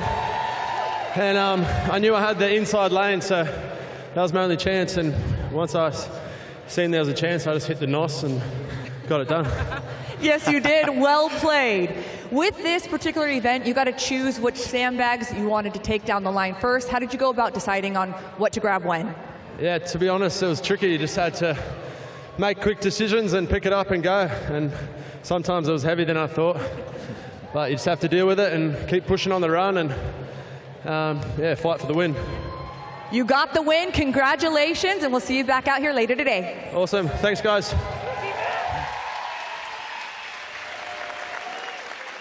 Second career event win at the Rogue Invitational for Ricky Garrard as he starts his weekend off with 100 points. Top 5 from heat number 2, the top 5 in the event. Jeff Adler is going to pick up 95 points with that second place finish.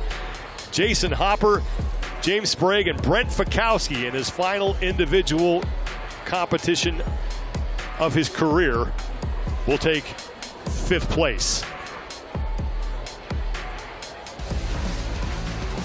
Now, Sam Cournoyer set the early pace. It came down to the sprint to the finish, but that was just a preview of what we're going to see in heat number 2 as Ricky Garrard and Jeff Adler go head-to-head, and it comes down to 0.2 of a second. The men are done. The women are up next in Quicksand as the 2024 Rogue Invitational continues from Aberdeen, Scotland.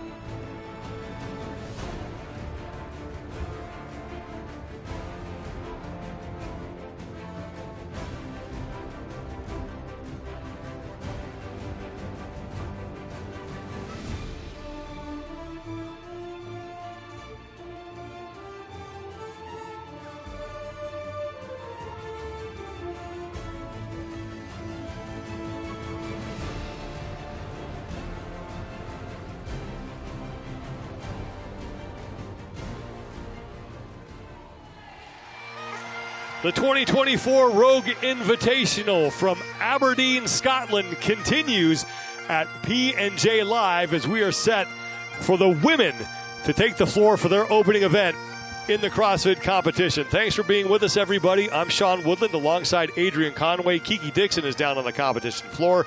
And event one is Quicksand, presented by GoRuck.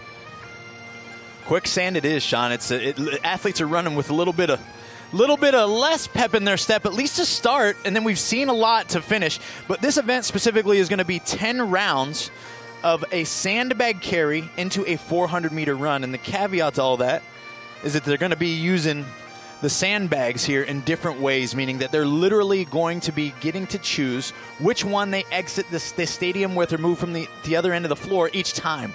And that we've seen play out in different ways. 20 women will be in the field here for this Rogue Invitational. First time it's been held outside the United States. It's the 6th time we have held the Invitational as Haley Adams takes the floor. She's making her first appearance here since 2021. But Tia Toomey and Laura Horvath, they are the only 2 women to win this competition. Toomey has won 3, Horvath has won 2.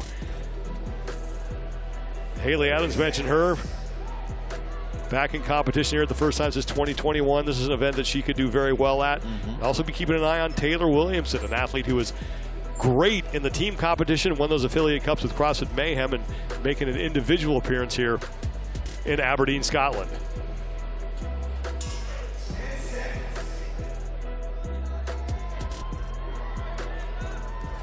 Your lane assignments for this first of 2 heats. Keep an eye on Haley Adams. She's in lane 6, right in the middle of the floor.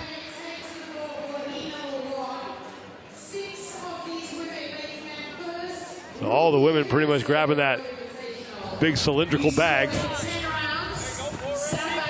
And they will head out for their first 400-meter run. First 5 rounds are going to be performed with that 20-pound ruck, and then they get to shed that thing for round 6 through 10.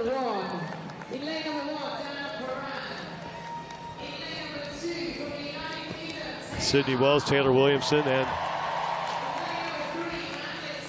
Emma Tall. First 3 women out.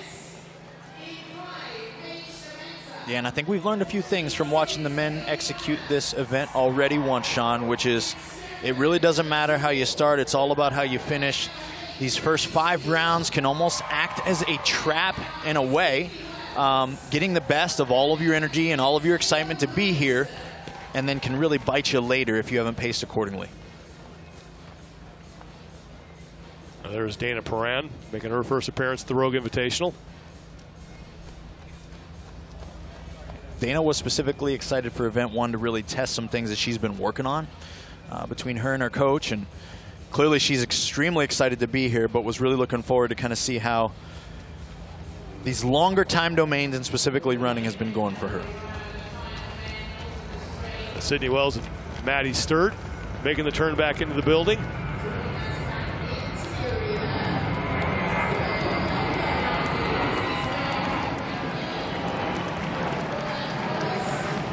Yeah, and we still got, I mean, you mentioned Haley Adams, Sean, in this as we kind of led up to this, and she's someone that historically has just performed at an extremely high level when we have high volumes of running in a particular event. And so we like this for Haley, especially it being her first time back on the competition floor on a high level. Of course, we saw her at the CrossFit Games with the B back here at Rogue. It's amazing. You know, she's a big Star Wars fan. Is this a essence of Return of the Jedi? Are you getting Return of the Jedi vibes? Possibly. I could see that. Even what we noticed from Haley there, we see her in lane 6. She seems to be opting to pick up the heavier objects early, Sean. I think that might present her trouble later. And because she has a natural strength to running, a lot like we just saw from Ricky, a lot like we just saw from Sam Cornway, that the athletes that were able to finish fast on the run, she could be setting herself up for a very expedited trip to the front of this line towards the latter part of the event. Sydney Wells, she and her twin sister Brooke competing here. Brooke will be in the 2nd heat. But Sydney is out front right now ahead of Maddie Sturt and Manon Anganese. Emma Tall's in 4th. Haley Adams starting to creep up a little bit. Paige Semendez up there as well. here in round 2 of 10.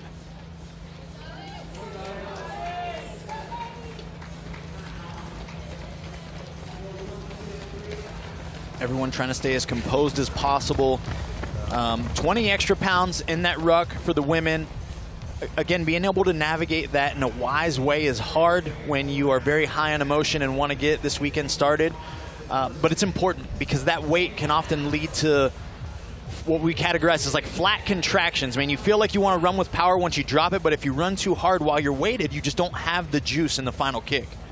Haley Adams has now moved to the front here on this portion of the run, but as we've mentioned before, they need to come back into the building and then return to their lanes. Adams is in the middle of the floor. Sydney Wells is down at the farther end, so right now it looks like Adams is going to make that turn ahead of Sydney Wells as we are now into round number 3. Let's see what these women opt to pick up. Again, strategy has come into play for several of the athletes on the men's side that we watched already today. Will they choose to go heavier here in these middle rounds, or will they choose the quicker transitions to get back out and start the run again? A couple things that we are focusing on, especially when it comes to keys to this event, are the pick your poison aspect. And that's what I just mentioned with athletes being able to choose the weight, the size, and the shape of the sandbag that they navigate to the opposite end of the floor. And then, of course, the strongman shuffle, which we're kind of watching right now. It's the loaded aspect of this run. Are they making wise choices in conserving appropriate energy for the final 5 rounds? It's Adams, Semenza, and Manon Anganese were the first 3 women through that third sandbag carry now as they close out round number 3. First 5 rounds are with that 20-pound ruck. And now Haley Adams is starting to separate herself from the pack as Sydney Wells is out there with Paige Semenza. But remember, Wells was closer to the exit than was Semenza on this run. So likely that Semenza is ahead of Sydney Wells here. Wells with a background in track and field. Semenza with a very diverse background in many sports. Both of these women fare well when it comes to running. Yeah, Semenza was a collegiate hockey player at Ohio State University. Tied for the team lead her senior season with 13 goals. Plenty of dry land training and preparation for those goals, I'm sure, all year, which prepares her for events just like this, too. First of 2 heats for the women, and it's Haley Adams out front early. Closing out round number 3. So 2 more rounds with that 20-pound ruck as Sydney Wells and Paige Semenza are behind her, followed by Emma Tall.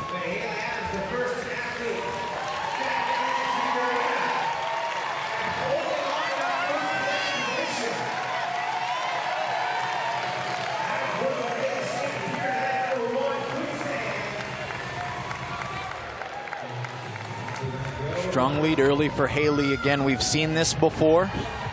We saw Jay Crouch. We saw Jeff Adler.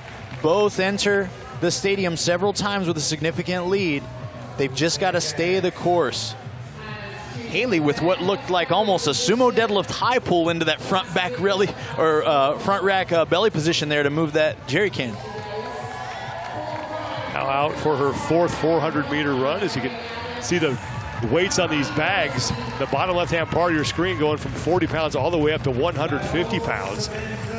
Sydney Wells and Paige Semenza still in the top 3 as Taylor Williamson's working her way into the arena. Taylor Williamson, another athlete that we've got to keep our eye on, Sean. It's a first-time rookie individual competition appearance here at the Rogue Invitational, but she competed the one time there were teams here, and her team won. She won the CrossFit Games twice with a team that's pretty well known, Team Mayhem, and she is one of the fittest women to do it. I'm excited to watch her through her individual debut here.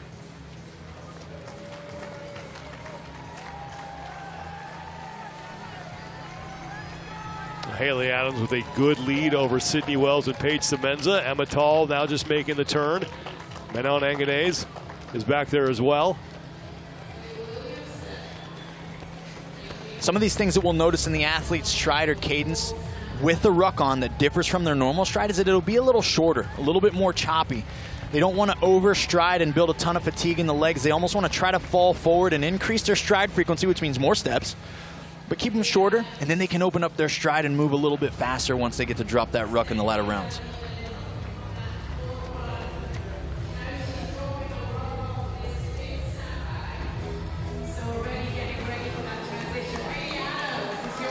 Haley Adams is getting ready to ditch that ruck after this final carry.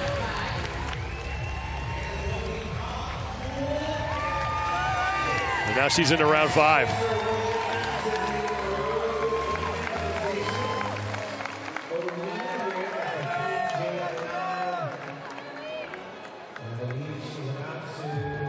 Small things like that anticipation of just loosening that waist strap on her ruck, really already thinking ahead for what bag's going to be next, and then also how she's going to take that thing off as quickly as she can to get out that door.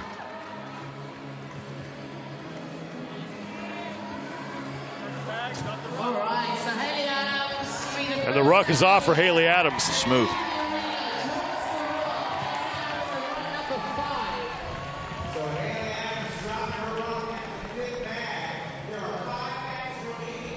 She has 5 bags left. Now Paige Semenza is going to be the second woman out behind Haley Adams.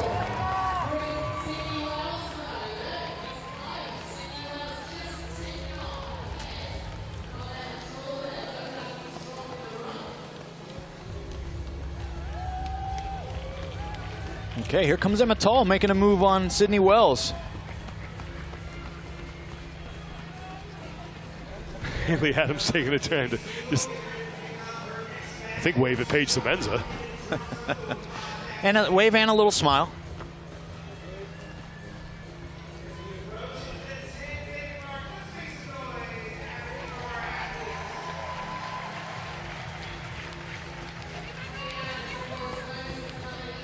Maddie Sturt back there in the longer black shorts, Manon Anganese in the long gray pants on the return trip on this 400-meter run.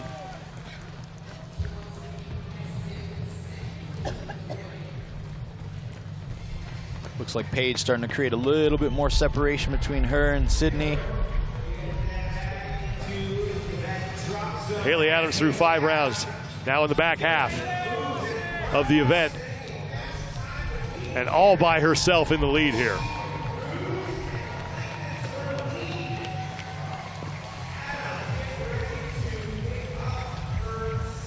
Haley taking that break from competition for a year, coming back very refreshed, very hungry.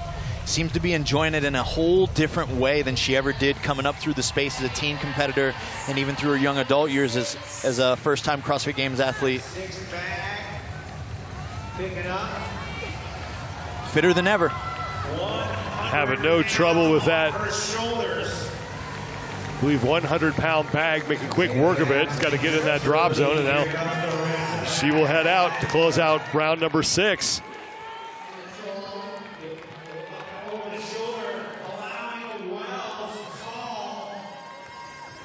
There's a good battle behind her right now.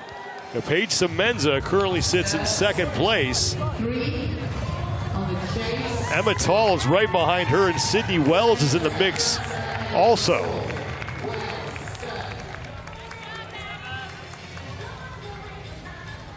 So Maddie Sturt also trying to hang close. Yeah, Maddie really closed the gap on those 3 women that are looking like they're in second, third, and fourth right now in that last round. So she's putting herself in a good spot to contend for one of the top ones in this heat. We saw how much things can change in the final 2 rounds in almost every way, not just even at the top of each heat, but even down through the middle. A lot of places were exchanged on the men's side in both of the first 2 heats today. Emma Tall is in front now of Paige Semenza. Semenza's lane is, though, closer to the entrance.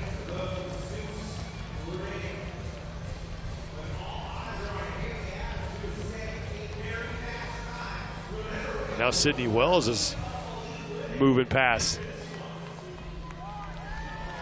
Paige Semenza as Haley Adams is back inside to start round number 7. 7 and 8, Sean. 7 and 8 to me as a competitor are some of the harder rounds when it comes to psychologically or emotionally taxing. You're not quite there over the hump. You're not quite there on the final 2 rounds to stretch, and you still got to grind through those runs, hold your pace. It's very uncomfortable. Again, what we're seeing from these athletes, they're making it look easy, and it's not. They do a great job at hiding the pain and discomfort that they're all living through and actually thriving through right now, as we see Haley just making slight work of this jerry can. But that's why they're pros. That's why they do what they do.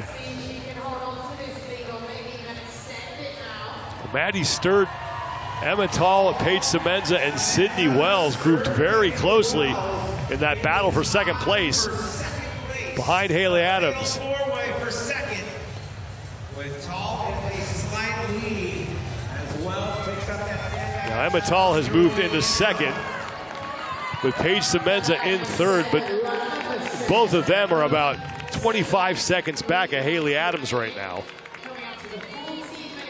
And it's likely that lead will only widen now that Haley Adams doesn't have that 20-pound ruck on her back. Yeah, you could almost see it. I mean, and you can see it in a lot of the women's stride right now, but we talked about, hey, it's a little bit shorter and choppier with the ruck.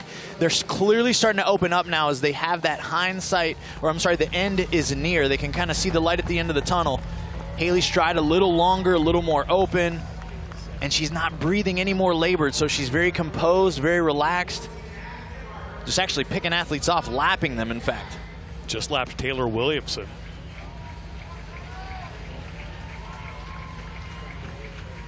And Adams ready to close out her 7th of 10 rounds here. First of 2 heats for the women.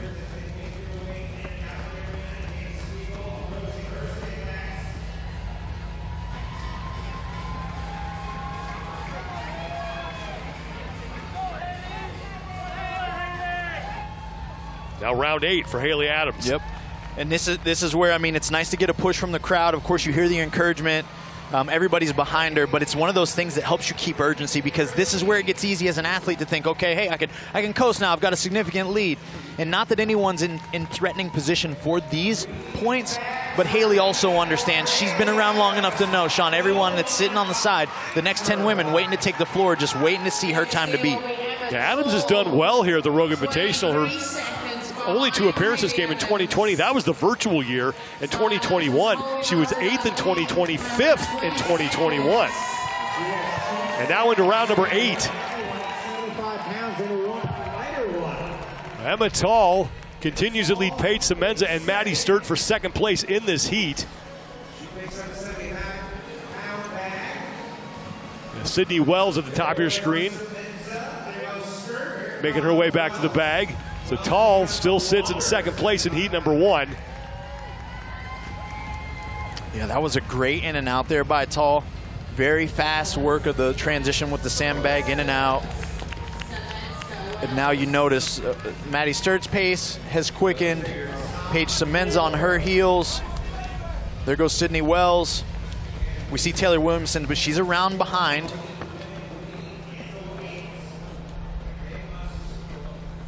It's a 25-second lead right now for Haley Adams.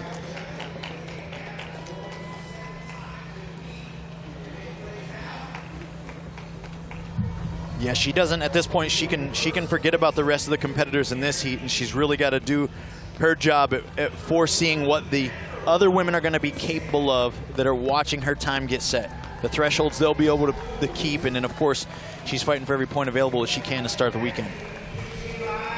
Adams back in to close out round number 8. 2 rounds remain for her. She looks to pick up a heat win here. 17 minutes gone by.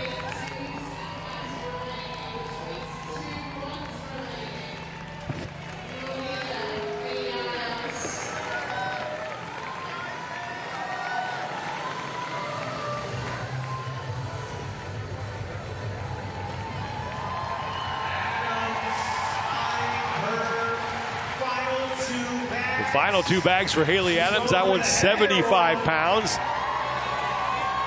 Again, it's by any means necessary. There's a drag strap on that too. Yep. If she felt like pulling it, she could do that as well. Yeah. But choosing just to hold that thing in a bear hug and get it over the finish line. Not even opting to shoulder it, which also shows you the composure that she has this late in the event, because to pull that thing and pin it against your chest and your belly as you're trying to breathe, That's not the easiest choice. She could have easily gotten it to her shoulder, but she would rather get her feet moving to cover positive ground first, deal with the discomfort of breathing, and get on her way into these final 2 400s.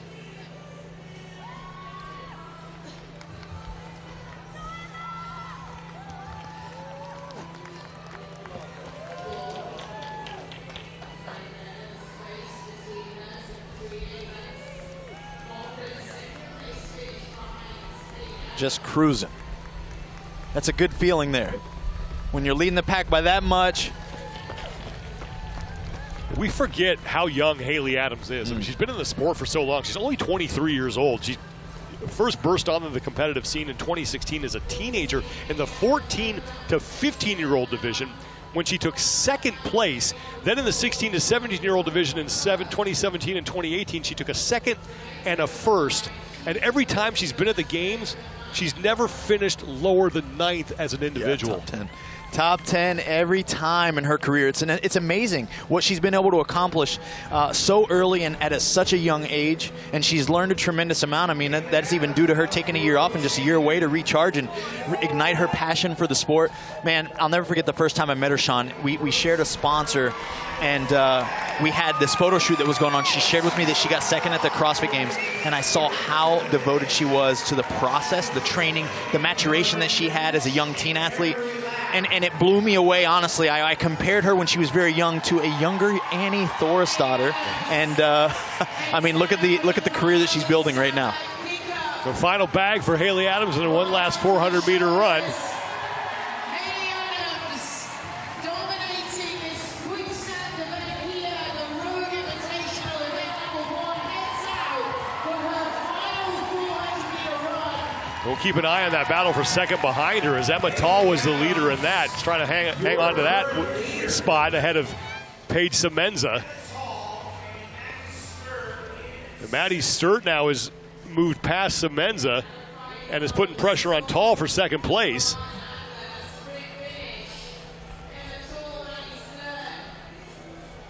Maddie Sturt on the far left side of your screen, just passed out of view as Paige Semenza is back for the final time to pick up her last bag.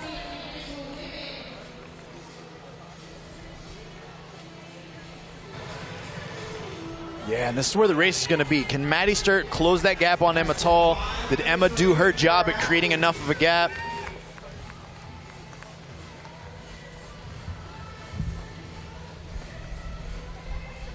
Because the writing's on the wall where Haley's going to finish, at least within this heat. Still one heat remains after this. But Haley Adams' time right now is going to be a tough one to beat.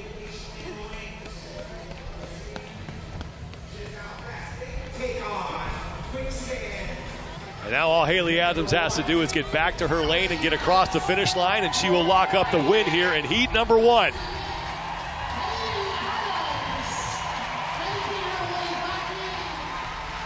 It's been 3 years since we've seen Haley Adams at the Rogue Invitational.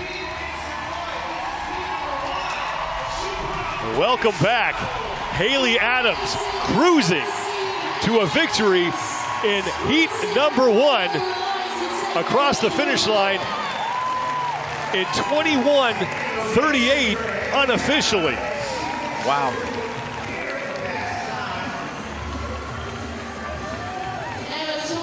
What a start for Haley. Ironically, she didn't lead the first round or two, Sean. 21:37.32 is the official time for Adams. Here comes Emma Tall to lock up second place in the heat.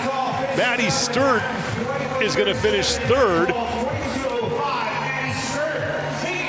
And Paige Semenza will take fourth. Sydney Wells looking to wrap up fifth place. Wells is on the upper left-hand part of your screen. And now she's in. Sydney Wells crossing that finish line.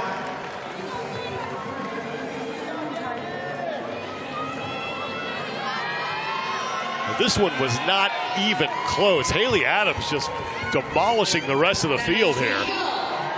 Danny Spiegel still has one round to go. Athletes, you have about 2 minutes This is one of those events for Dani Spiegel that has something that she really likes, heavy weights, and something that she hates, and that's running. That's right, and unfortunately, it's certainly running biased. I mean, we love this as an event, right? It's mixed modal. It's not just simply go run a 4K for time, but in the essence that, yes, you can be strong, and that will pay off, but you have to be a good runner, and that's what this event is really testing, especially when it gets down to it. But yeah, this was a damage control event for Dani Spiegel. She said that openly. She laughed at the event. I said, hey, do you got any plans for this? And she laughed. She LOL'd. She's like, you know how I feel about running. Manuel Anganez is now across the finish line.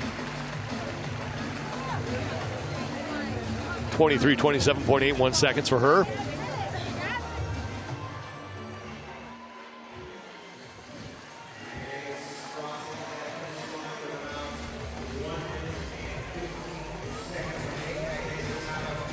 Taylor Howell coming back in along with Taylor Williamson.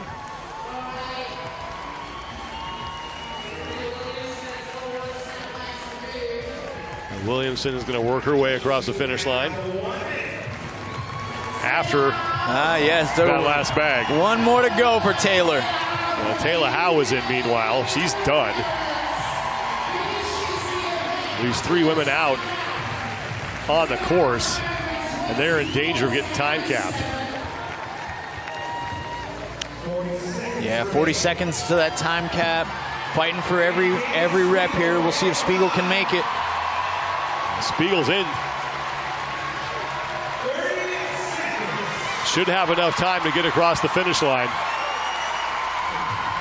A great late charge from Dani Spiegel. As you mentioned, a damage control event for her, and she will finish inside that 25-minute time cap.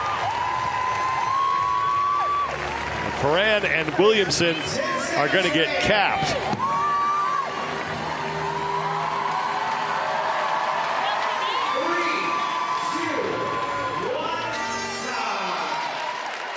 (21 minutes, 37.32 seconds for Haley Adams, just smashing the competition as Taylor Williamson did not finish her final 400-meter run.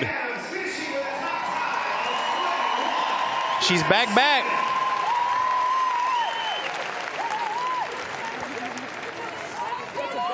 Just about a perfect run for Haley Adams, who led from the start. Yeah, you know what was interesting, Sean? It was almost perfect. Aside from, she was the only one to really start with some heavy bags early, and it forced her into round 3 to just make a subtle charge there towards the front of the pack. But literally, once that happened, she made that step right in front of second and third place, and it just continued to accelerate and pull away.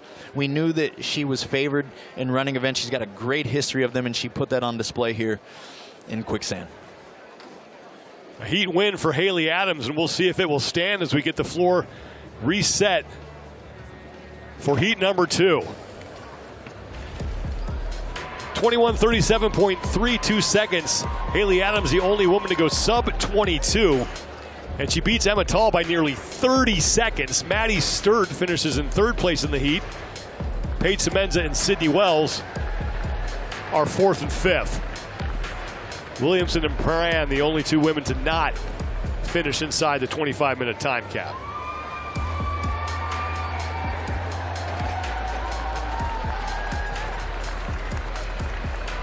Well, heat number 2 is coming up next, and it will feature the 2 women who have won this competition.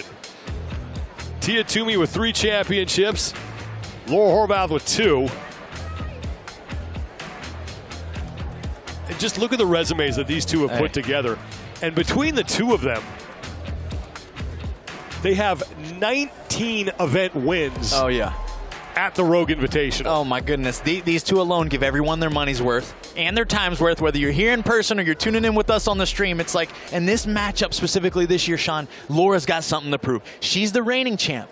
But is there an asterisk by last year? Was Tia too close to being postpartum, just getting back into shape? That's what people are saying. So I can't go without mentioning Laura's going to feel like she's got something to prove when she takes this floor this year. I can't wait to watch. We have not seen these 2 go head-to-head in a year. The last time was at the Rogue Invitational. Laura Horvath got the best of that battle, although it was close. Event number 1 for the women is presented by GoRuck. It is Quicksand. And strategy comes into play here because there is no prescribed order in which you need to transport those bags to the drop zone. That's right. It's 10 rounds, and they're going to run 400 meters, yes, but they're going to move the 10 bags to the opposite end of the stadium, and they can do it in whatever order they want. We've seen it bite some people in the butt on those final 5 rounds, and we see the just title, Quicksand. It's like their legs are running in quicksand. 10 more women will be out on the competition floor for this second of 2 heats.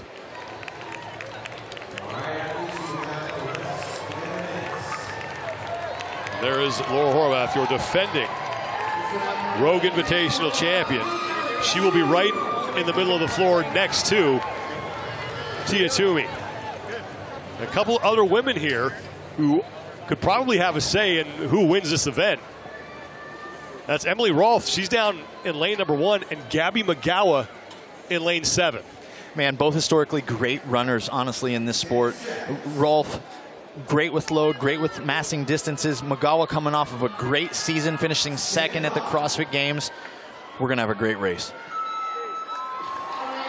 The second of 2 heats is underway. Haley Adams has the time to beat at 21:37.32 seconds.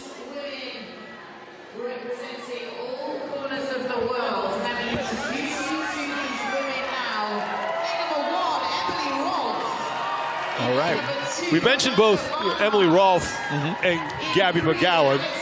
They have had similar success in events just like this. Yeah, that's right, and that's why we bring them up. I mean, we see their history. We understand where it's at. I mean, Gabby seems to be on an absolute tear when it comes to building momentum. She had a great showing last year through the CrossFit season at semifinals and through the CrossFit Games. She shared publicly she's had an amazing offseason thus far in preparation for specifically the Rogue Invitational, so we have high expectations for what she can show. And then even on the other hand, where we mentioned Emily Rolfe, I mean, again, history shows itself very well for her with long events, specifically when it comes to running.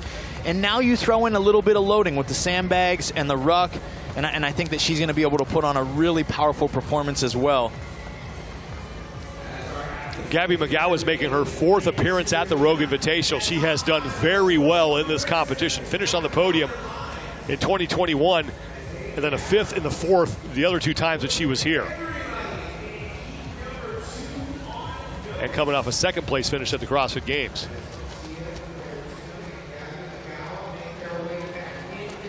McGowan followed by Tia Toomey, Laura Horvath, and Emily Rolfe.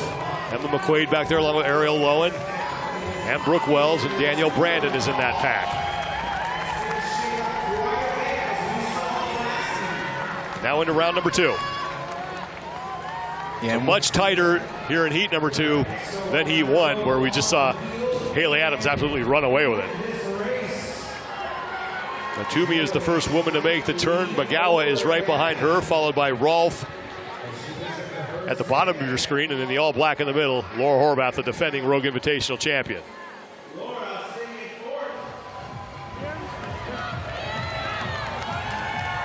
McGowan and Toomey back out for the 2nd time on the 400-meter course. Horvath and Rolfe are done as well.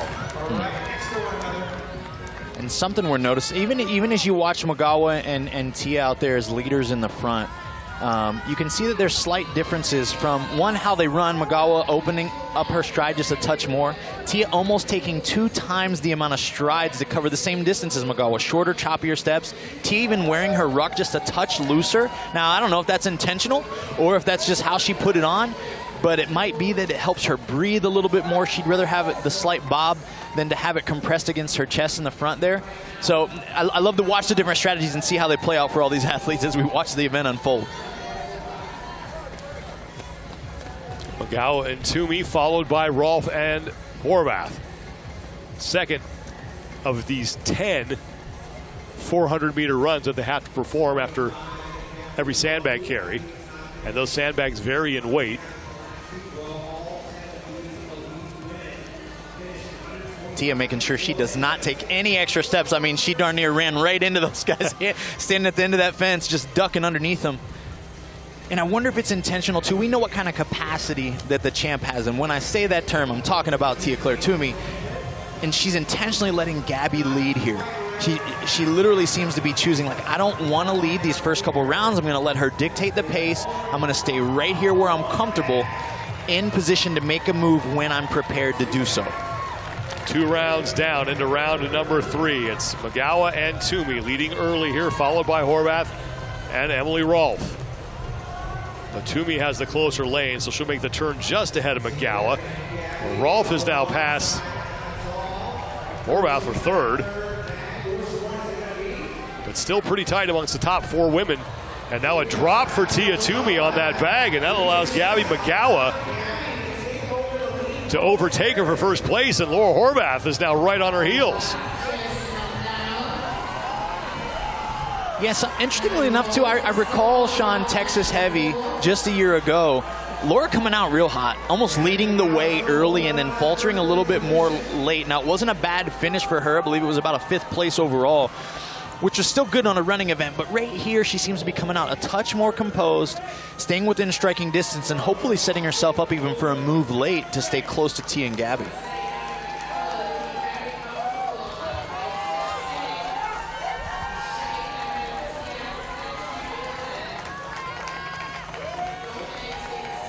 Rolfe just a couple seconds behind Horvath there. She makes the turn.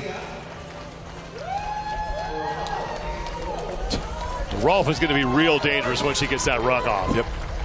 You can see Laura Horvath, 2-time champion.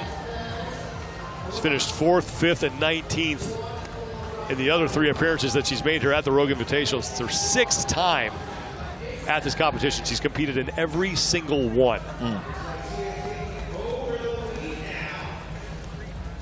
And now Tia Toomey in front of Gabby Magawa on this run. To close out round number 3. Getting into this time domain, Sean, with a long workout, this is often where we see CrossFit athletes settle. And what I mean by that is that the emotion has started to leave. They're actually finding their stride where they're comfortable to sustain the meat and potatoes of this particular event. Now we're going to really start to see some things shake up or perhaps play out a little differently than we did in the first couple rounds. Tia Toomey is back in front, but not by much. Gabby Magawa keeping with her as the 2 of them get back to the bags to open up round 4. Laura Horvath is in 3rd place now, ahead of Emily Rolfe, who's back in 4th.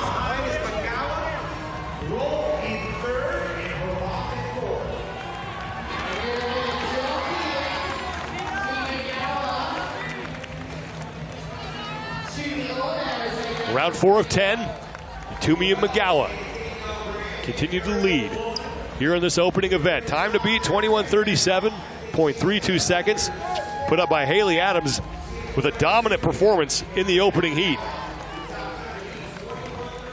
That's the battle for 3rd place between Laura Horvath and Emily Rolfe.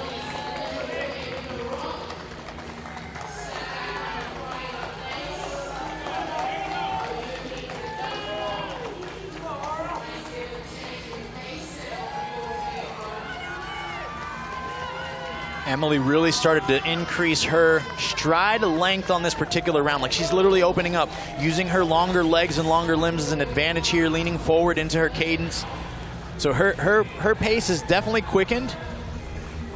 We'll see if that continues here as we enter our way, or these women start to take this final turn into the stadium. Gabby Magawa continues to do a great job of just staying on Tia Toomey's heels, as they'll be done with round 4 once they get back into the building.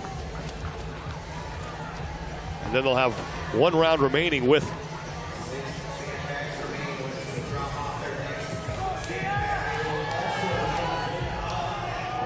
Now, Sean, to reference Haley's time, she dropped her ruck at 9:05.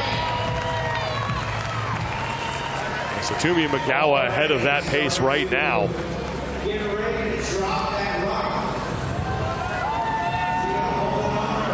Into round 5.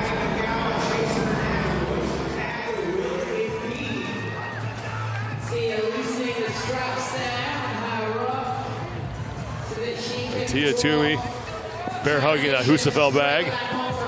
Ruck is off. All right, here we go. And now the restrictor plates are off, and Toomey McGowan can start to open things up here. This is the biggest lead that Toomey's had so far in this event. And as you mentioned, Adrian, Toomey is ahead of Haley Adams' pace. Yeah, and this is where Tia can really gain advantage here if she chooses to, falling forward into her strides again. Like, we just kind of watch these athletes move through space.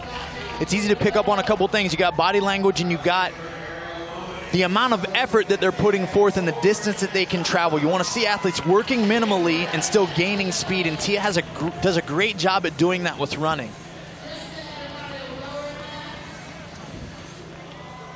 It's called efficiency in a word.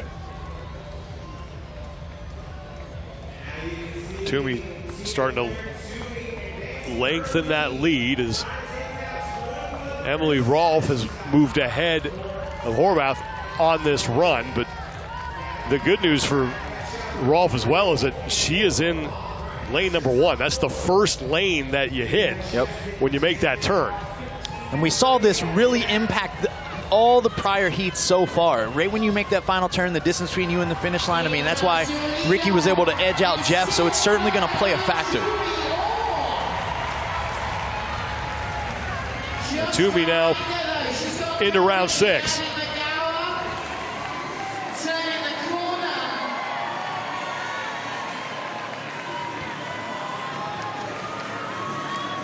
And it's going to be the jerry can bag for Tia Toomey. Gabby McGowan just getting back to her bags. Emily Rolfe is in 3rd, and Laura Horvath has fallen back to 4th place. Horvath there on the left side of your screen, just passing out of view as McGowan dumps her bag and trying to close the gap between herself and Tia Toomey. A subtle difference there, too, even when Tia picks up the weight versus a lot of the other women, is that and Laura did a great job of it right there, I'll actually say. But it's keeping the running pace that you already established even with the load. A lot of women naturally shoulder it, and they just kind of pitter-patter their way to drop-off. Tia is very aggressive in that time, and if you do the math, and you got to do this for 10 rounds, folks, and that's a set distance every time, you can create a tremendous time gap there. But now things starting to look similar than Heat 1. Similar to Heat 1, I should say, as Tia Toomey is starting to run away with this heat as Haley Adams did in Heat number 1. But right now, Toomey is ahead of Adams' pace. Adams clocked a time at 21:37.32 seconds.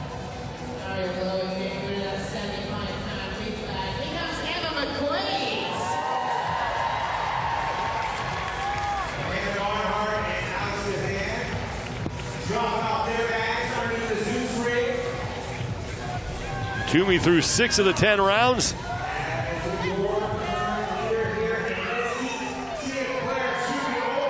And in Toomey fashion, she seems to be just getting stronger with each round, Sean.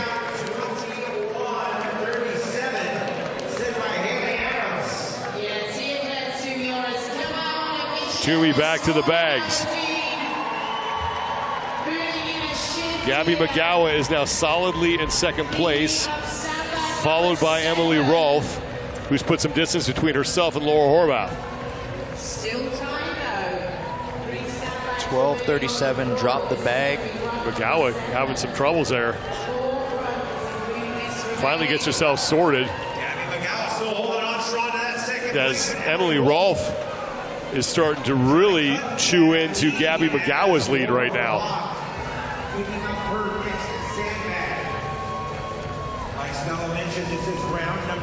Laura still, still on pace too to make a really significant time compared to Heat 1.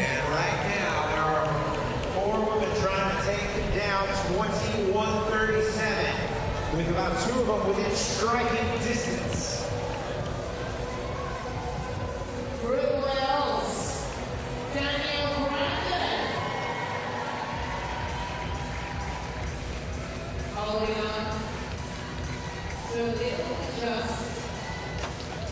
Tia still making it look effortless. Quick strides, smooth.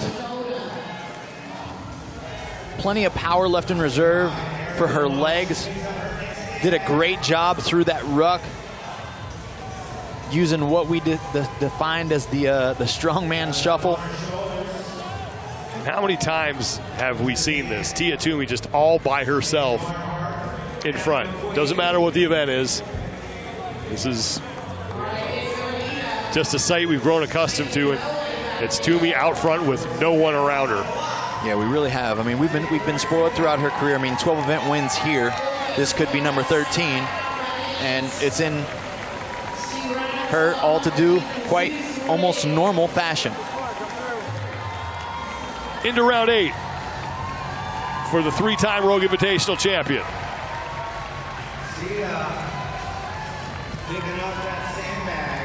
Okay.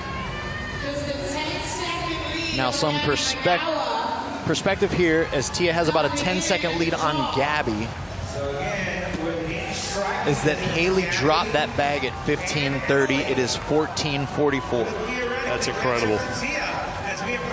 And Gabby McGowan is still in second place in this heat and still on pace to finish second place in the event. Yep. Here comes Laura Horvath, who is in 4th place as Emily Rolfe is back out on the run. Yeah, they continue to hold this pace. All top 5 women in this heat have a chance to sneak in under Haley's time. Laura's really going to have to stay the course here.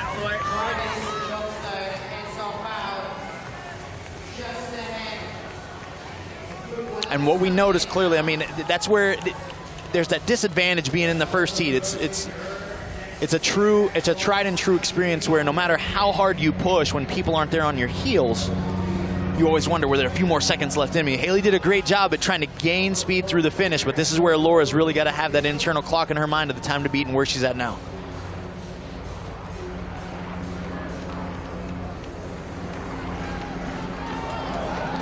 Emily Rolfe making her 3rd appearance of the Rogue Invitational as Laura Horvath makes the turn. Tia Toomey heading back into the building. Rolfe's best finish at this competition was 15th place in 2023. Now Toomey into round 9 of 10.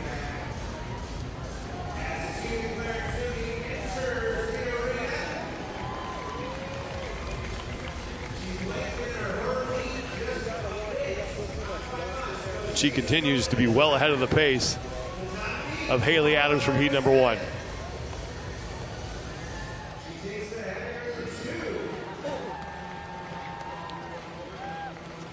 A little hesitation, wouldn't call it a falter there, but was able to find the proper leverage for that bag. The shape of these bags really also changes the way that you've got to find leverage to place them on your body so that you don't feel like they're going to slip off your shoulder. I don't think we've seen any of the women use that strap to drag that bag yet. Nope.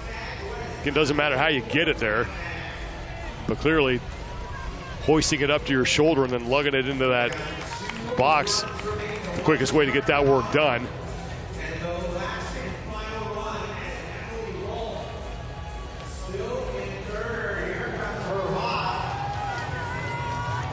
Now Laura has seemed to lose just a touch of that pace that she's fighting to try to cling to Haley. She still has some time advantage. Haley dropped this bag around 17:37.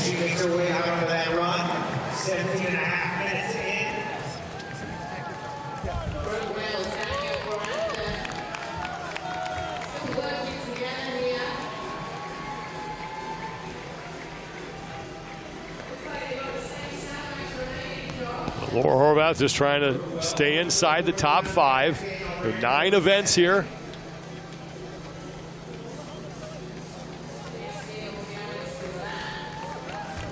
And a lot like Strongman. Folks that might be tuning in for the first time, it's like our sport is played in a similar fashion. We're trying to accumulate the most points possible throughout the course of this weekend. We know the nine events are looming. Athletes are simply trying to statistically perform best across all 9. That's who's going to be the champ. Now, you're going to have some outliers. They're going to be able to hit some really, really big home runs or grand slams. Tia-Clair Toomey's one of them. Laura Horvath another. As both of these women, who have been the only ones to win the Rogue Invitational, have done it in a very impressive fashion, racking up a lot of wins in events as they go. Toomey now into her 10th and final round. That won't be a problem with that bag. Well, Gabby McGowan continues to sit in second place. She's put some distance between herself and Emily Rolfe, who is now making her way back to the bags for the final time. Now Laura Horvath is back into the building as well. As you can see her behind the Zeus rig, center left of your screen in the all black. Haley was beginning her final run at 19:44. That's that number that Laura's got to have in her mind. If she can get out on this run and finish fast, she'll have a shot at that 21:37.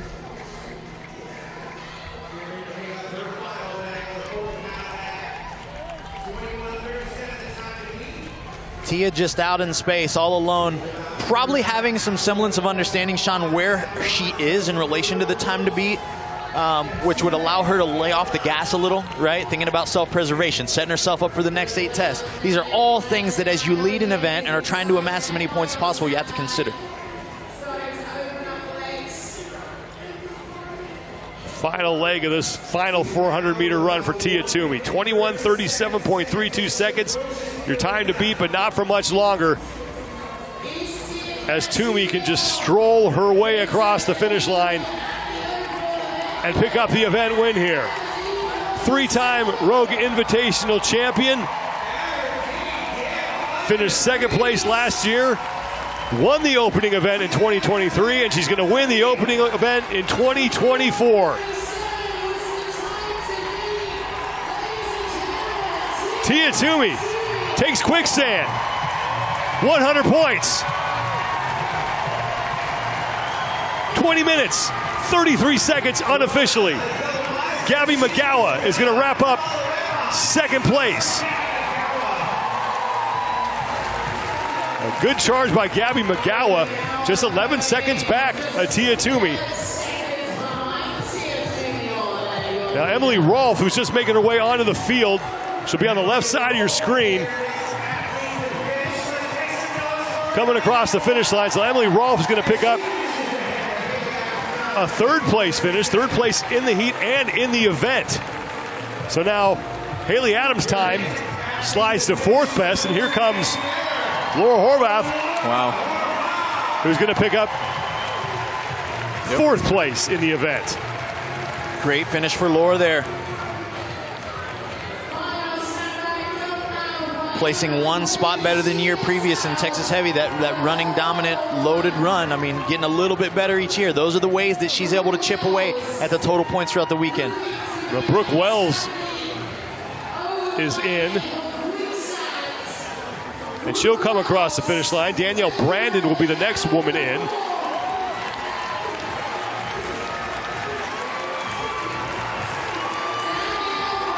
Wells across. Here comes Danielle Brandon.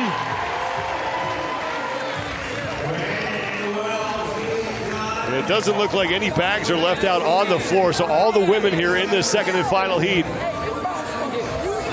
are on their last round. Tia Toomey picks up her 13th career win here at the Rogue Invitational. That's out of 32 events in which she's competed. That's a 406 winning percentage. Yeah, that's not, your chances aren't good when she's in the field, sorry. I mean, it's nearly a coin flip.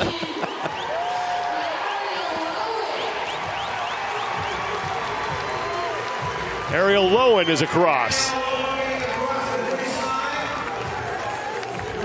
That leaves Amanda Barnhart, Alex Gazan, and Emma McQuaid as the only 3 women yet to come across, and Gazan is going to be the next woman to finish.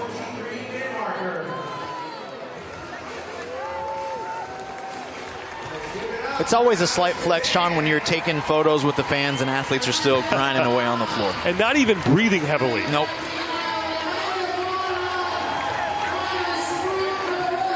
I mean, this is amazing. Alex literally just stepped across. She's in a selfie photo. There's Amanda Barnhart. Emma McQuaid will be the final woman to finish, as all the women in this second heat will get in inside that 25-minute time cap. Wow.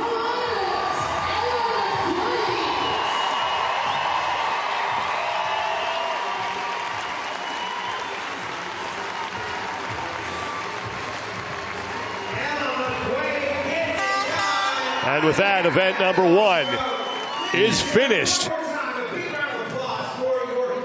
And no surprise, it's Tia Toomey with the event win.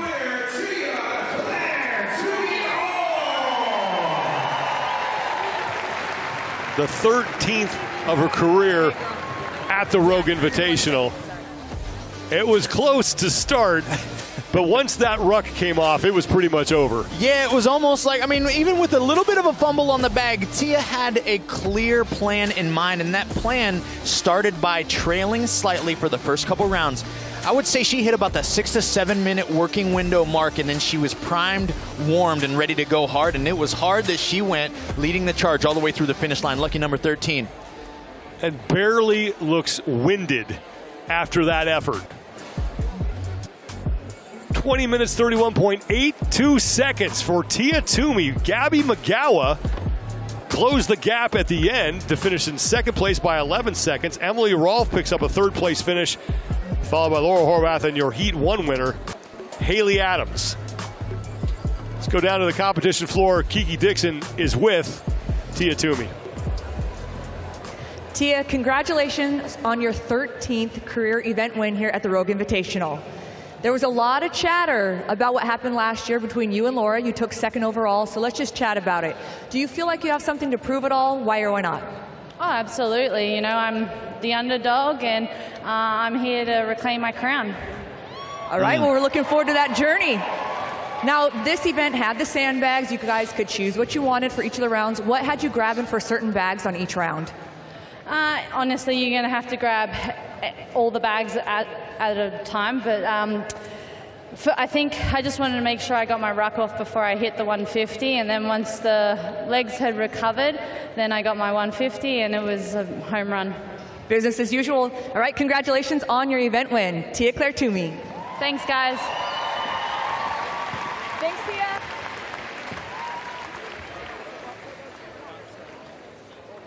Third 13th career event win at the Rogue Invitational for Tia Toomey. And I'm guessing we're probably going to see maybe 14 and 15 later on in the weekend. Well, we can only guess and we can only assume. The statistics you shared with us earlier, Sean, it definitely cleans the slate for us to have those expectations. But what a way to get rolling this weekend. Quicksand, it was a show. Tia Toomey, a 406 winning percentage here at the Rogue Invitational, and we are only one event in. 100 points for Tia Toomey. Haley Adams, an impressive performance for her as she's going to lock up a 5th place finish. Sam Cornway, great late charge for him to open things up here. And then how about that moment between Ricky Garrard and Jeff Adler? Plenty still to come here from the 2024 Rogue Invitational. Stay with us, everybody, as our coverage continues from Aberdeen, Scotland.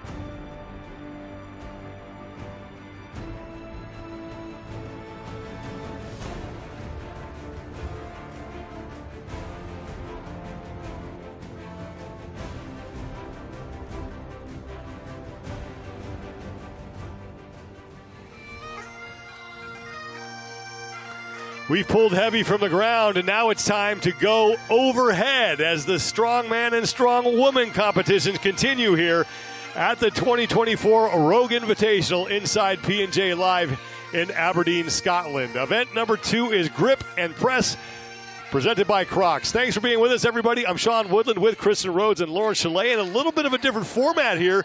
Men and women competing at the same time. Right, yeah, you usually don't see that. You definitely don't see them going head-to-head, and so we're going to have the, we're going to start from the bottom and go to the top and see what happens. It's going to be so strange seeing if kind of bouncing off each other. They may use each other as a pacemaker or something, but essentially it's 2 separate competitions, so it's not really head-to-head. Yeah, we have one event in the books. Let's check the overall standings for the men after the deadlift. Hathor Bjornsson flirted with maybe going for the world record, decided that, no, I have a competition to win here. I'm going to back off. Won the event. Mitch Hooper finishes in 2nd place. Matthew Ragg, great debut for him at the Rogue Invitational, picking up 8 points and a 3rd place finish, and then Bobby Thompson and Evan Singleton tying for 4th place.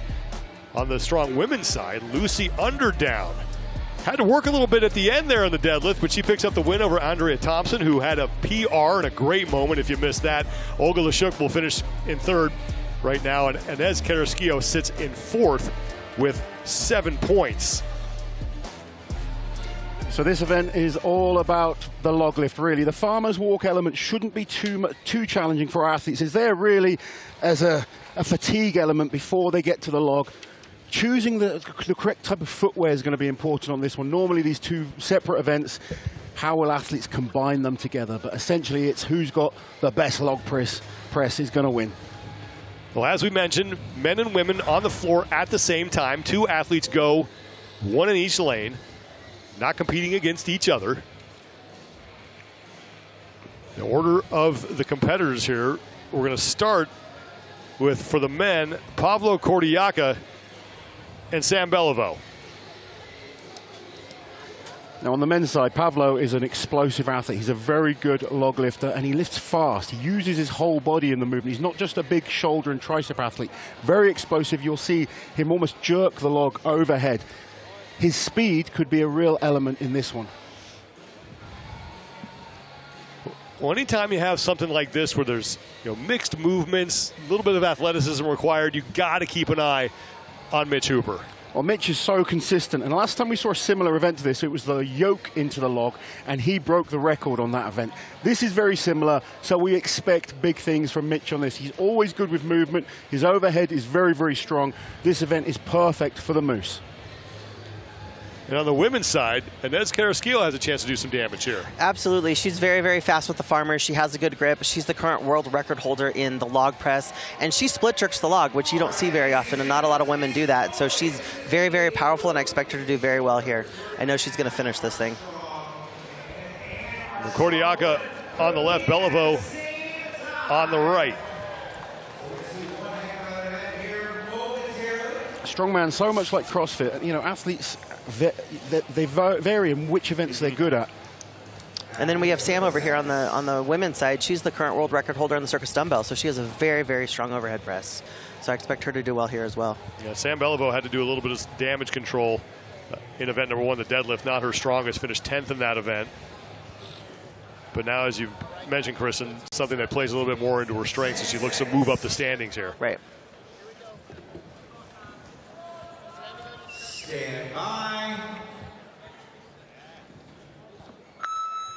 So interesting seeing the men versus the women. It's 2 separate competitions. Beliveau off to a really nice start. She's through that, just about through that. Both athletes carry, and now right to the log for Kordiaka. So 3 reps here on the log. 380 pounds. Good first rep there for Pavlo Kordiaka. You can see that explosive power. Massive weight this still. Well, Belivau's still waiting to get to work on her first rep. So 380 kilos on the log, 380 pounds, 172 kilos. So now Belivau's taking her time to get lined up. There's a mistake. And this is her first attempt. From Pavlo. Mistimed his jerk. Now he needs to compose himself, and Sam is only just getting to contact with the log. It seemed like she was giving herself some time to kind of recover after that farmers. I've seen Sam, as you said, she's incredible on the dumbbell. Log press a little bit different though, isn't it? I think this would be a big personal best for her. Kordiaka's down on the knee. I think he might be cramping. That kind of looks like he's cramping over there. He's already got one good rep in. I was expecting to see Pavlo get all 3 reps here. He's very, very good on the log normally, but maybe just a little dehydrated, muscle cramp. He's really struggling. Let's go, Sam. Come on. 260 pounds on the log for Beliveau. Big points if she can just get 1 rep here. Come on, Sam. There you go. Nice clean. Come on. Yeah, she just looks a little off balance. It's heavy. It's heavy for the women on the women's side. It is a very heavy log. Potentially more than her PB, isn't it? It is better than her PB, yeah. Yeah, that women's log is That's a big heavy. ask. Farmer's fairly light. Log's pretty heavy. Yeah, 118 kilos on that log as Kordiaka already has 1 good rep in. Looks like he's got himself sorted, and that will be 2. Has he got time? He's got 20 seconds left. He can do this. Well, the athletes will get credited for a rep after the farmer's carry and then 1 rep each for the press. So 4 reps total they need to complete the entirety of this event.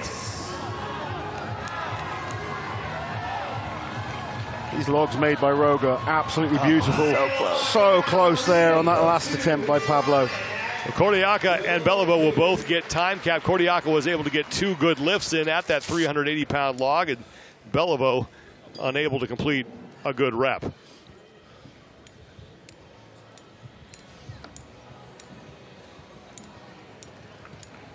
It's a challenging event. Definitely challenging.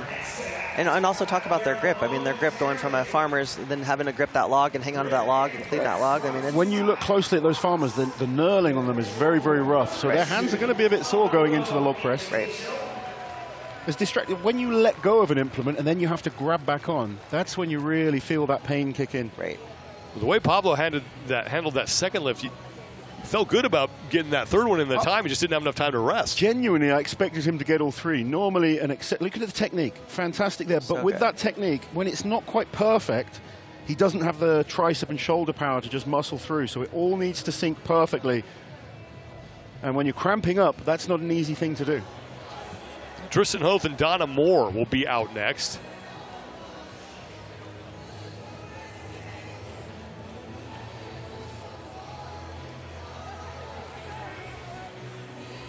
Kristen, in order to be successful at this event, what are the things that you really need to keep in mind here?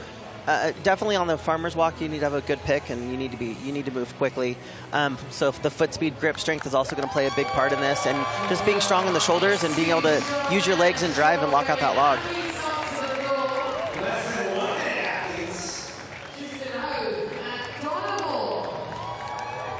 Tristan Hoth on the left, Donna Moore on the right. This should be a good event for Donna as well. Donna's fast. She's very moves fast. well. She's very quick at the farmer's walk. 30 seconds. And Donna Moore had a good lift at 525 pounds on the deadlift earlier this morning to take 9th place in that opening event. Donna always goes with the shades when she's doing the log. She doesn't like the lights kind of blinding her. She just started doing that recently in the last couple of years. She hasn't always done that. Smart, though. Stand by.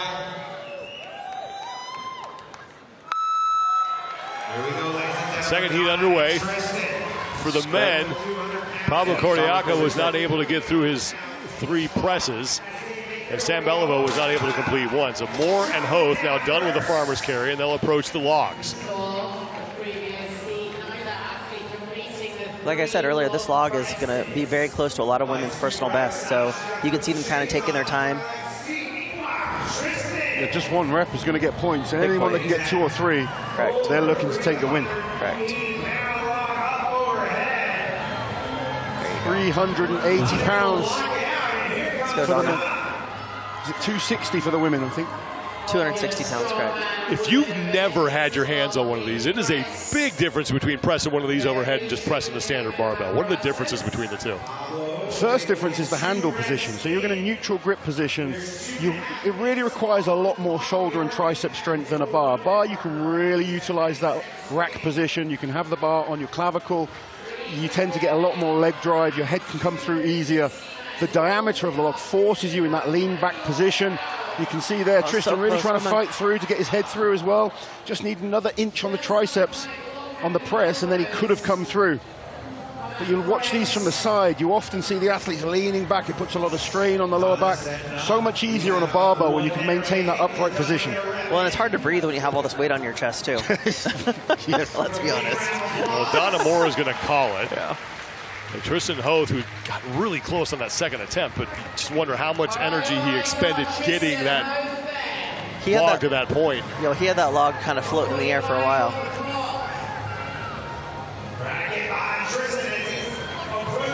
I love the look of these logs. They're so well put together. So pretty. Yeah. But they are hard to put. Come on, can he get close? Oh, yes. Yep, that will count. So one good rep for Tristan Hoth. What a good fight for him to be able to come back after a missed rep. You usually don't see that. Expend that much energy. To be out there for 2 minutes trying, and then suddenly he gets the rep. Fantastic effort, and shows what a fighter that Tristan is.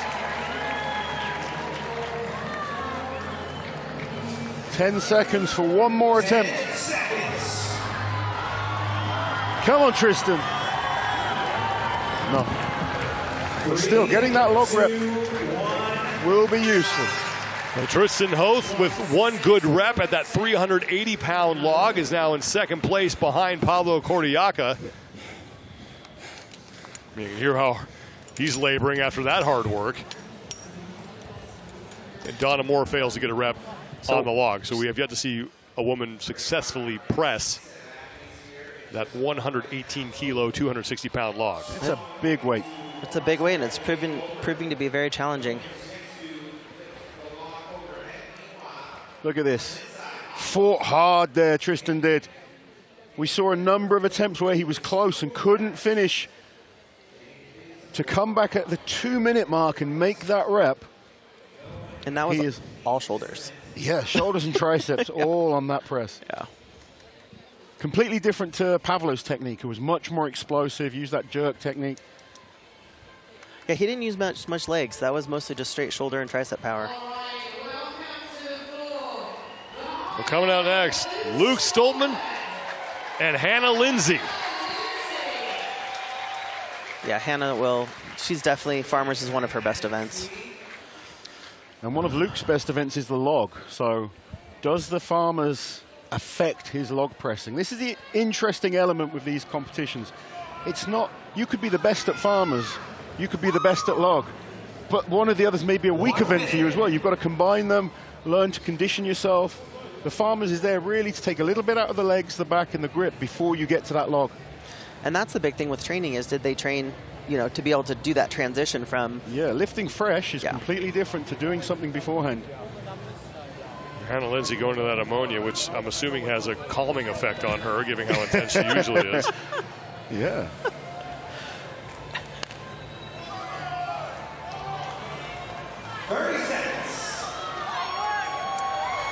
You can see the shoulders on Luke Stoltman. He is built to press. Big, powerful legs as well. Needs to get through the first element nice and smoothly. And then he'll be into his comfort zone. 10 seconds. You can see the intensity on Hannah over here. There she goes. Now Hannah's waking up. She's awake. 250 pounds in each hand for Luke Stoltman, 225 pounds in each hand for Hannah Lindsay. Hannah is motoring down that course on the Farmers. Yep. Gets inside of 10 seconds as Hannah Lindsay now on to the log. 2 reps is the score to beat for the men. 1 good rep for the women will put you in the lead. Lindsay's still resting. Luke Stoltman gets right to work. 1 rep is good for Luke. It doesn't look like Hannah's going to attempt the log. So I think Hannah's tactics were just to be fast on the Farmers. As And that's 2 for Luke Stoltman. And that has to be the fastest we've seen 2 done as well. Can we see one more rep from Luke Stoltman? Hannah Lindsay trying to get this hometown crowd behind the Scottish Highland crowd. What more could he ask for? He's got this. Good clean from Luke Stoltman. Come on, come on. Big drive. He's got time to get this. There's lots of time. Just needs to compose himself. Still Deep has breath. more than a minute. So Lindsay doesn't look like she's going to make an attempt at that 260-pound log.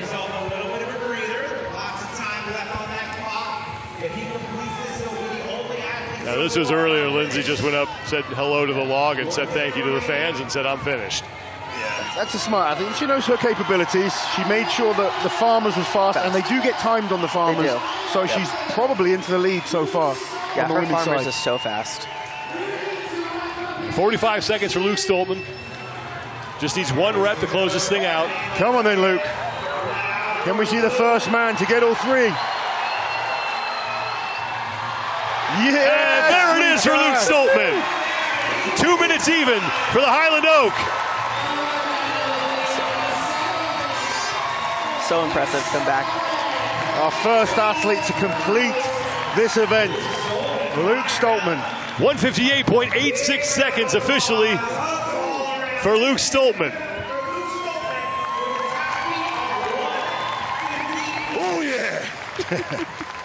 And happy. you know that means so much to him, not only because he finished it, but because he did it here. Oh, absolutely. You know, I think if he was somewhere else, he may have stopped after that failed second attempt. He stayed out there, he composed himself, the crowd got behind him, and we have our first finish.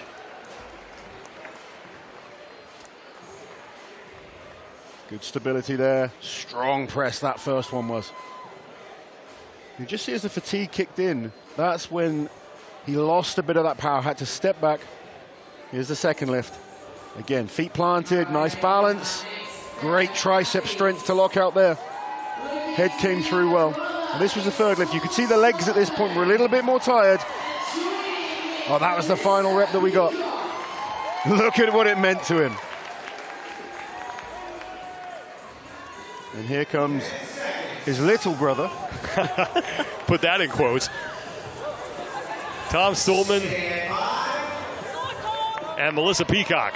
That's such a funny contrast, because Melissa's probably the smallest of the female athletes as well.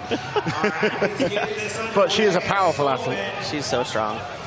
She's definitely the shortest, right? I believe so. Yeah. The buzzer went. I think they got to read. Yeah, the buzzer went, and I don't know if either one of them heard it. But the clock is there we go. Not up on. It is up on the screen. So now Luke has got to hurry here. Tom. Sorry, Tom. Let's go, Mel. Good press though by Tom. Tom's log pressing.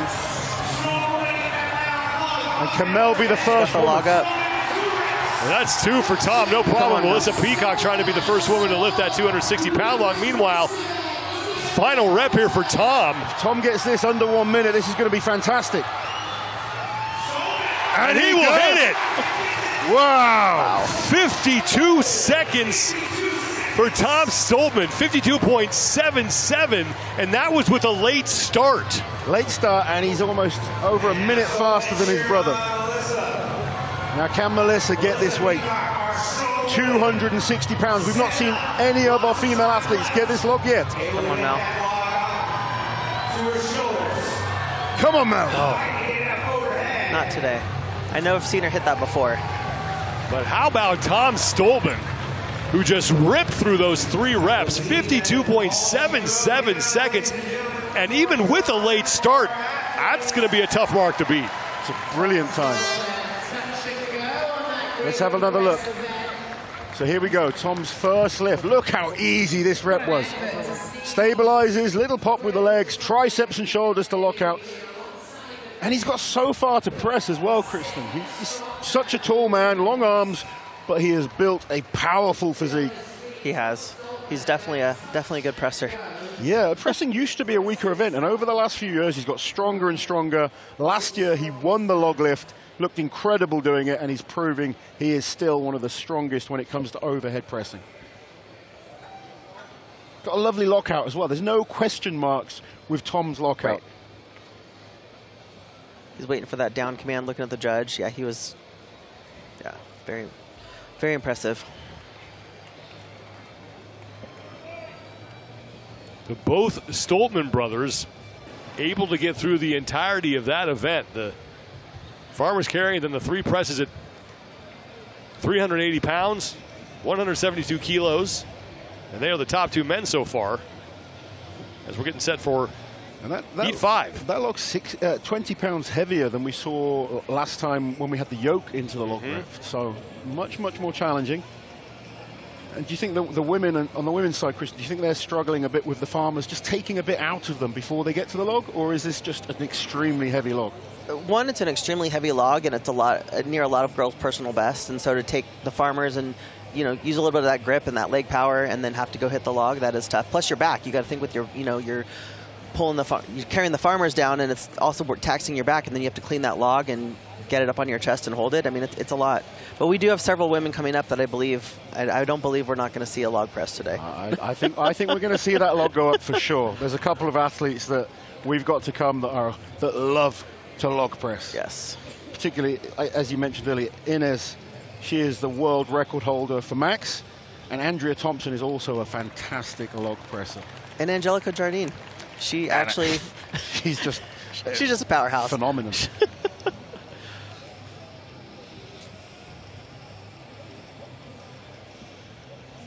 Well, there was a miscue on the timing that is being reviewed. So the time from Tom Stoltman will be adjusted. That's good.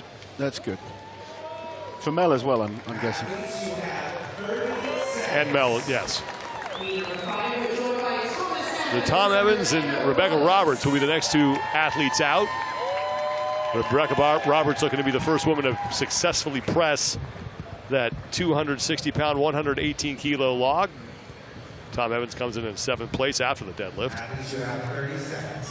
Again, Rebecca, she's so fast on the farmer. She has one of the best grips in the world for females. She does, and she's pressed this weight on the log before as well. So yeah.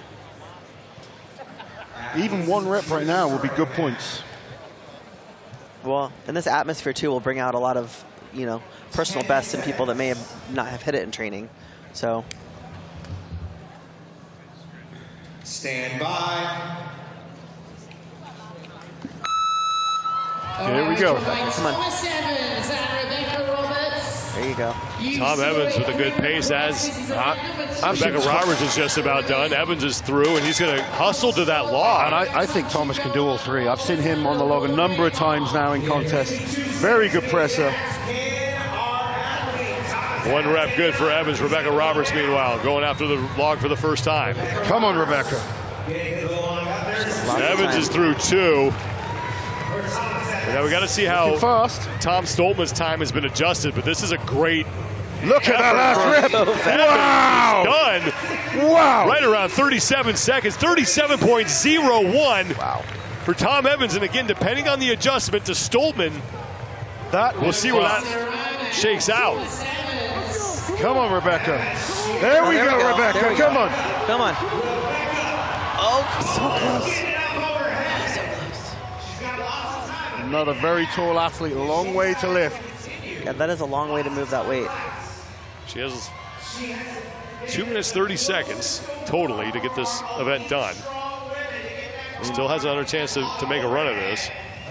And Tom Evans, I think, is over there trying to coach her up a little bit to get the crowd behind her. If you were doing this event, what footwear would you choose? Because farmers and log, totally different footwear normally. I would just wear flat shoes. You'd wear flat shoes? I just wear flat shoes, yeah. Did you press in flat shoes normally? I did. Okay. I did. So for someone like yourself, ideal. Yeah. Other athletes that like to be in the Olympic lifting shoes, sometimes I think with the distance of the farmers, it doesn't really make too much of a difference. But do you remember years ago there was people doing the yoke in their lifters? Yeah, I know. Because they thought it just made them more steady and would be able to move faster? I mean, my personal choice, I would have gone with my shoes that were comfortable on the log. Right. Because the distance of the farmers is so huge. short. Yeah. I agree. Another attempt there we here go. for That was a Rebecca good Roberts. clean. That was a good clean. Come on. Oh, so close. Nope.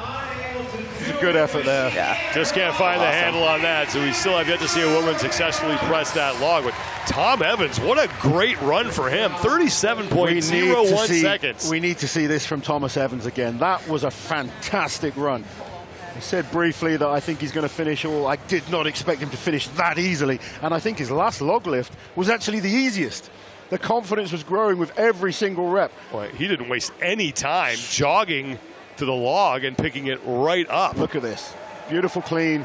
Stabilize, get the feet in position, and then pop. That's strong. That's just power.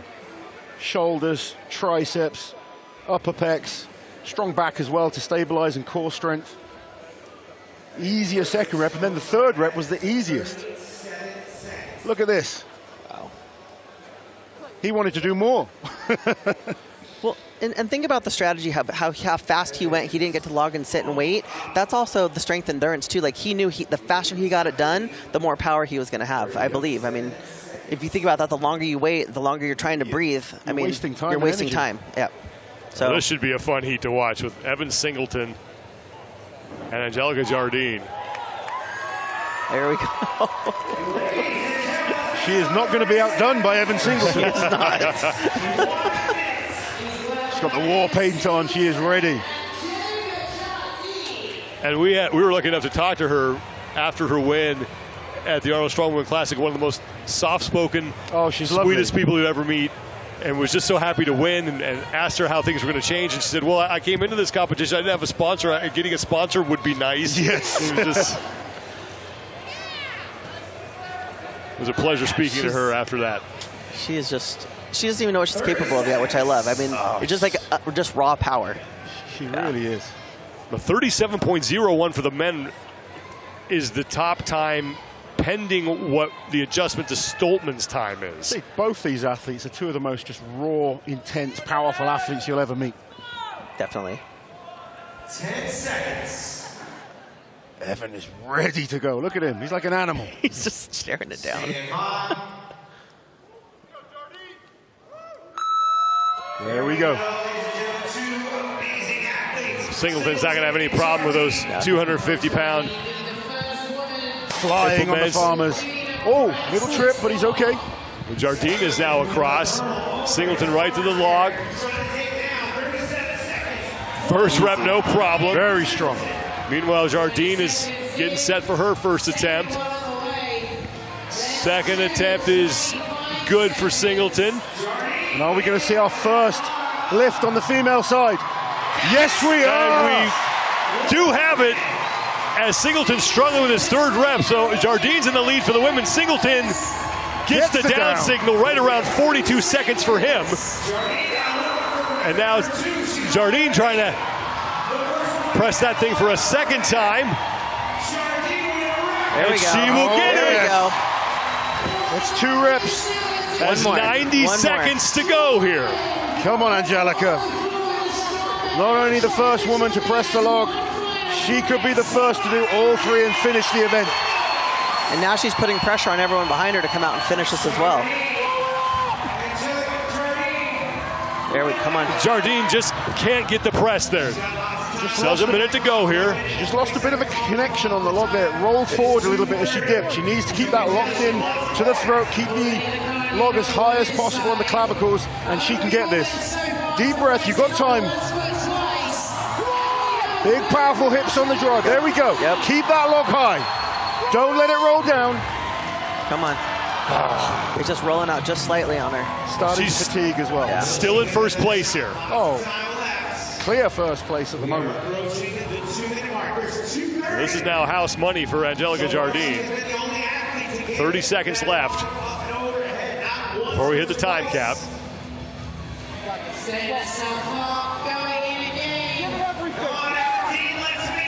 Evan Singleton saying, give everything. There we go. One more clean. That was a good clean. Has she got another press in her? Come on. Come on. Oh, yes. Oh, what an effort. Just drop it. Man, what a battle for Angelica Jardine. Able to get 2 good reps. She's now your leader with 4 heats remaining. What an effort, though. Oh, that was a lot of fun to watch. She's almost apologetic that she kind of lost control of the equipment. Anyone else would have just dropped it. She's trying to put it down gently. You got to love that. Yeah, she didn't want to let it go. Well, meanwhile, Evan Singleton got through in 42 seconds and some change. That was a great first rep there. Angelica Jardine got 2 good reps on that 260-pound, 118-kilo log.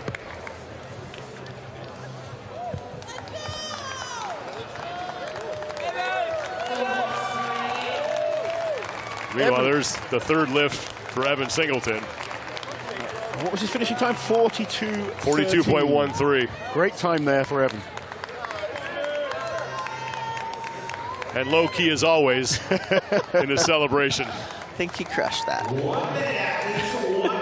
You got to love those responses. It's fantastic. It shows how much it means to these athletes. Here's a man who knows his way around a log press. Bobby Thompson's going to be out next with Inez Carrasquillo. This is going to be another fun heat to watch. This should be a good one. Both very good on the log. World record holder on the women's side. Bobby Thompson, former American log record holder.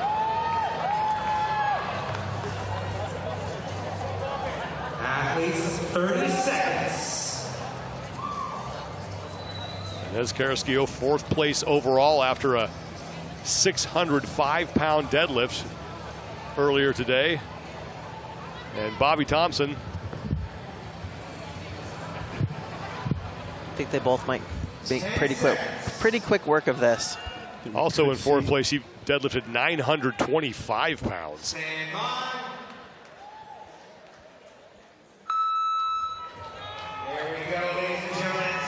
250 pounds in each hand for Bobby Thompson. Carrasquillo's got 225 in each hand, and she's making quick work of that, as is Bobby Thompson. And Carrasquillo hustling right to the log. They need to be quick.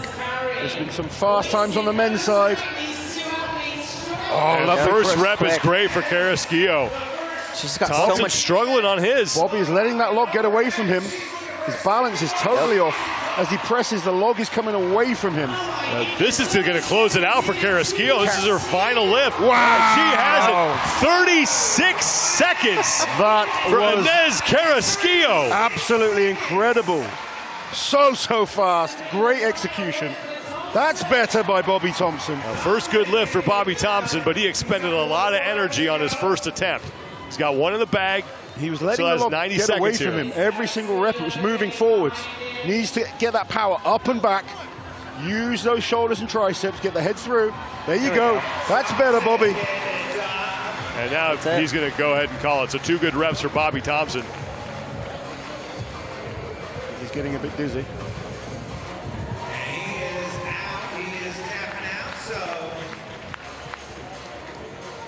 How about Inez Carrasquillo at 36.17 seconds? That was unbelievable. Not only the first woman to finish, but the speed as well, the execution. I fully expected that. You were saying beforehand how good she is on this event. Fast on the farmers. She's so fast on the farmers, and she just has so much leg power with the log. And that split jerk, it just flies off her shoulders. Every rep. Look, it's just so fast. Nearly just touch and going that. I mean, there's no, just effortless almost. No struggle. Look at that. So good. That was just perfect execution. Yeah. Well, Inez Carrasquillo. She's pleased. She should be. That was fantastic. We still have a couple heats to go here, but with a 4th and that result, looking to be in great position heading into the 3rd and final event of the day.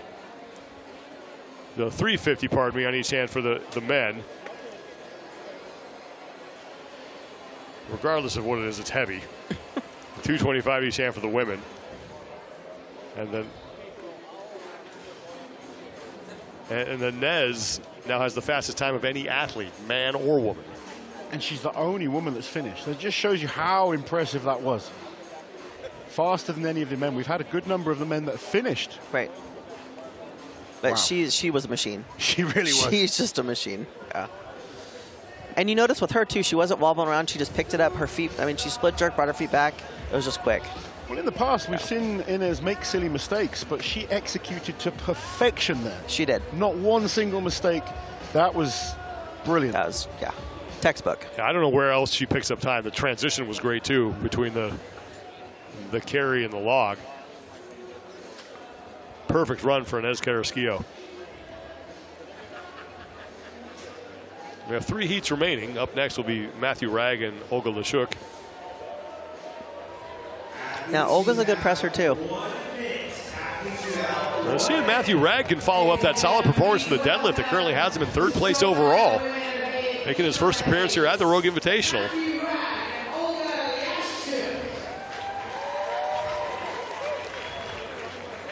Matthew Ragg has some monstrous shoulders and traps on him.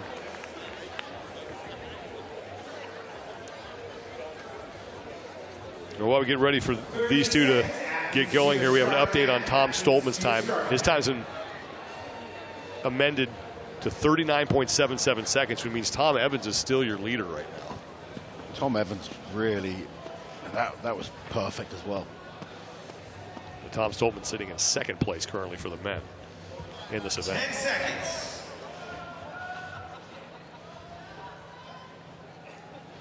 Stand by.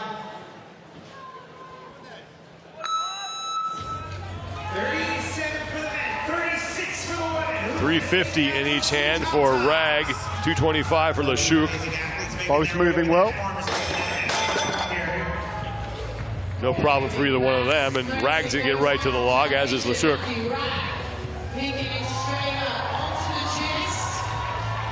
No legs One at rep, all good. from Matt Ragg, just upper body strength.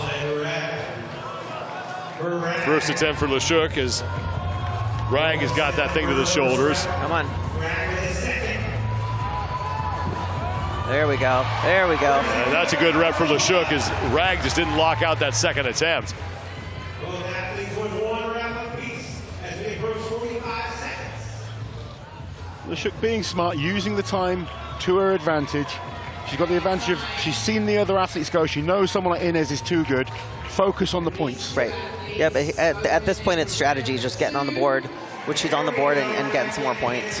Matt Ragg, just brute power in those shoulders and triceps. He's through 2 of his 3 lifts. Here goes Lashuk. It's good clean. Big lift for Lashuk. There we go. Yes. He has it. She's got 2. And she's got time for 1 more. She does. Both athletes need 1 more rep to go. And I can't tell if she's keeping her shoulders open or if she wants the crowd. Yeah, I can't maybe both. figure that out yet. It's a combination event. It's a combination movement. Get behind me. Keep my shoulders open. We've got 45 seconds remaining. Both athletes need 1 more rep.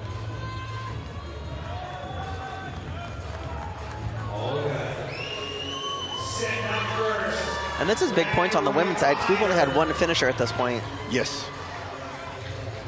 Yeah, if she can get this, this will be 2nd place so far. This to close out her event for Lashuk. Just can't get under it. She's got 18 seconds to go. Matthew Ragg for his 3rd and final lift. It's a lot of weight. He's going to call it with 10 seconds to go here. Lashuk has time to make 1 more run. No, there we go. That's it. 3, 2, 1, time. And not going to happen for either athlete. Again, 2 reps for the women on that log is huge. Yeah. It's definitely a big lift. It's definitely going to get her some points and move her up. Now, are they doing, they're doing splits on the log? Yes, I believe so. I won't guarantee anything, but I believe so. Yeah.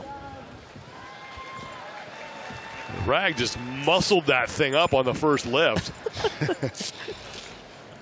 Look at this. No leg drive whatsoever. Just shoulder and tricep strength. That's crazy upper body power. I think that was the 2nd one that he failed. That was a failed lift, but the strength to do that. Olga a lot more explosive. Good technique. It's a good lockout. That's a lot of weight. You can see, you know, the stress on her. Well, 2 heats remain. Up next for the men, Mitch Hooper, who currently sits in second place overall.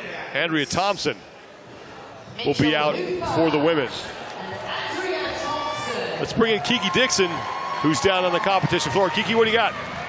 I was chatting with Mitch earlier, and I said, hey, what can we expect from you for this event? And he told me I should expect a win for him, just as ornery as ever in all the best ways possible. You know, these athletes are so fun to chat with, and for as big as they are, their personalities are even bigger. I mean, you're up with 2 of them, right?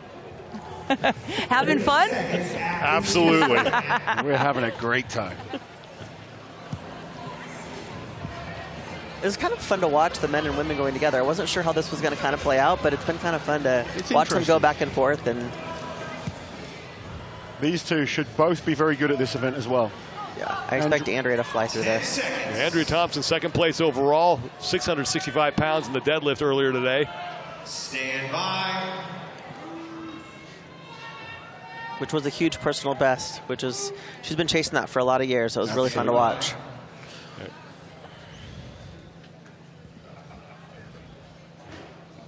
Getting the timer set. 20 seconds. You need to focus. Can't let these things get to you. 10 seconds. Mitch just taking some deep breaths. Andrea recomposing herself. Stand by.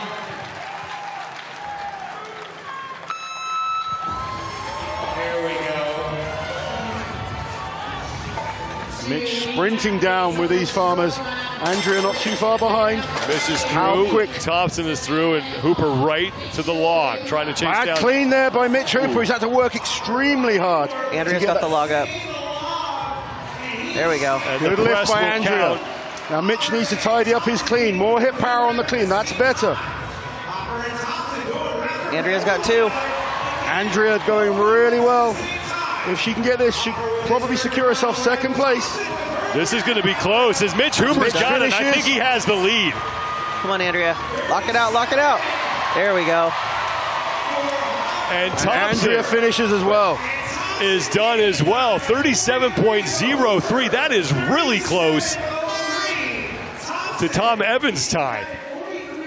Now, Mitch really messed up that first clean. He knows came it back too. strong.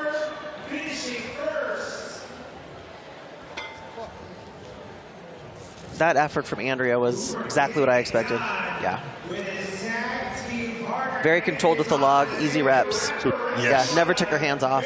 That mistake was huge for Mitch Hooper because Tom Evans is still in the lead by 2/100ths of a second. I mean, Thomas Evans, and deservedly, you know, Thomas Evans executed perfectly. Mitch Hooper made a big mistake Just here. usually don't Look see this how type hard. of thing from him. He regrouped well to get this press, but that would have taken a lot more energy out of him than he would have liked. This clean was better, much more efficient.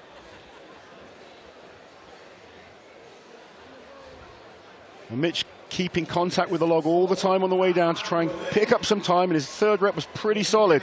But that first rep costing him the win there.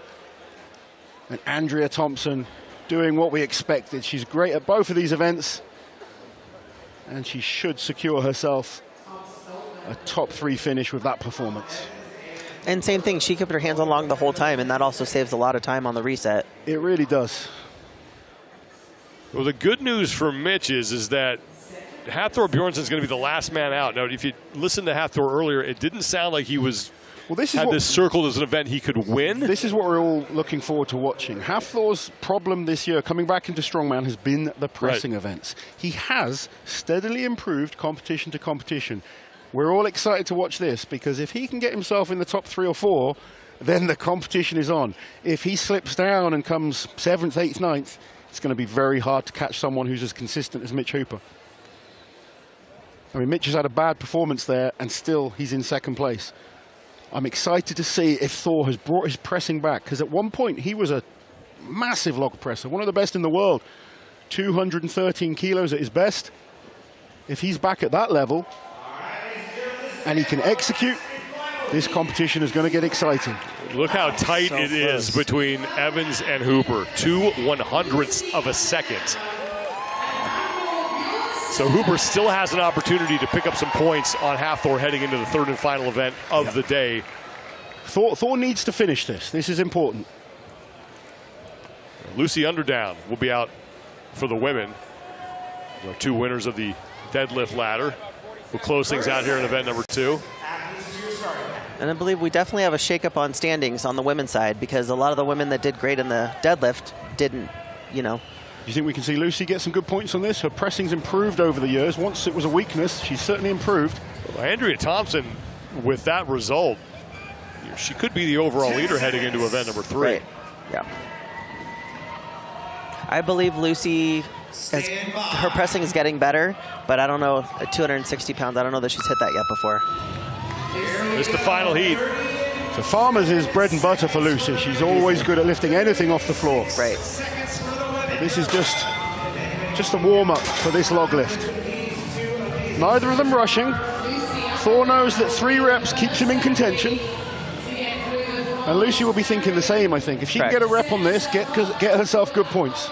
Yeah, she definitely needs a rep. Keep herself up in the top of the leaderboard. Here we go. Let's see what Thor's pressing is looking like. We know his deadlift is insanely strong. Stabilizing himself. That's a good, solid rep. Good. He was nervous, you could tell, but he actually pressed it very well. Lucy fails her first attempt. Thor being methodical. He's got a game plan, and he's sticking to it. Well, Tom Evans for the men is going to lock up the event win, and Mitch Hooper is going to finish 2nd. Huge win for Thomas Evans as well. What a man. And Hooper looks to be the overall leader depending on how this shakes out. I think looking at the time, Mitch will have to go into the overall lead now. But for Thor, it's all about staying as close as possible. He's got lots of good events. The next event particularly, a great event for Half Thor. So he wants to keep himself in contention. Rep number 2. No, that didn't look good at all. Come on, Lucy, come on.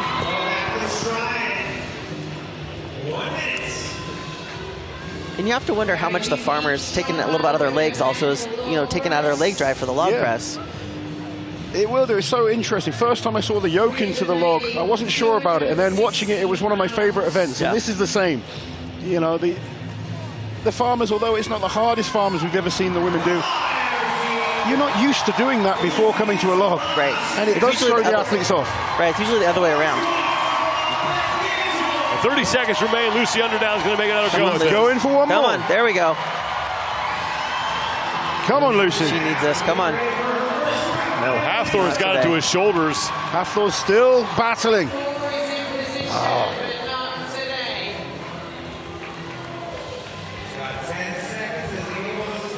I don't know if it's going to happen for Half Thor. No, it's not happening now, unfortunately. We have 4 seconds to go.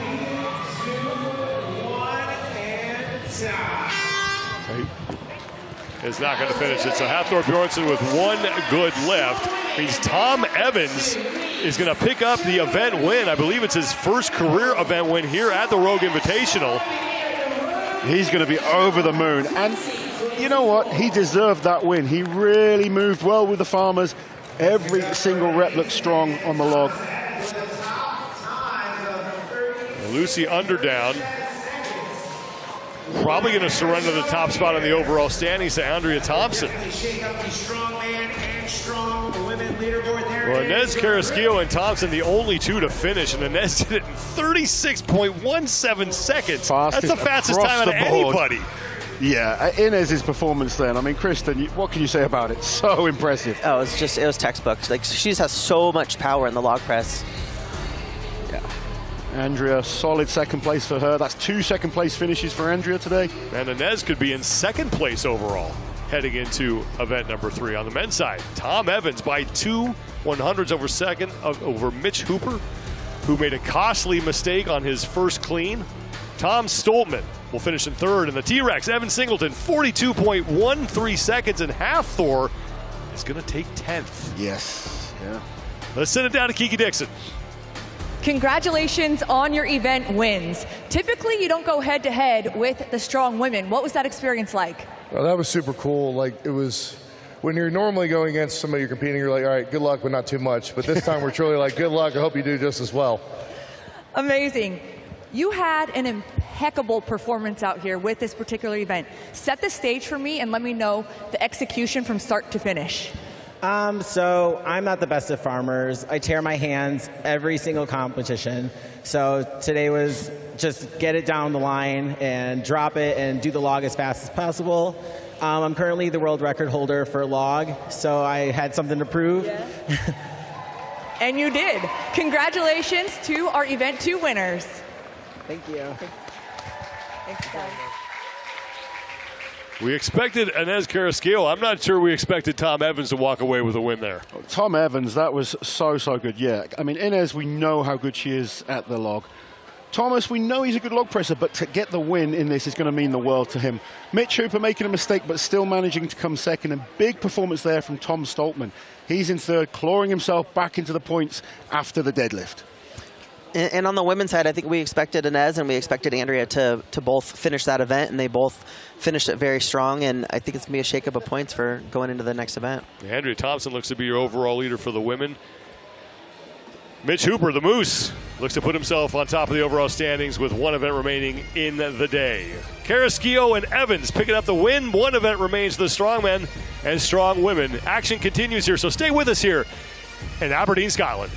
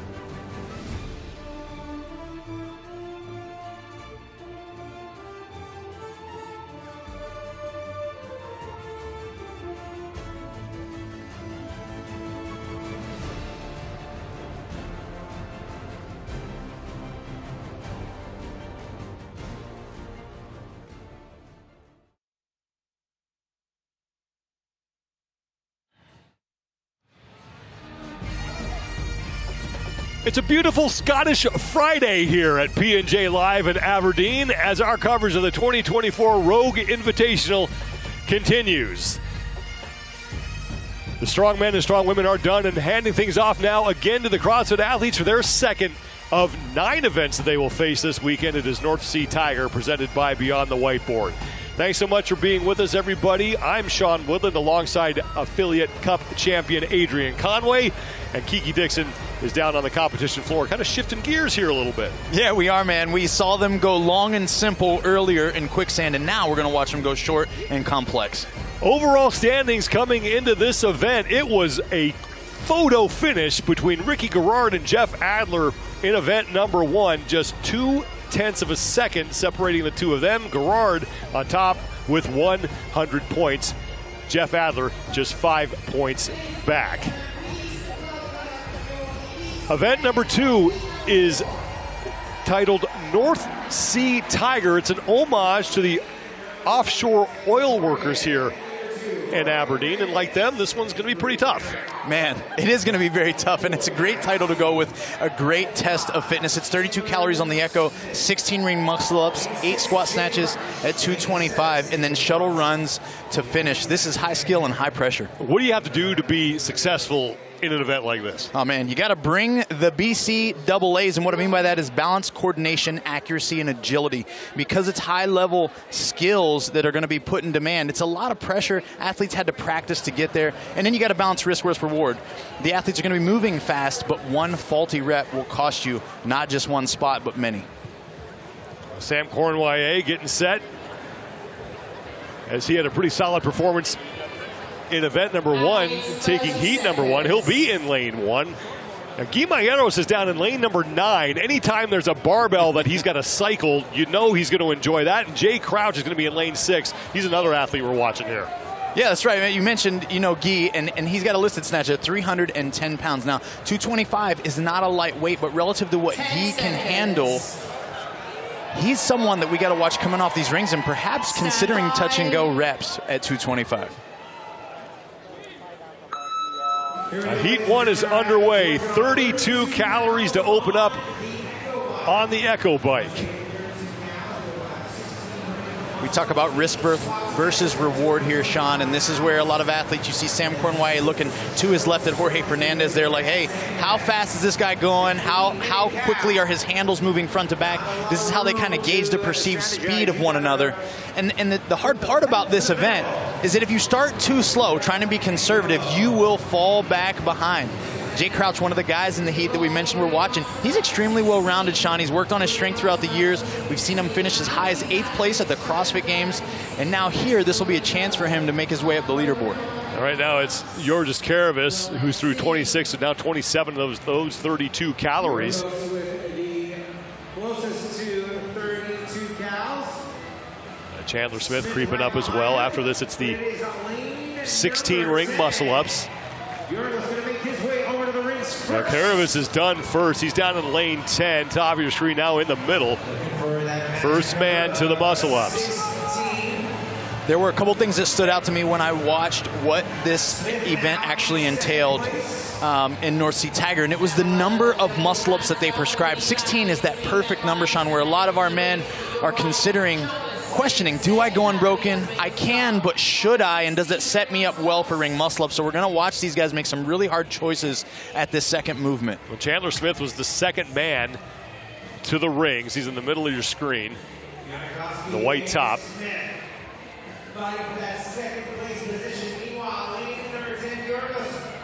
So at the 48 mark is when they will advance to the barbell.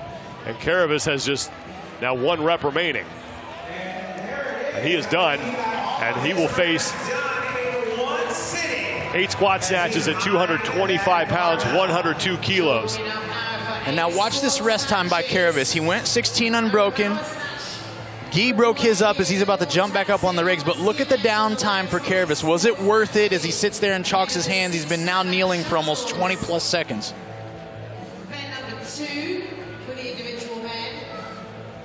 Jonakowski is also finished. He's in the backwards white hat.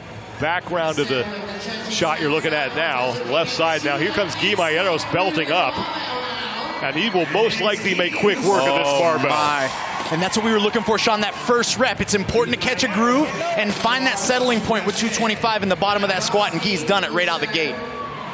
It was not long ago when cycling this barbell like this at this point in an event would be something that was just fantasy for everybody. You're no doubt about it, especially for men who can actually do 16 unbroken ring muscle-ups. We've had guys in our sport historically, but to do these two movements at this threshold back-to-back, it's amazing. Maieros has got to hit that 56 rep mark before he moves on to the final portion of this event, the 6 shuttle sprints. Yeah, looking for the depth on the squat snatch. We talked about missed reps being huge and pivotal in the outcome of this. And these athletes who are having the struggle point, they didn't catch that groove the same way that Guy did, and now he's off the bar. Now, Guy Maieros is done, and now he's got to do 3 total laps to close this thing out. He's got to go. These guys are watching his time, man. He's got an opportunity to really set the tone for a fantastic time. He's got to put some pedal down to that metal. Maieros with a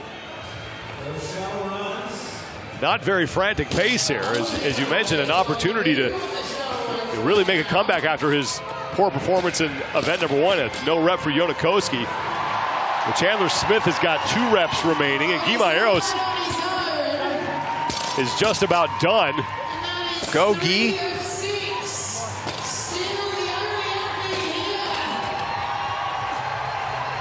In my mind, I'm like, hey, is he doing this on purpose? Is this intended? Is he just really hurting? But this is where you got to full send it. I mean, there's not going to be many men that can cycle that 225 like him. He had to have urgency here in these shuttle runs. Now, Smith, Quant, Jorgen Karl Gudmundsson, and Joris Karavis are on to the shuttle runs as well.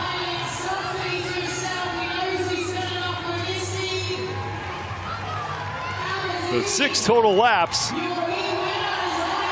There you go. And Maieros is going to be done, and he will get across the finish line and take the heat.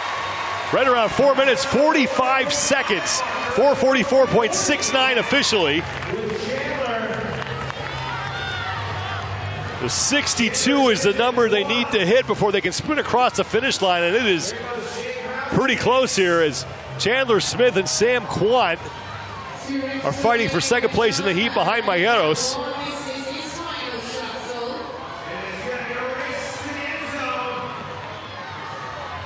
And Quant and Smith make that final turn at the same time and now headed back to the finish line.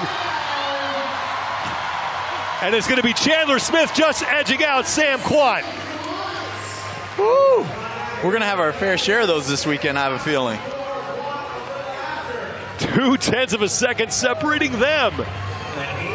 Now Karavis crossed the finish line as well at 535.54 seconds. Now more men coming in. Cornwallier is in. Jorge Fernandez. Heinrich Happelainen has finished up.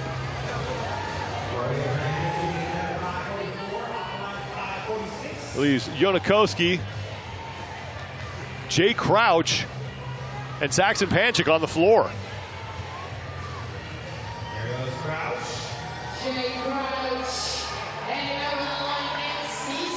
And now Crouch crosses the finish line.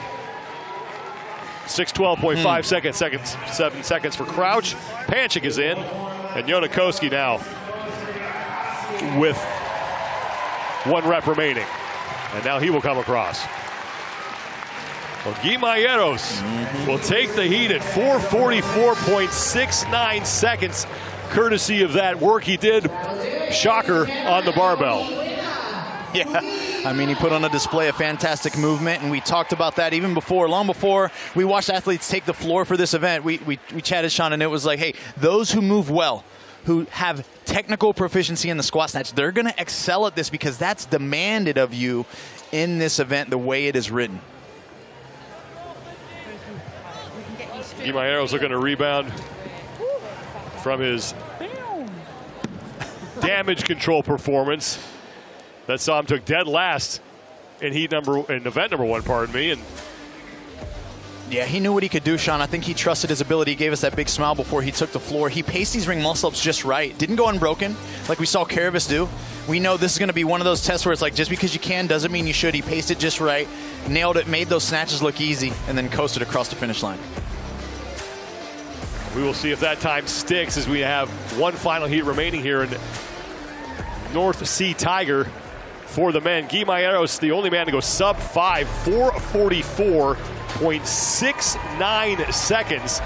And Chandler Smith just edges out Sam Quant in a great sprint to the finish.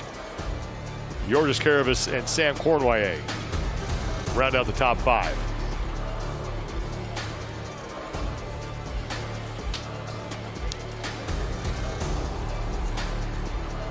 Heat 2 of Event 2.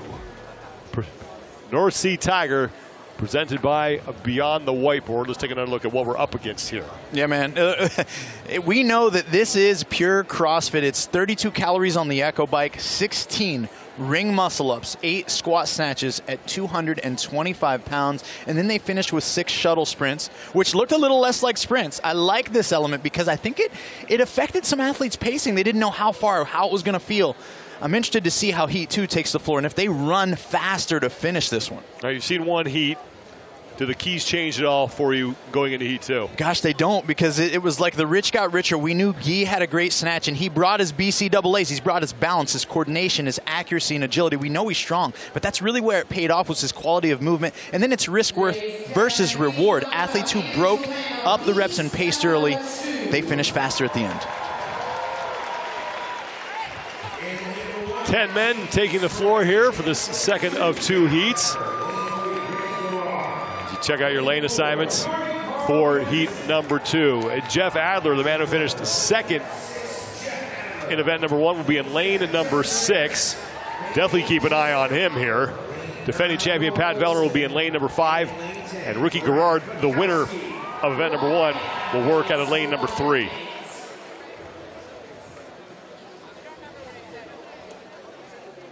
There is Ricky Garrard, who had the comeback of the day so far. It looked like he was pretty much out of contention for an event win earlier, but a late sprint to the finish allowed him to just edge out Jeff Adler and pick up the 100 points.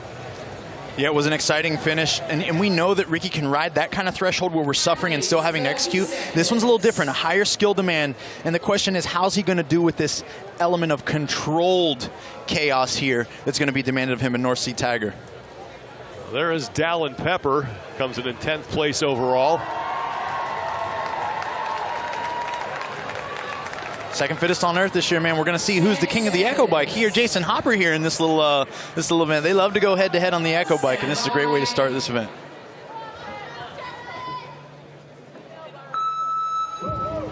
Heat 2 is underway as Jeff Adler gets right to work on his 32 calories. Justin Medeiros working next to him. Medeiros is making his 3rd appearance at the Rogue Invitational. He's won this competition both times he's competed in it. And you mentioned Jason Hopper, who's in the green top towards the top of your screen.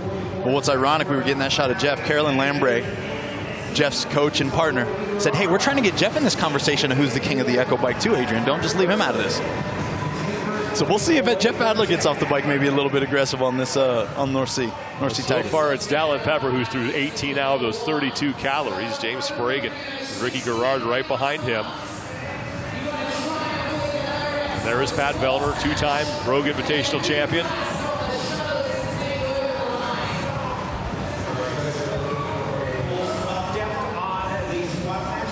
Hands up for Pepper.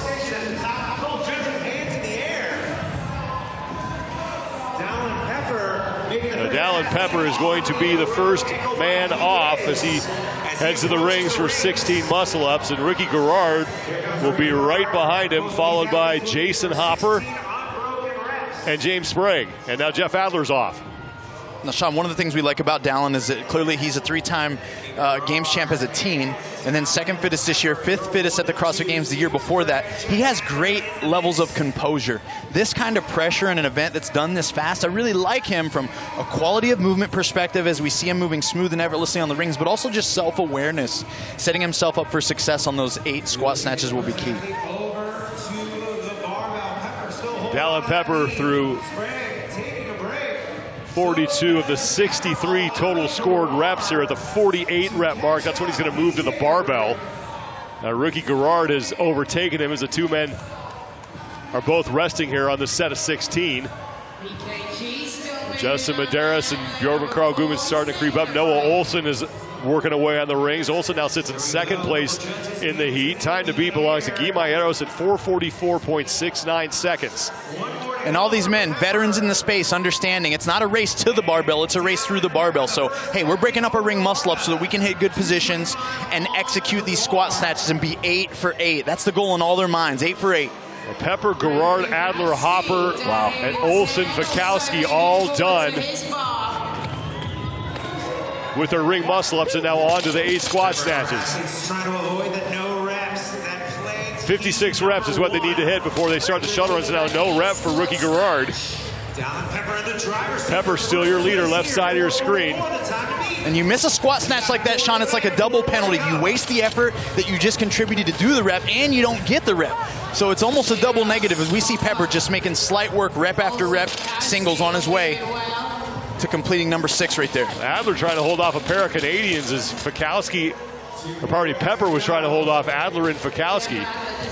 And we watched Adler just get hit with a miss, Sean, on that last rep. Yeah, Brent Fikowski's at the total opposite end of the floor from Pepper. Fikowski at the top of your screen in the black shorts and tank top. Now Pepper's off on his shuttle runs. You get 1 rep for every lap, so at the 62 rep mark, he sprints across the finish. And Ricky Gerard laboring through these reps as Dallin Pepper looking to run away with this heat and track down Guy Maieros. And now Brent Fikowski's going to be the second man onto the shuttle run. No surprise. Hey, everybody that's tuning in, watching this, a fan of CrossFit, practice your movement, move with quality. It is going to pay off tremendously in your training and your competing. Those two are some of the best movers in our sport, and I think that's why they're leading this heat. Well, Ricky Gerard's onto the shuttle runs, as are Adler and Hopper. One more for Spring and Pepper. Stop down on the left. We're at 4:16. Pepper's got 1 more lap, and then he should make his way across the finish line. Yep. And he's going to have time, I think, to chase down Guy Maieros. The final turn for Dallin Pepper. So Dallin Pepper is going to pull it off and win event 2. 4:38.39 seconds and 100 points for Pepper. Brent Fikowski now your leader on the floor. He's at the far end.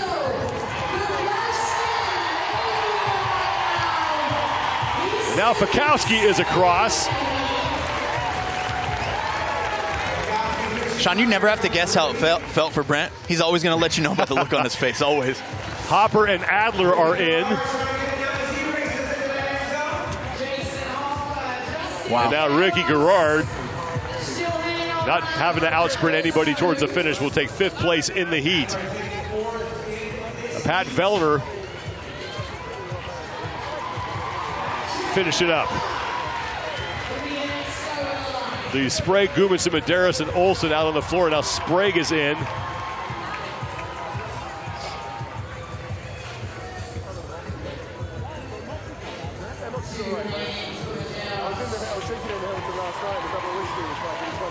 Bjorn Carl Gudmundsson will finish inside of 6 minutes. Leaves Medeiros and Olsen. Medeiros with his final lap. His final lap. And he is across. Noah Olsen has 4 laps remaining.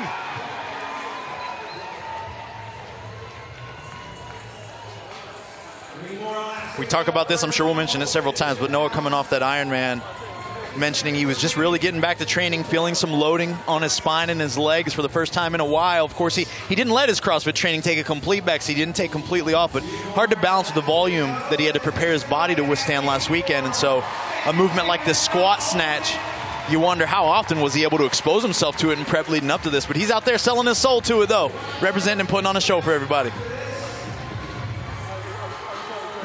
I still remember his first appearance at the CrossFit Games.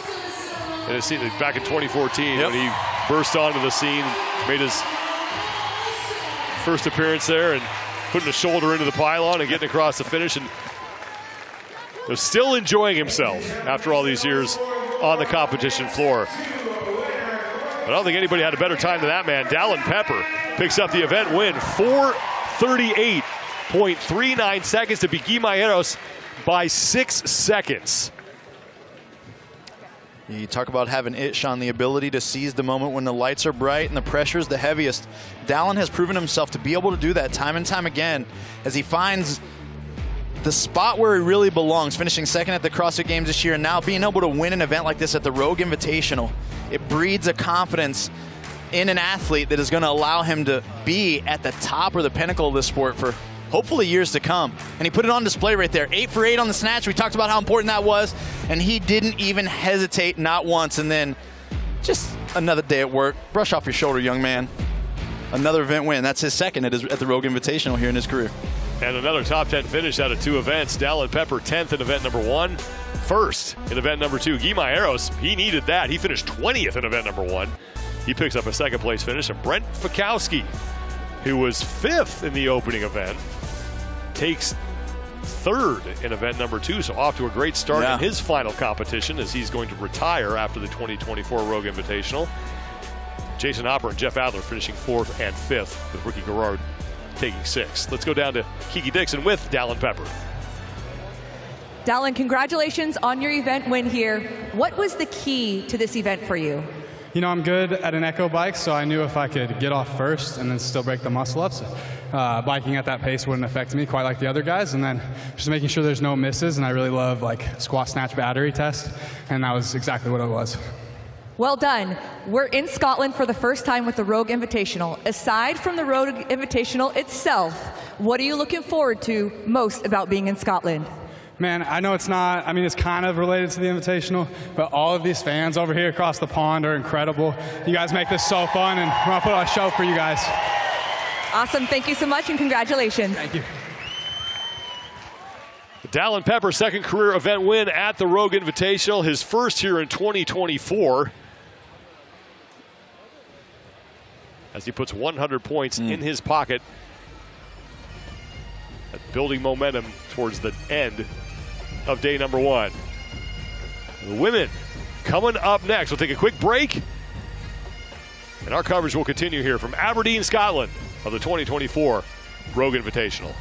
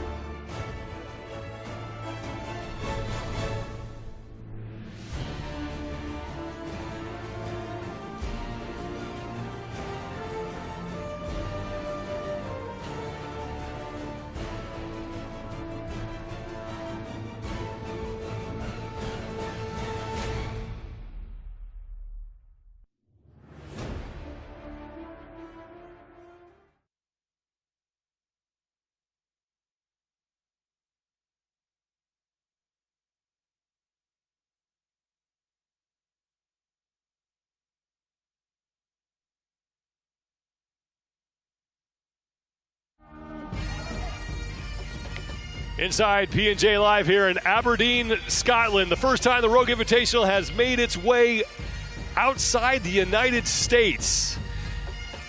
And the people here in Aberdeen have been fantastic hosts, and we've had a great time so far. Thanks so much, everybody, for being with us here on the opening day of competition at the 2024 Rogue Invitational.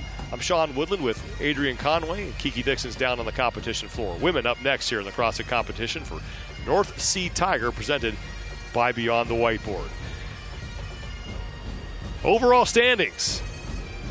Shocker, Tia Toomey with 100 points after her 13th event win at the Rogue Invitational. Leads Gabby McGowan by 5. Emily Rolfe and Laurel Horvath sit in 3rd and 4th, with Haley Adams, who had a really great performance in event number 1 to open things up in heat number 1, sits in 5th place. North Sea Tiger, an homage to the oil rig workers off the coast of Aberdeen. And it's aptly named because, as I said before, like them, this event is tough. It's real tough, man. The only change it's going to make happen between the men and the women is the 26 calories on the Echo bike versus the 32. And then, of course, on those 8 squat snatches, the women are going to be using 160 pounds. Keys to success here. Yeah, the keys are going to be remaining the same. They got to bring their BCAAs, their balance, coordination, accuracy, and agility. It's going to be well tested on those 8 squat snatches to finish. And then risk versus reward. Is your ability to pace going to be nailed to a T all the way through those shuttle runs at the end? Because if it's not, it's going to cost you several spots. And Danny Spiegel is going to bounce back from a bottom performance in event number 1. 10 women on the floor here in these first of 2 heats. Haley Adams, who won her heat in event number 1, will be in lane number 6. Yeah, something to watch here for Haley is how does she move the barbell? If it was a power snatch or a movement above parallel, historically that would favor her very well. And now that it's that high skill aspect of the squat snatch, it's going to be put to the test here. First of 2 heats has begun. 26 calories for the women to open up. And that is an aggressive pace for Emma Tall right there. Well, and she was someone that we talked about a little bit, someone to keep our eye on and watch. We know that she does have high work capacity, Sean, meaning when the skills are simple, she can get after it and really hammer down, just like she's doing on this bike. But as we get into the ring muscle-ups and in those squat snatches that are looming after those, I really want to see how she's able to practice that self-awareness that we talked about. That's really important here. Emma Tall is out front with Haley Adams. Danny Spiegel next to Emma Tall towards the front along with Manon Anganese, but Emma Tall starting to pull away a little bit here now on these opening 26 calories. Now what you understand about the Echo bike is you can use it as a weapon. You don't want to be a victim to it. So she got out and she weaponized those calories by literally creating what's called a surge on that fan, ramping the RPMs, gaining herself exponential calories versus the field. Now she can settle down and get off at a much more cool, composed pace, but she's already created a buffer of separation between her and many other female competitors. There was Maddie Sturt closest to the camera. Sturt coming in 9th place overall after her event 1 finish. Now Emma Tall is off. And on to her 16-ring muscle-ups. Joined by Manon Anganese.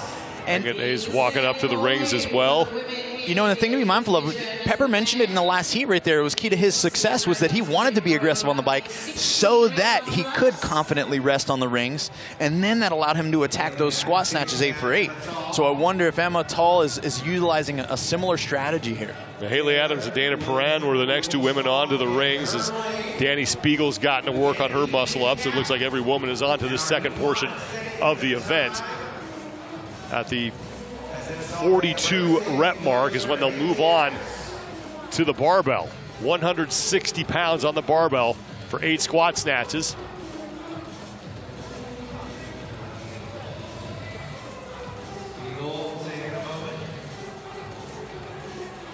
These ladies all trying to make sure that they stay composed. Again, staying just below their threshold.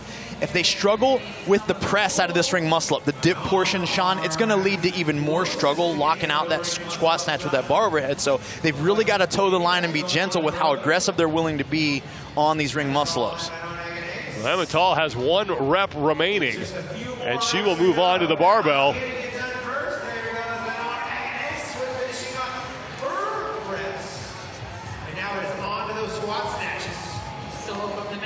Now Manon Anganez, who just adjusted her belt, there in the middle of your screen, joins Ematal at the 160-pound barbell.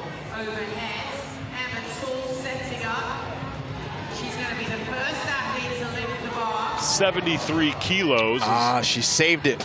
Man, she stepped forward out of that snatch, Sean. She just pulled a little early, wasn't patient through her heels to finish it, and that's why she missed. Let's see if she can clean it up. Both athletes getting a good rep in.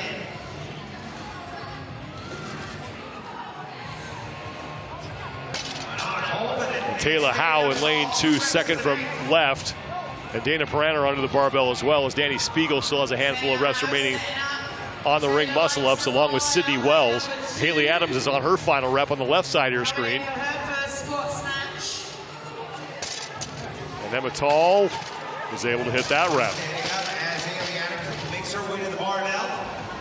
We are approaching now through 2 of her 8 reps. 4 minutes remaining, athletes. On the barbell, Paige Semenza getting set to get to work on her set as well. Paige missed that one behind her. That's a rare miss that we see, and clearly that kind of shows shoulder fatigue. Her leg drive was there. She just kind of missed it behind her, inability to stabilize that bar overhead. And here's Manon Anganez. And she will make that. Top 10 finish for her last year at the Rogue Invitational. And now Paige Semenza, right side of the screen. She's gotten things sorted. Maddie Sturt, left side, going after 160. And Taylor Williamson, meanwhile, is starting to put some pressure on the leaders. Williamson threw 47 of the 57 scored repetitions. At the 50 rep mark is when they will start their shuttle sprints. This is where these women too, Sean, they start to feel the peer pressure to start to pick up the bar. Even if they're not ready, they see someone else putting their hands on, they might be a rep behind, and this is where they start to feel that nudge just from a peer putting their hands on the bar to get started with the next rep, and there she goes. And Williamson's going to be the first woman onto the shuttle sprint, 6 laps, and then a final sprint to the finish.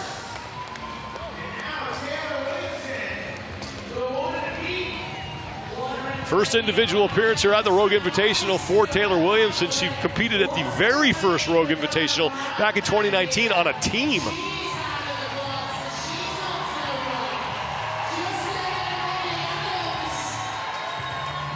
Yeah, and the women are attacking this with a bit more aggression than we saw the men do on these final 6 shuttle sprints. They know what's at stake. Now, Haley Adams is now in second place as Manon Anganez is onto the shuttle sprints along with Dana Paraner. Well, Haley Adams is trying to reel in Williamson, but Williamson has a pretty good lead right now on Adams. Paige Semenza is onto the shuttle sprints in the blue top, long gray pants, middle of the screen. Now Danny Spiegel is through her reps on the barbell. So Ematal, who was the first woman to the squat snatches, is still working on her reps. And Taylor Williamson is done, and Williamson is in. 6:27 and change. 6:27.81 for Williamson. And now Adams and Anganez fighting for second place. Well, there she goes. Now Anganez is across. Haley Adams is in.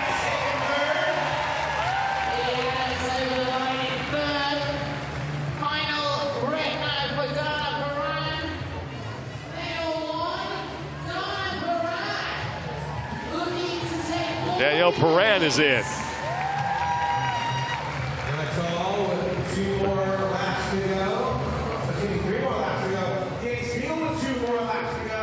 Pardon me, Dana Paraner. My apologies to Dana.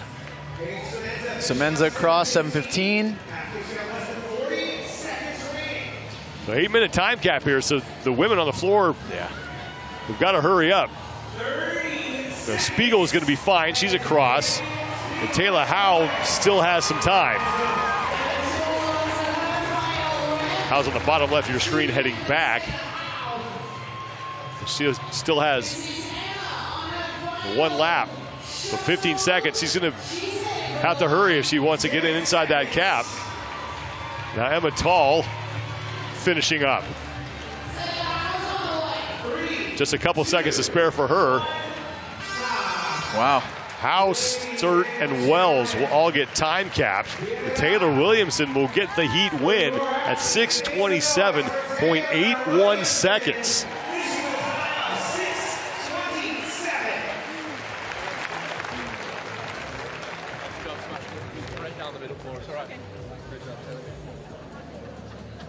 All right, here it was. She literally, I mean, Sean, we hadn't talked about Taylor pretty much the entire event, and she just methodically made her way through. Great execution, great example of self-awareness. She broke up the ring muscle-ups. She didn't even get off to a blistering pace on the Echo bike, and she totally could have. And then, with her accuracy on the snatches, she was able to finish in a cloud of dust there on those 6 shuttle runs. Time to beat Taylor Williamson.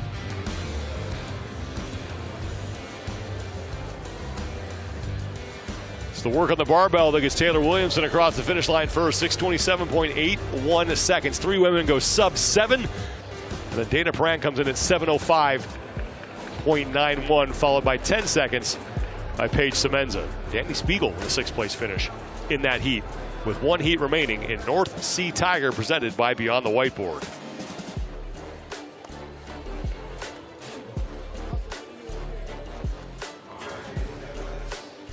And the women who are going to be in Heat 2 are taking the floor right now. Getting set to come out as they still get the floor reset. There's that 160-pound barbell that needs to be squat snatched 8 times. Seems to be the crux so far of this event. Yeah, we saw that be a big struggle point there. Again, pacing the ring muscle-ups and getting off with fresh arms to punch out that weight is a very difficult time. The overall leader, Tia Toomey, will be in lane number 6. Laura Horvath, the defending champion, will be right next to her in lane number 5. 30 seconds, athletes to your start. And there is Tia Toomey, if you weren't with us earlier, won the opening event. It's her 13th event win out of the 32 events in which she has competed here at the Rogue Invitational. That's a .406 winning percentage for Tia Toomey. 10 seconds.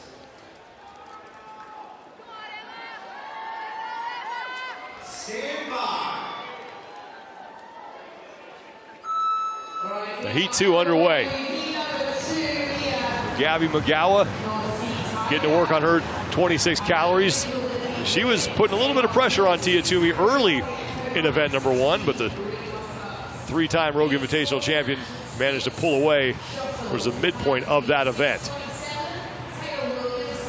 Yeah, it was Tia who put her foot down and never relented there. You know, you talk about her getting her 13th event win. Sean, I don't think she's ever really seen an event that she didn't like. I have a feeling this one she really does like, due to the demand of the high skills that we've talked about and seen already at display. That 160 is not going to present a problem for her. Emily Rolfe, your leader right now, halfway through her 26 calories. We saw a totally different strategy by Emma Tall in the last heat. Started with that surge a bit more aggressive, and it really came back to bite her as she hit some kind of wall on those squat snatches. We're seeing all these athletes come out more of it at a steady pace throughout as they work to accumulate the calories. There's Ariel Lowen. Hand in the air for Gabby McGowan. And Tia Toomey's also just about done. Alex Kazan close to finishing as well, before they'll move on to the 16-ring muscle-ups. The separator in this event seems to be the 8 squat snatch. How quickly now Rolfe is done. She'll be the second woman in the rings as Gabby McGowan has started her first set. Now Toomey's getting to work, and Laura Horvath.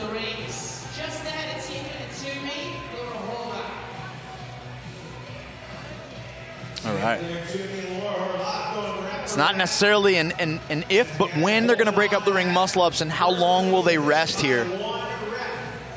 If you watch Tia right there in the middle of your screen, the security in her transition, that dip position, and how easily she presses the lockout, it's foretelling on how much easier the snatch might be for her after all these reps are accumulated.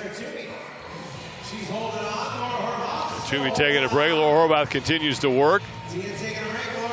They need to get to the 42 rep mark, so Horvath and McGowan both have 5 reps remaining. Extending her lead. She's got 4 reps to go. She's got a 1 rep lead over Laura Horvath. He's mindful of what's coming up. Now Toomey has put herself in front and onto the barbell for 8 squat snatches at 160 pounds. Again, that's 73 kilos. McGowan's done as well. Steps to the bar even first, puts her hands on. Here we go. Whoa. That was a great save there by Tia. She almost close. missed it behind her head. Clearly the judge almost was there in her lane as well.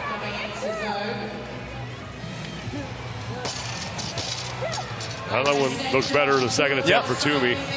But here comes Horvath getting to work as well. Yeah, and hers looking even smoother. That up and under that load, landing right where she expects it to over her head every time, looking similar to what we saw from Dallin Pepper. Now Horvath is in the lead just momentarily. As she and Toomey are trading first place in this heat. Time to beat in the bottom left-hand part of your screen, 6:27.81 seconds from Taylor Williamson.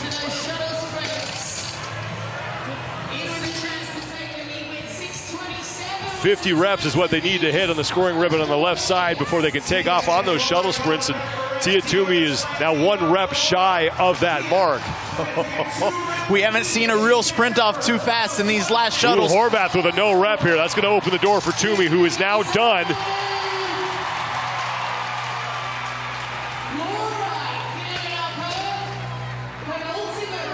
And it looks like once again it's going to be a fight for second place behind Tia Toomey. Wow.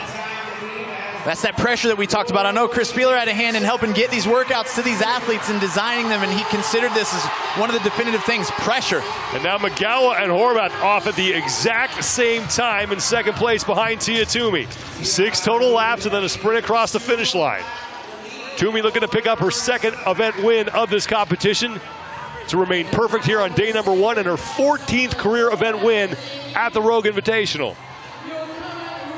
This is tricky about these shuttle runs. You got to step on the gas pedal at just the right moment. You go too soon and you burn out and fizzle out. It's a little harder to judge than just a 400 meter right down the straightaway or 200 meters. So this is makes for an exciting finish. So Gabby McGowan started to open up a little bit of a lead on Laura Horvath for second place here behind Tia Toomey.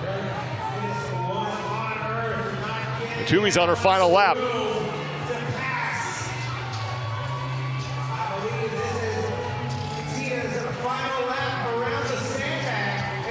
And Tia Toomey is going to go 2 for 2, another event win for the 3-time Rogue Invitational champion, and makes it look easy. 5:30, smashing Taylor Williamson's time by more than a minute. Here comes Gabby McGowan across. She will take second. And Laura Horvath is in third.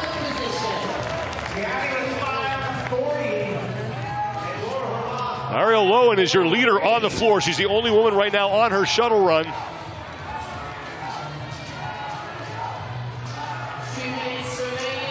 Now Danielle Brandon has finished up her squat snatches. Brandon closest to the camera. 2 minutes remaining as Ariel Lowen and Kate Gilbert on the same mat. Still fighting to beat that time to beat already set by Taylor Williamson. That was 6:27.87 seconds, so Toomey just missed beating that by a full minute. Alex Kazan is on her shuttle sprints.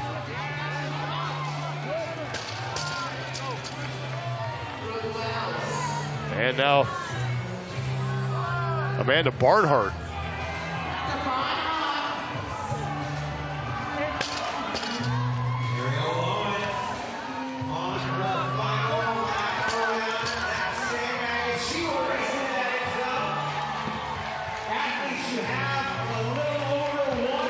Last one for Ariel. Ariel Lowen is in. Taylor Williamson is going to finish in 4th place in the event, courtesy of her top time from heat number 1. As we have less than a minute to go before we hit the time cap. Final lap for Danielle Brandon. And she is in. Gazan is across. Amanda Barnhart and Brooke Wells look to be the next 2 to finish.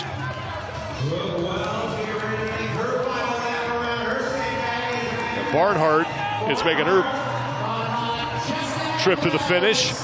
And Brooke Wells is right behind her with now 10 seconds remaining before we hit the time cap.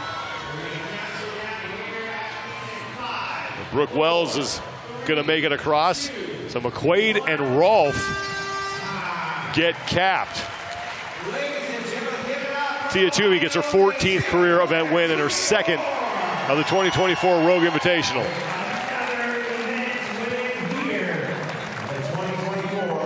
Great execution by the champ and great response to the pressure. I'm sorry, Tia. No, with you. Thank you. Thank you. 33 events, 14 wins. 2 in a row here. I just don't know what else to say about the dominance that we just continually see from her. Well, I'll tell you what, it was a really great display of fitness like we're used to seeing from Tia, but what was unique here is that Laura and Gabby both came in and presented different forms of pressure into her lead at different times. Tia was able to stay the course and have the cleaner run. She didn't have the misses, and so that allowed her to get out on that shuttle run early and then have a composed finish late, but it looked like it was going to be split-second finishes right and left. 5:29.37 seconds for Tia Toomey.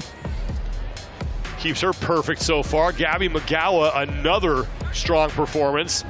And Laura Horvath takes 3rd. Taylor Williamson, courtesy of her heat win in heat number 1, will finish in 4th. And Manon Anganese will take 5th. Tia Toomey is with Kiki Dixon. Tia, congratulations on picking up another W here with event number 2. Why do you feel like you had the edge with this event? Well, I like all the movements, so I think that's a perk. I don't know. Did you feel pressure from the other athletes while you were moving through this? And if so, in what ways? No, I wouldn't say I felt pressure from the other athletes, but I knew that barbell, even though it's only moderate weight, it was going to be pretty heavy after your heart rate's quite high. And coming off the muscle ups, all the blood's in your upper body, and so your legs had to wake up a little bit. Probably took me like 4 reps to get to it. We talked earlier, and there's a little something to prove with how things went last year. Did you find yourself training harder for the Rogue Invitational this year, and if so, in what ways? No, I just wasn't 5 months postpartum. Fair enough. Ladies and gentlemen, Tia Claire Toomey. Thanks. Tia Toomey picking up another 100 points. She will be your overall leader. For all results and standings, you can head to roguefitness.com. Sealed with a kiss for Tia Toomey, as she remains perfect here.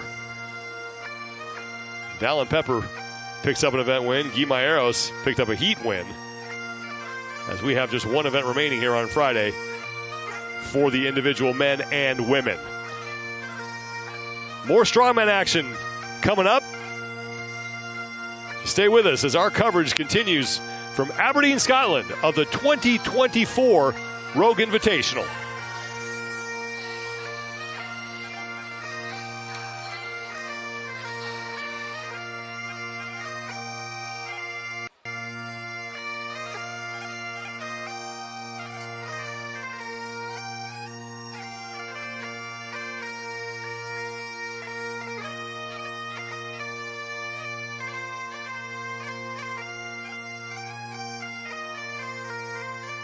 The 2024 Rogue Invitational is brought to you by BTWB.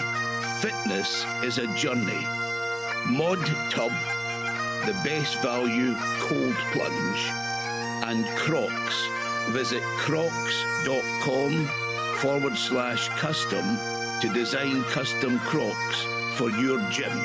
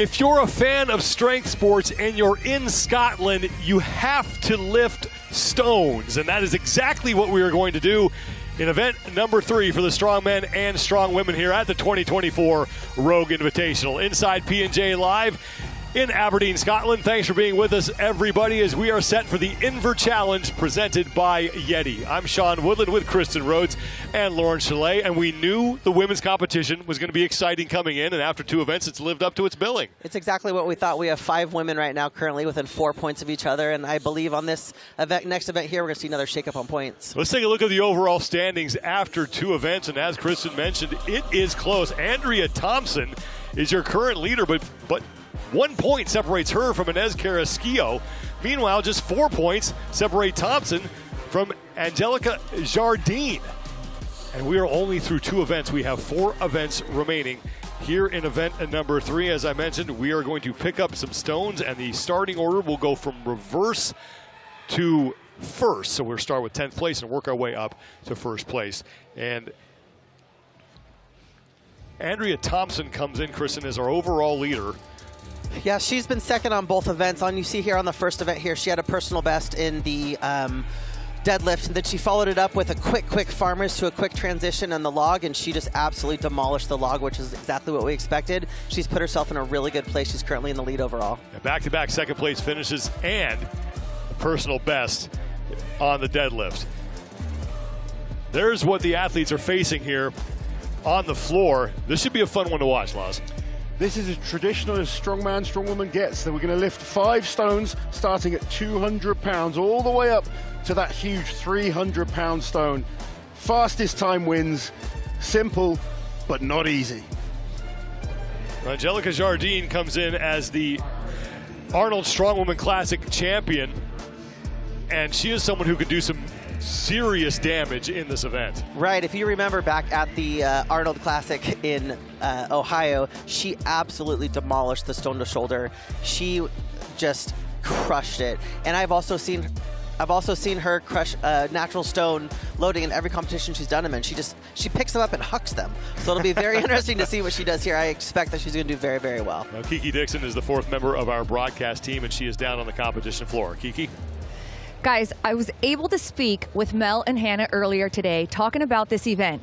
Mel is really looking forward to it because she says it's a fair playing field. Nobody has done this when it comes to the strong women, and they get to go through this experience together, side by side, Strongmen United. Now, Hannah said it's going to come down to adaptability. We're looking for someone that can adapt it and get the job done as quickly as possible.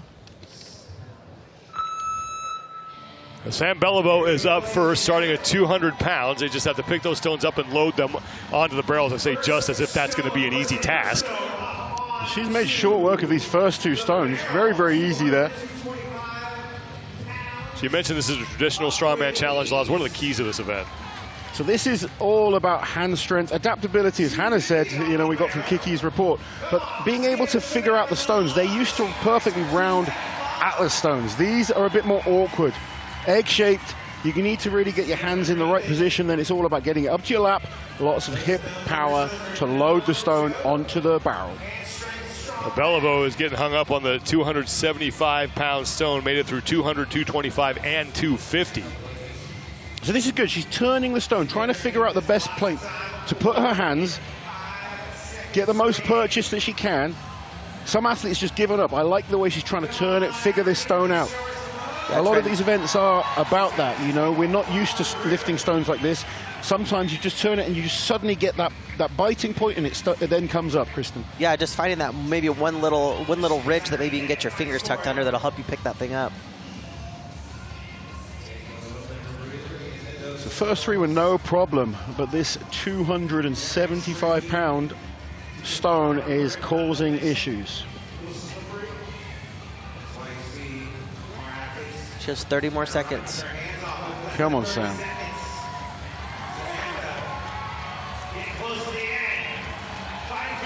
Beliveau just trying to get a good grip on that 275-pound stone to get it onto the barrel. Trying to get a chest as close as possible. You may find some of the bigger ladies have a bit more wrist and hand strength. Managed to get it to budge, but just can't get it to her lap. So 3 good attempts as Beliveau makes it through the 250-pound stone but gets hung up at 275. Yeah, she moved through those first 3 stones rather quickly. Move on as we reset. And Donna Moore will be the next athlete out. Samantha Beliveau trying to move the right way on the leaderboard after back-to-back 10th place finishes. Donna Moore is a very good stone lifter. However, we've mentioned these are not Atlas stones. Very different. We'll see how she can adapt to these. Have you ever done any natural stones, Kristen? I have not. Very different to Atlas stones. Atlas stones are something that these athletes are used to using on a weekly basis. But these ones, a lot more hand and wrist strength is important, and the ability to just figure the stones out on the fly, because you don't get to train on these. This is the first time these athletes have touched these stones, and the ability to just get the right feel, get your hands in the right position, it can make a huge difference. Right, and then that squeeze and picking it up off the ground and just getting it to your lap. Usually once you can get it to your lap, you can get it loaded, but it's that struggle to get it off the ground. Absolutely. Donna Moore will be out next. 9th place overall after 2 events. And they're not allowed to use tacky on this event, which is typically what we get to use in Atlas stones. Yeah, tacky that sticks to the stones makes it much easier. This not allowed this time. But you do see the women with the tacky towels, and that does help just a little bit with getting a little bit of bite on those stones. Not much. So our former 3-time world's strongest woman, Donna Moore from the UK. 10 seconds. Stand by. 200-pound stone up first, 91 kilos. Shouldn't be a problem for Donna Moore, and it is not. Now to 225, 102 kilos.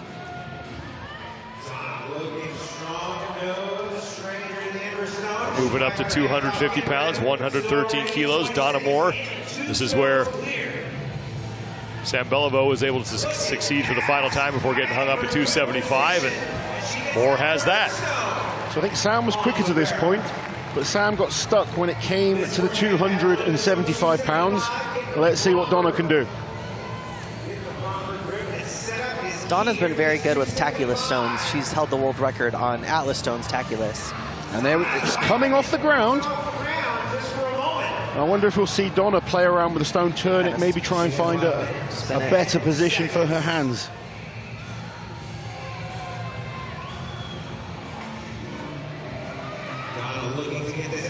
Five stones, 200, all the way up to 300 pounds. Donna very, very close to getting that up to her lap. Less than a minute to go before we hit the 2-minute time cap. And you mentioned former World's Strongest Woman. She had a great run at the World's Strongest Woman competition from 2016 to 2019.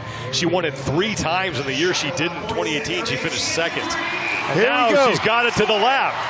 Now can she extend and load this? She can. And Donna Moore has it. 275 goes up, 30 seconds. And now on to the final stone, 300 pounds, 136 kilos. Now this stone looks a little more round from the side. Bigger stone as well. Yeah. There we go.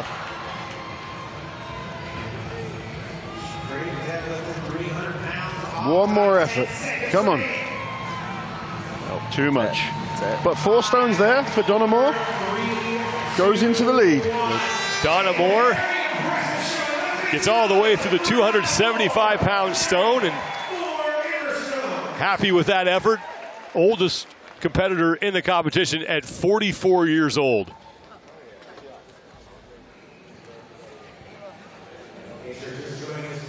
Look at the finger strength you need to just kind of maintain contact with that stone. That's what I was just going to say. She's rolling it in. Another adjustment of the hand here. Then she's in the right position to extend through the hips, roll the stone up her body, trying to use that hip power to drive it up and forwards. Good lift there from Donna Moore. And pretty impressive, too, given that it took her multiple tries to even try to get that stone lapped. And able to have enough in the tank to get the 275 stone up to the platform.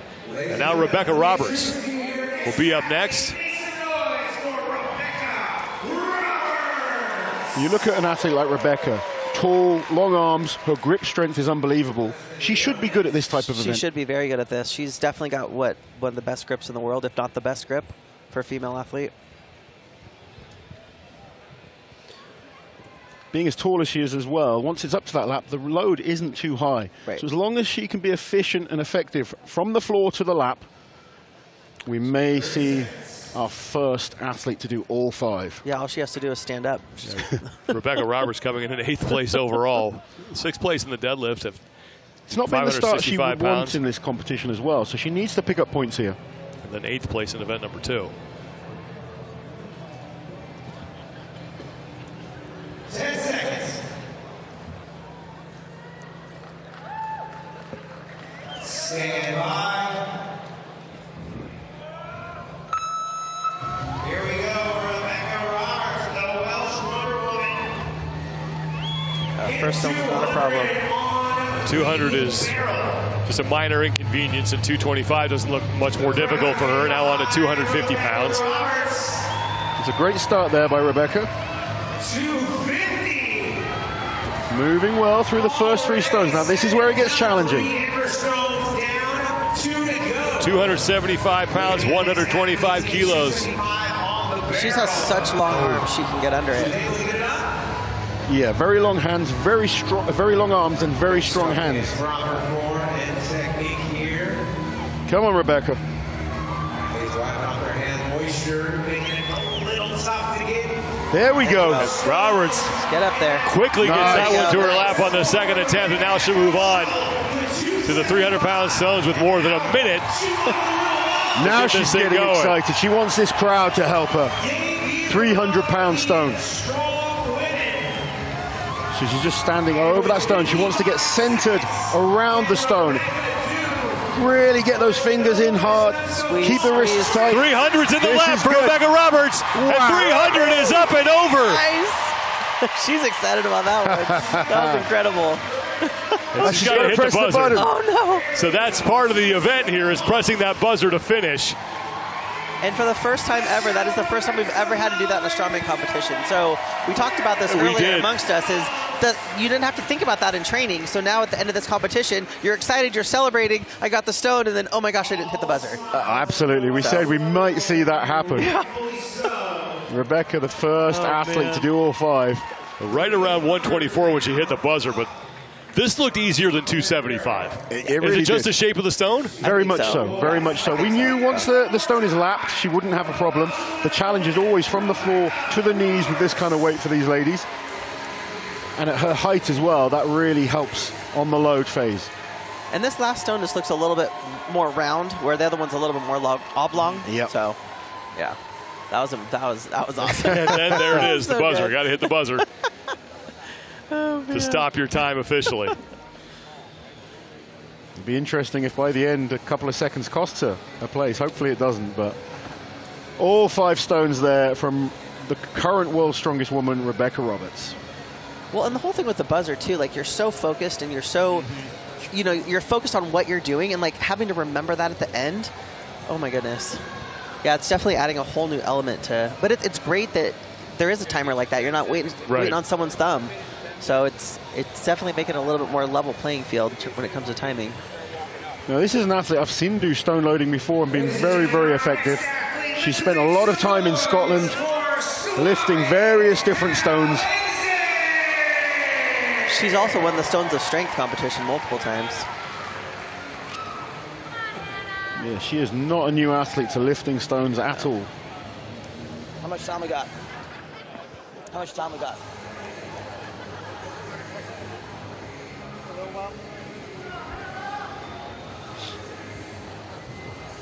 Hannah Lindsay, 7th place overall, coming off a 5th place finish in event number 2.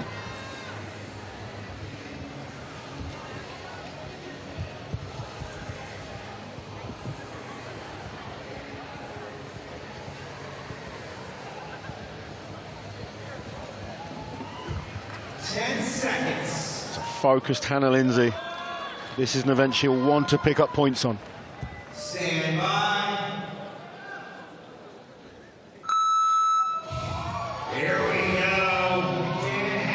just chucks that 200-pound stone right on top of the platform. Now to 225. That's no problem. And just 10 seconds to get through the first 2 stones. Now to 250 pounds.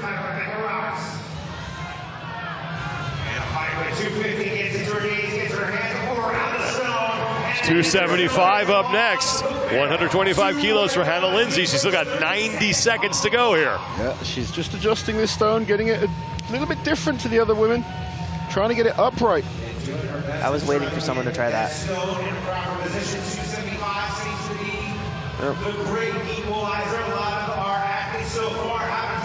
It's the end of the stone is smaller. You can get your hands underneath it and you can really squeeze. And it's up and onto the platform for Lindsay. Not and just now about strength, trying to figure these things out. It's strategy too, and figuring it out and watching the other athletes ahead of you go. 1 minute to go for the Swamp Monster at 300 pounds. Rebecca Roberts has the top time at 124.85 seconds. She's going to use the same tactic. Makes it narrower, can get her hands closer together. Can she lift it off the floor? Roberts is going to hang on to the top time. Now we'll see if Lindsay can finish this event.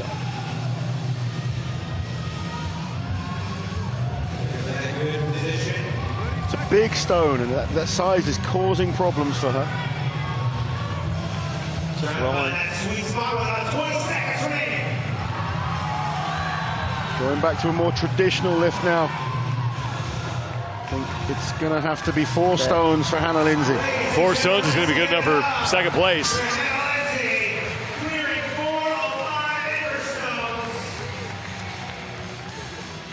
Yeah, I was waiting on those first several athletes because I could see that one stone was a little bit longer and a little bit shorter at the end for one of them to stand it up and try to get their hands up underneath it, and that's exactly what she did.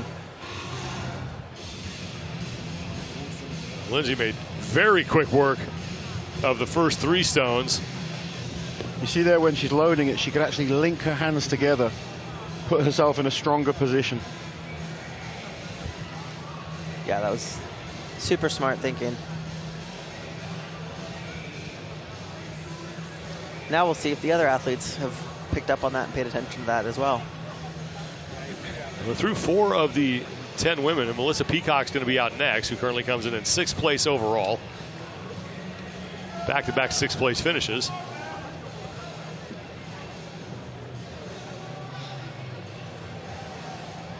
You see Mel puts that tacky towel by that 4th stone. That seems to be the one that's causing the most problems right now.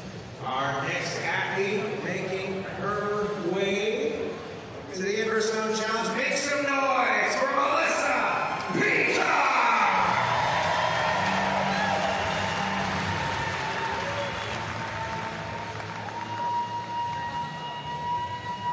You know, I mentioned at the top, but Scotland and stone lifting are pretty much synonymous with each other. I don't know how you can't have an event like this if you come to Scotland. Absolutely. I mean, the fact that we're in Scotland, you have to put a traditional stone lifting event in. The Inver Stone, so much history to it.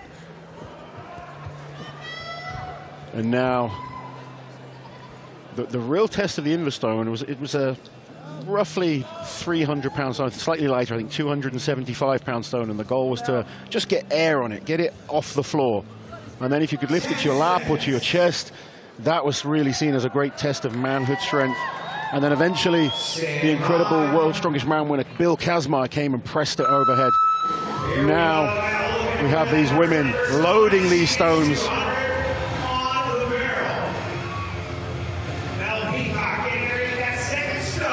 200 and 225, good for Melissa Peacock, and now on to 250 pounds. 250 on the barrel. And this 4th stone here, this was the stone I mentioned. This was the weight that the incredible Bill Kazmaier managed to press. And he was a 3-time World's Strongest Man winner. Just to lift this weight off the floor is super impressive. To load it onto that platform takes tremendous strength. Now trying to get that grip that we saw Hannah Lindsay be successful with. Well, Melissa's one of the shorter athletes. Her wingspan isn't so long, so she's got to figure out the best way to get her hands around this stone. She almost looked like she was trying to press it against her chest to get it off the ground. See? Yes. She's getting super low on that stone. I would never have had the mobility to do that. Me either.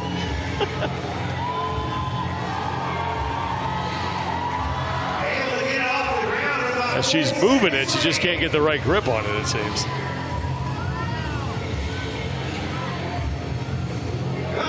And 30 seconds to go for Melissa Peacock. Come on, Melissa. So close. 25 seconds. Can she clear this out? Just see those hands are being pulled apart. She can't quite keep that tight position.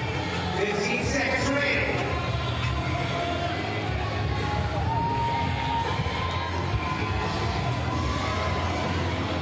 And where we can't use the tacky, that's where that hand strength and size becomes a big difference. And Melissa's one of the smaller athletes. Right. Melissa Peacock gets through the 250-pound stone before being stopped by that 275-pound stone. And now we're halfway through the field.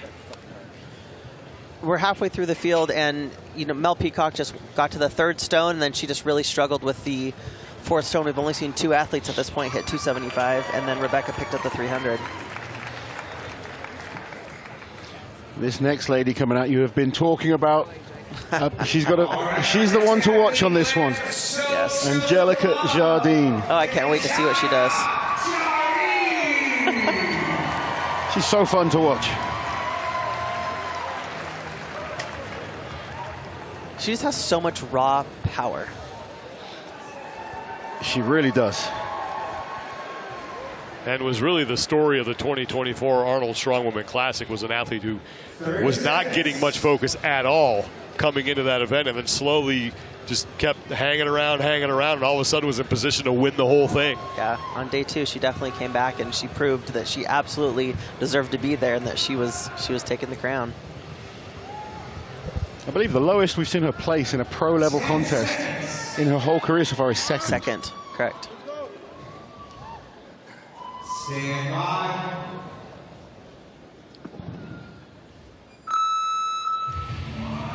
Here we go. Easy first stone.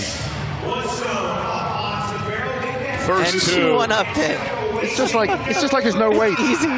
It's like it's styrofoam or something. That's just ridiculous. Now on to 275, and she's not even hit the 20-second mark yet. Wow. Oh, wow. Wow. Jardine has a goodness. 275-pound stone. Now 90 seconds to get 300. 124.85. That's Rebecca Roberts' time. Come on. She's finally slowed down by this 300-pound stone. But let's readjust. Gets it. Oh, come on. Jardine is struggling. She's going to roll it to the lap. Get it up. Get it up. And Angelica Jardine has it. Hit the buzzer, Angelica. Oh, yes. 50 seconds for Jardine. That was incredible. I knew she was going to destroy that. That was so great. So good. Those first few stones, just like, they were nothing. They didn't even slow her down in the slightest. She didn't even hit her lap. She just one-upped them. She didn't even stop. Oh, it was incredible. What an effort from Angelica Jardine. Well, you called it, Kristen. You said she was the woman to watch on this one. Absolutely. And she absolutely was. Look how easy these were. She's just so strong, and she's got that grip. Oh, it's incredible. Yes. Look at that. Look at that. Oh, it's incredible.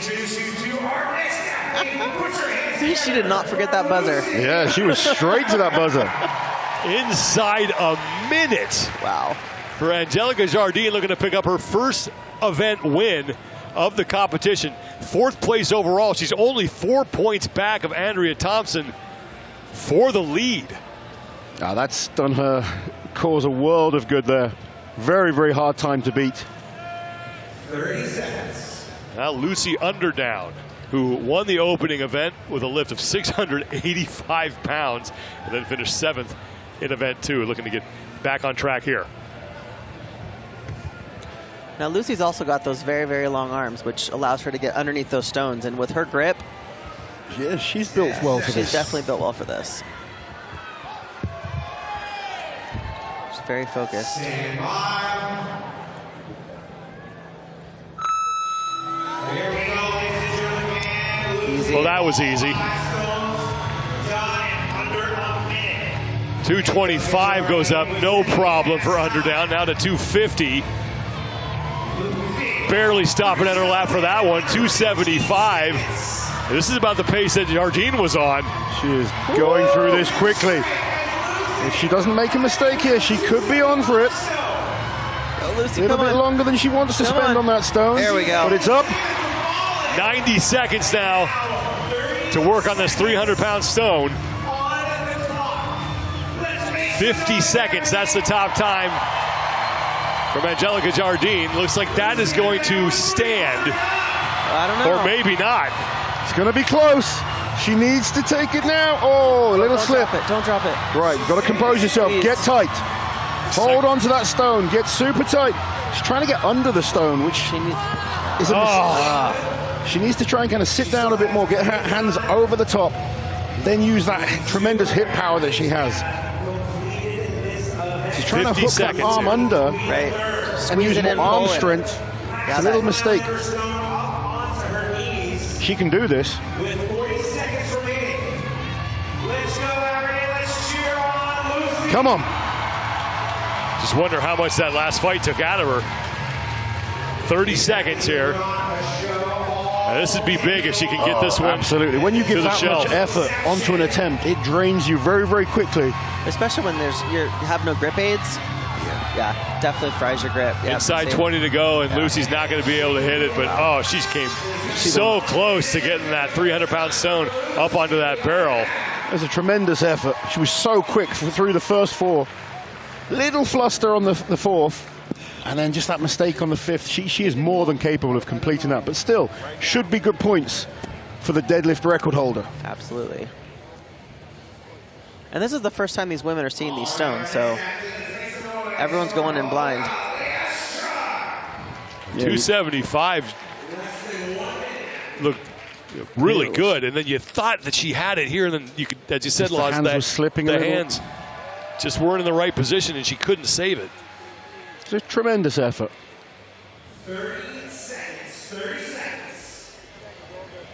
Olga Lashuk is up next. She comes in third place overall, 15 points. She's just 3 back of Thompson for the overall lead. Olga, a tremendous athlete. She's won absolutely everything there is to win in the sport. She's doing that mobility / get the crowd going movement again. Stand by. Let's see how quick she is through these stones. Won the World's Strongest Woman in 2022. Did Lashuk. Makes quick work of the first 2 stones, now on to 250 pounds, 113 kilos. So we saw Lucy go with the bare arms. Olga, she's got the tape on the arms. What would you do, Kristen? I would absolutely tape my arms. Yeah. Absolutely. And what's the advantage of that? It just keeps it from slipping so much. It just gives you a little bit of assistance. Yeah, you don't want any sweat getting on those stones, do you? Not only that, but they start tearing your arms up, and if this can protect you from that pain, it does help a little as well. 275 is up as good for Lashuk.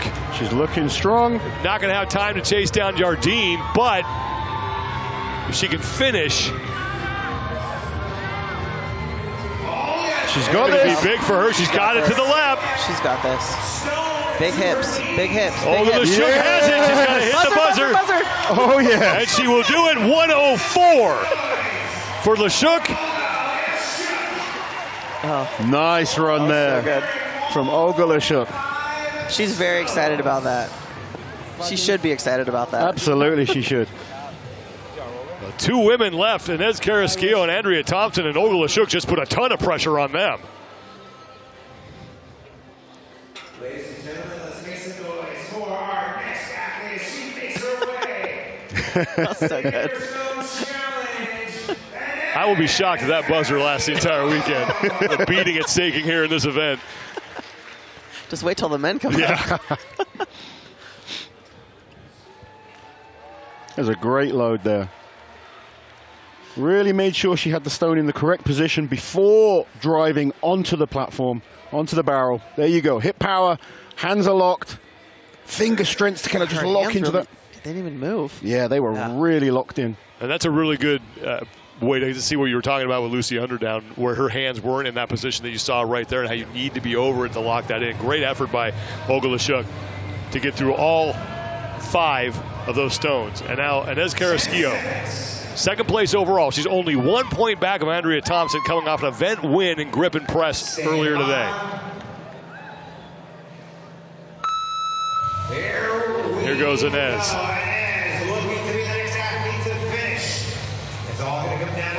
Easy first few. On to the third stone. 250 pounds. Up it goes. Now, these are the challenging ones for these ladies. And that looked easy off the floor. Wow. 275 is good for Carrasquillo, down to 300. Carrasquillo is coming to this contest. Carrasquillo is going to take over first place at 34 seconds. Oh, that was incredible. She is in the shape of her life. Day 1 at the Rogue Invitational has gone perfectly for this young lady. And she could be staring her second straight event win in the face, depending on what Andrea Thompson does. And it's going to be tough for Thompson to come close to 34 seconds. That was unbelievable. Superb performance. I cannot see anyone beating that. That is a supreme effort. Every single lift executed perfectly once again. Inez has showed so much potential over the last few years. This contest so far, she has executed to perfection. Brilliant time there. And we've got our final athlete up now in the current leader, Andrea Thompson. And I have to say, this is the event she is least looking forward to out of the whole contest. This is all about damage control for Andrea. One of the shortest athletes again. Shorter arm suits her for pressing, less so when it comes to these events, but she needs a big performance to keep herself in contention. 10 seconds. You've got to think, to keep herself at least in the top 2, she's got to get to the 300-pound stone.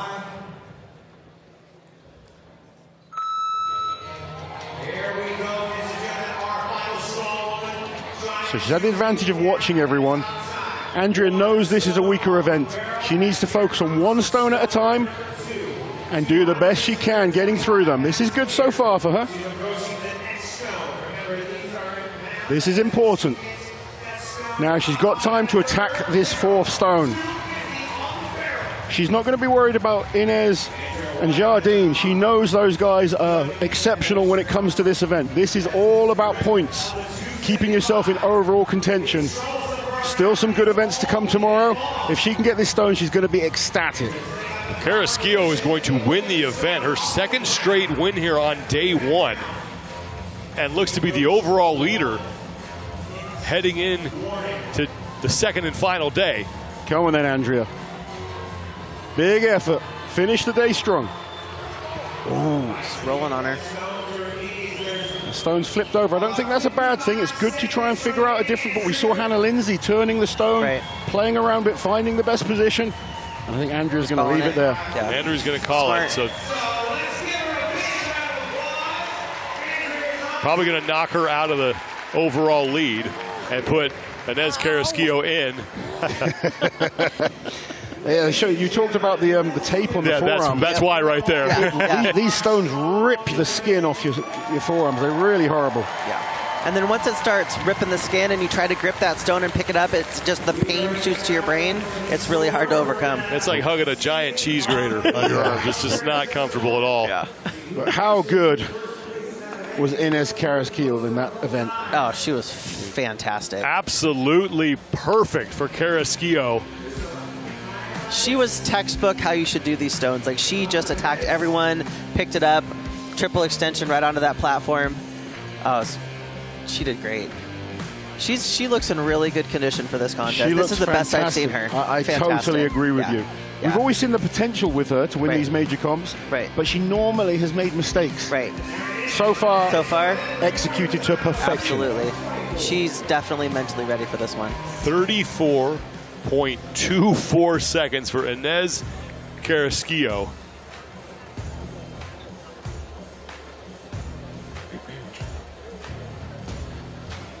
So 2 wins in 3 events for Carrasquillo as the women are now halfway through their competition. You can go to roguefitness.com/invitational for all your results and scores. Send it down to Kiki Dixon, who's with Inez Carrasquillo. Inez, this is the first time you got to have your hands on these stones. What did you learn? They're really difficult. The 275 was actually harder than 300, so I was kind of confused, but it was really fun to do. You've had 2 huge performances today, back-to-back event wins. What are your thoughts as you look into day 2? Day 2 is actually a really good day for me, so I'm very excited to go into day 2. Sorry, I'm out of breath. Deadlift was the scariest event for me, so to go into day 2 with a big, moment, I'm really excited for it. We're looking forward to seeing you out here tomorrow, and we're glad that you got what's supposedly your worst event out of the way. Yeah, thank you. Thanks, Inez. Inez Carrasquillo, 2 wins, and in her what was supposed to be worst event, finished 4th. So things looking very good for Carrasquillo, who still, I don't believe that when I see it. 34.24 seconds. I thought Jardine was fast at 51, and then Carrasquillo comes in and smashes that. Olga Lashuk and Rebecca Roberts, the only other 2 women, or the only women to get through those 5 stones. And Inez, she came in and she's definitely got momentum going into day 2, and I believe, we're still going to see those same top 5 within a very, very close range, just vying for that title tomorrow. It's going to be a very close point spread. The women are done with the Inver Challenge, and it's Inez Carrasquillo with her 2nd win of the competition. Stay with us, everybody. More action to come as the men take on the Inver Challenge next at the 2024 Rogue Invitational.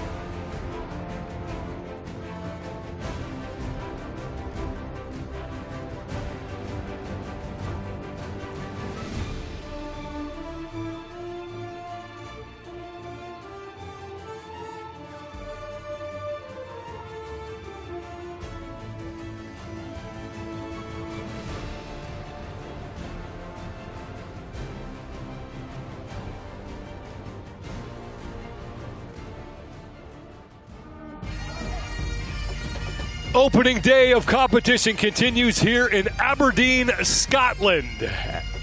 2024 Rogue Invitational making its way across the Atlantic inside P&J Live. And we are set for the third event for the Strongman, the Inver Challenge, presented by Yeti. I'm Sean Woodland with Kristen Rhodes and Lauren Chalet. This is going to be a fun one to watch. Anytime you have stones on the floor, you have a primal test of strength. Yeah, and we've got some fantastic stone lifters that are going to take part in this contest. This is exciting. Traditional test of strength hood. Stones versus man, man versus stone. Who can lift these 5 stones ranging from 275 pounds all the way up to 420 as fast as possible. Overall standings coming into this event. Mitchell Hooper leads with 18 points. He's 3 up on Tom Evans, who's coming off an event win in grip and press. Evan Singleton, the T-Rex, currently sits in 3rd place, but he's only a half point up on Matthew Ragg. And Hathor Bjornsson, after his 1st place finish in event number 1, took 10th in event number 2, make that 9th. And he moves down the leaderboard, 5th place overall, 6 points back. The order the competitors will go in will be reverse of the standings, so Tristan Hoth will be first and Mitch Hooper will be last. And Mitch Hooper, Law's doing what he does. Hasn't won an event, but hasn't finished outside the top 3. Yeah, Mitch doing exactly what he does well. He executes and he keeps putting the points on the board and applying the pressure to the rest of the athletes. Perfect start. He's not been maximum points, but 9 points in each of the first 2 events is where he wants to be. Chris, in the Inver Challenge, if you're going to get through this quickly, you really have to be technically perfect throughout the whole thing. Right, yeah, you definitely have to be able to get that stone, pick it up, and get it to those barrels quickly. You have athletes have 5 stones to lift as fast as possible. Join us for the Inver Challenge here for the Strongman. Well, anytime you have an event with stones, you got to watch the king of the stones, Tom Stoltman. Yeah, Tom Stoltman is a fantastic stone lifter, and he does have experience lifting these stones. A few years ago, we saw him very, very quick time on these stones. He's going to be one of the favorites for sure. Tristan Hoth will be up first. Tristan needs to put some points on the board. He needs to really get himself into this contest.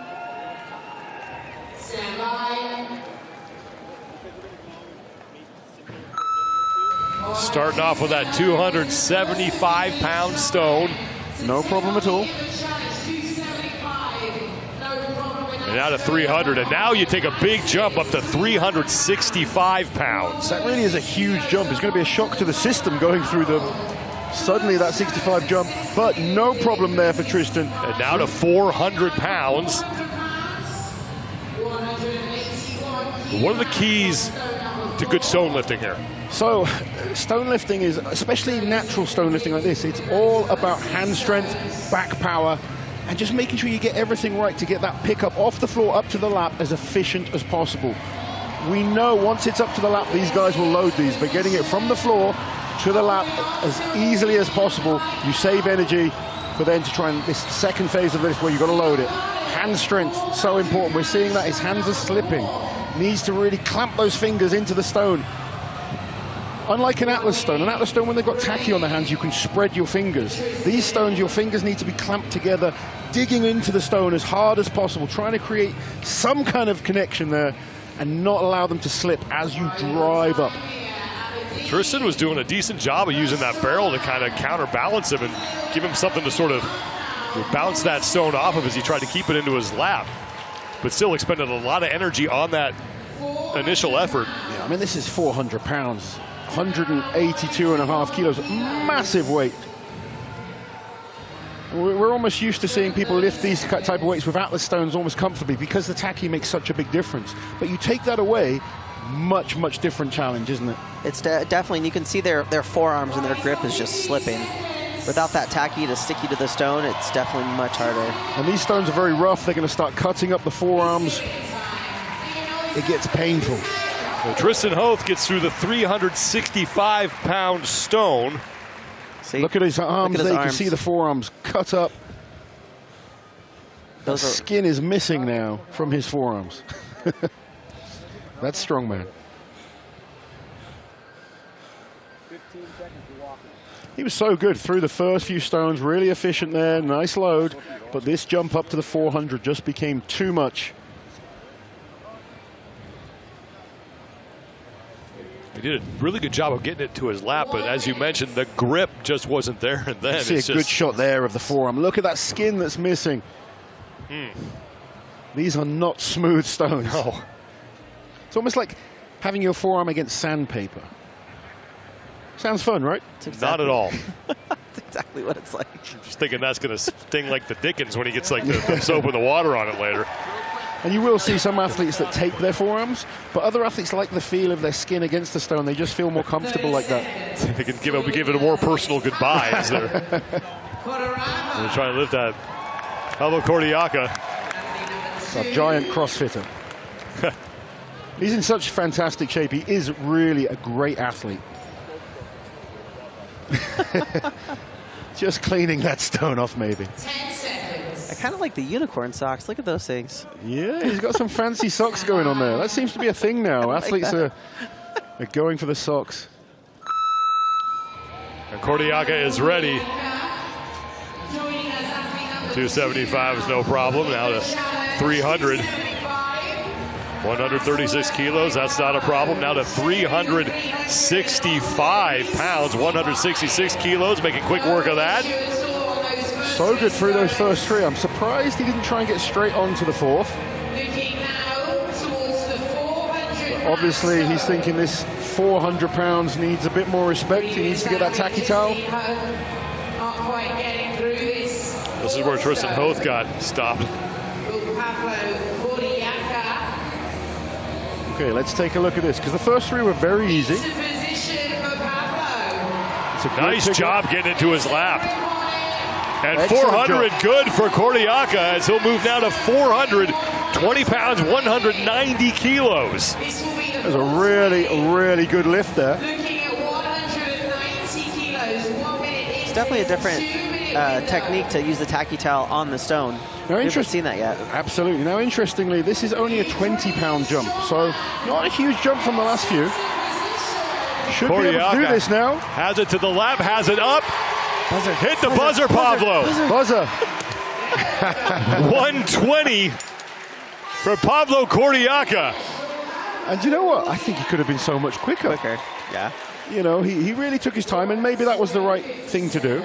I think he doubted his ability on the 400. I agree with you. Obviously, he's never touched these stones before.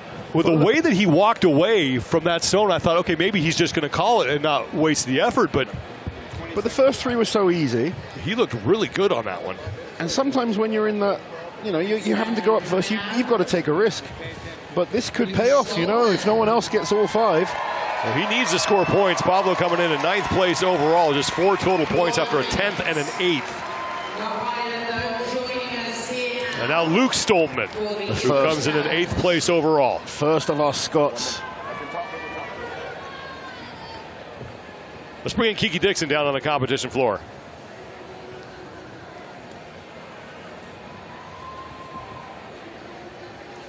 For a stone event, and then with a big old smile across his face, he said the Rogue Invitational is so much better here in Scotland than America because everyone in Scotland loves strength. I think it's safe to say he's happy to be on his home turf. Understandable. And earlier today when he took the floor for the first time, probably got the loudest ovation that we heard for any athlete here. I've got to say the Scottish fans love Strongman as well. Thanks to Luke and his brother Tom, they've really brought the popularity, and fans love watching them. And I have not been involved in the sport as long as you have, Laz, but one of the first things I noticed about Luke Stoltman is what a great ambassador he is with the fans. Staying after competitions, at the Arnold Classic, signing autographs, taking pictures.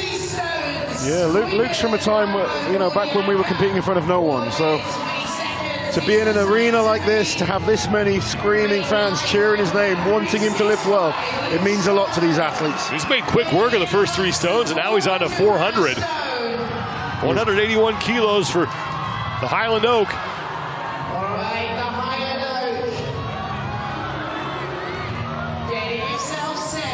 Come on, Luke, let's get this. Fast through those first 3, 40 seconds. Kristen, what are those towels doing? Those towels are taking the dust off the stone, and they're helping them to stick just a little bit to those stones. So their hands, you know, they saw that their hands are slipping. It kind of gives them just a little bit of grip. And now Luke has it to the lap. There we go.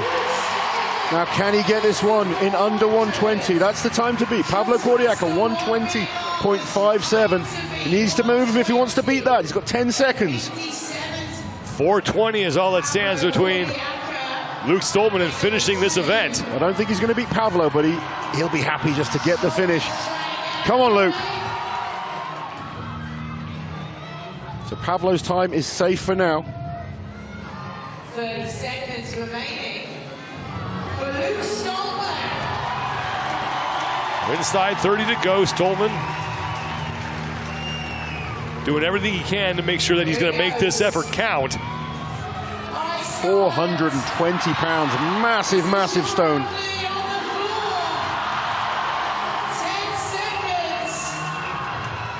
Just can't seem to find the grip on it. And now running out of time. Luke Stolman's going to get through 4 of the 5 stones.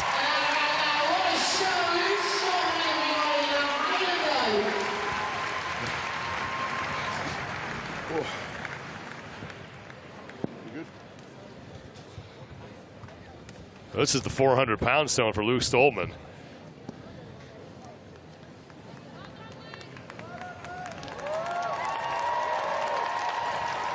So hard, because that stone's just trying to fall, and you've got to squeeze so hard to keep hold of it. Great lift, though. Unable to get the 420 up to the top. That should help Luke Stolman's cause. Came in 8th place overall. And now Bobby Thompson, the American Nightmare, getting set for his run. 4th place in the deadlift at 925, and a 7th in grip and press. 10.5 points for Bobby.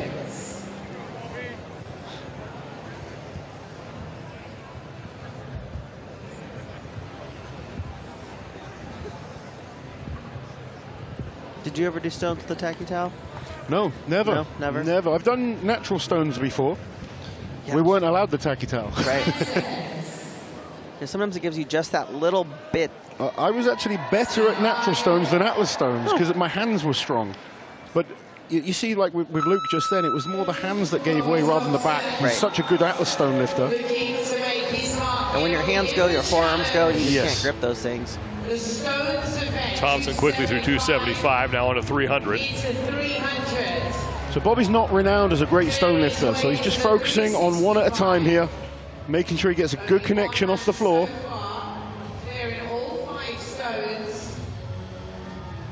That's good. Needs to load. 365 for Thompson. He's got to get it over the lip, and he does. Nice.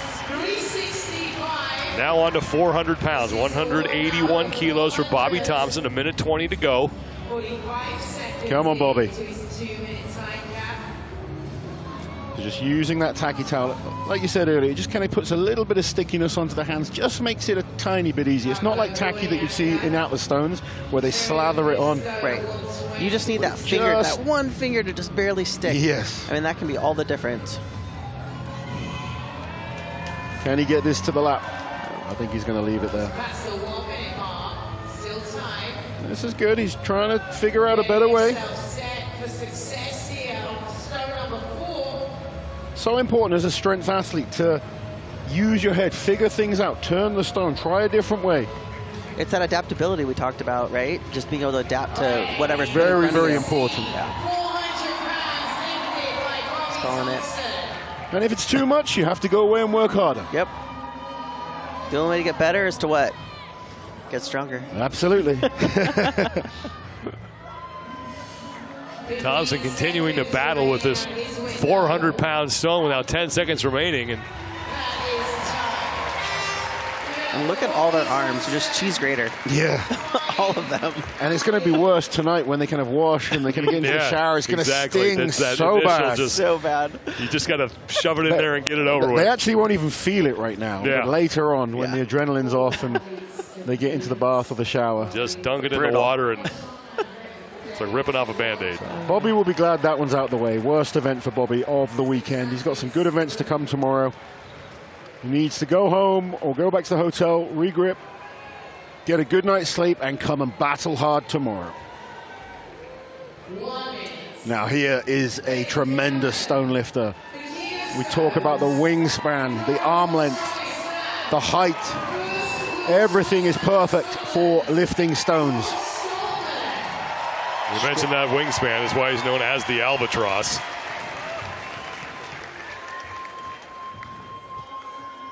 Might be able to actually link his hands on some of these stones. And we've seen Tom finish these stones before, so I'm expecting nothing different here. And a good run here could really put himself back in contention. And he's done well in stone events at the Rogue Invitational.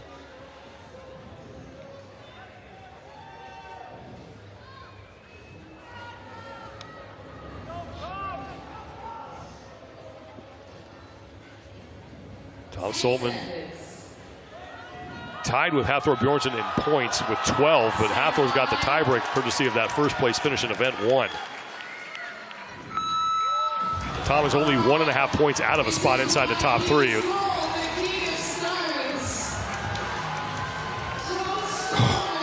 Doesn't even put it up to his lap. Just lifts it off the floor and goes straight up onto the barrels. No problem for him. 365 looked easy. Now onto 400. Finally, he's forced to go to the lap, but still a very comfortable lift. Let's go quick, come on. And now plenty of time to beat Kordiaga's time. 420 is good. And the king of the stones reigns here at the Rogue Invitational. Fantastic. That was fantastic. That was fantastic. 36.57 seconds. Give that man his crown now. So good. Do you know what? He can go even faster as well. You can tell he was a little nervous, didn't want to make a mistake, and it's the right thing to do. But my goodness, every single one of those lifts was so easy. We talked about earlier today how he feeds on confidence, how he's got to build that confidence. This has got to do wonders for that right now. This is exactly what he needs. He needs to believe he's one of the best. He is one of the absolute best athletes on the planet, and that's going to do him a world of good. Had to cut that celebration short to hit the buzzer. We thought that could be an issue, and here's another man that can lift stones, the former king of the stones. He wants that crown back for himself. Hathor Bjornsson, if you missed it earlier today on the deadlift event, there was, for a second, it looked like he might be going for the world record. And then said that he wanted to be smart, take the event win. Yeah, I mean, you know, he's still on the way back when it comes to the pressing. Maybe there's a little mental issue there. Obviously, when you're coming back from injury, it's always difficult. But we've seen some tremendous performances on everything else. He'll want to win this event. Even as good as Tom Stoltman was, Thor will believe he can be better. Hathor probably could have thrown that thing into the front row as easily as he picked it up. 300, no problem. Now to 365. That's good. 400 and 420 are all that remains for Hathor Bjornsson. Just like Tom, the first 3 didn't even go to the lap. The 4th doesn't go to the lap. He's got time for this. If he doesn't make a mistake, we may have a new... Wow! Get out of here, Hathor! That was amazing. 27.34 seconds. Wow. He's reminding us how good he is at stone lifting. Not one single stone went to the lap. Every stone one motioned. Almost 10 seconds faster than Tom Stoltman. And we were super impressed with what Tom Stoltman did. Look at this. Straight up, gets his hands in position, no problem. I am in shock watching that. And the most impressive thing, too, I think, was that he just went right to the buzzer. 27.34 seconds. Tremendous, absolutely tremendous stone lifting. There's no hesitation. And he knew what he needed had to that. do, and he executed. Yeah. to get back in the battle with Mitch Huber for first place. He wasn't that far out. I mean, it was only 6 points to start. 30 seconds. So good. Just back-to-back incredible performances from Tom Stolman and Hafthor Bjornsson. And now Matthew Ragg, good luck following that. Yes, you don't want to be the guy following probably the two best stone lifters in the world. Pressure's on. But Matt Ragg is a great athlete. We saw a fantastic lift in the deadlift. Loves lifting things from the floor. Third place, or make it fourth place overall. He's only a half point behind Evan Singleton for third. Let's see how he does. The 7 strongman coming out for the Inver challenge. I mean, we've just been spoilt by the last two performances. Matthew Ragg, more human, coming to the lap with each stone. But this is one of the strongest men on the planet, I can promise you this. Well, when Hafthor Bjornsson and Tom Stolman make superhuman individuals look human, you know that's how impressive their performances were. Come on. Ragg is through 3. Now moves up to 400 pounds.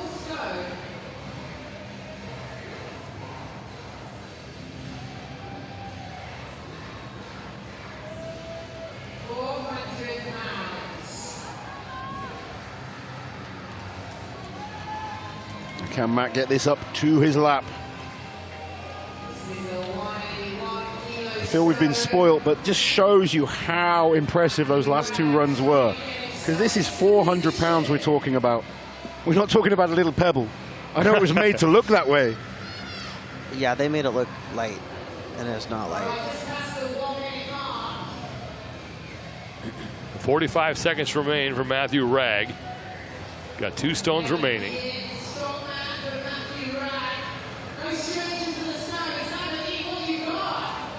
Come on, Matt Ragg. New Zealand's strongest man. 4th at World's Strongest Man this year. This is his first Invitational. –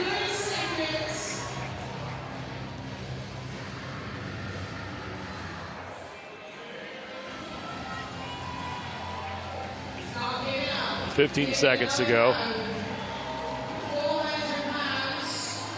No. He's not going to get it to budge. Matthew Ragg gets through the 365-pound stone. That leaves the top 3 men left to go here.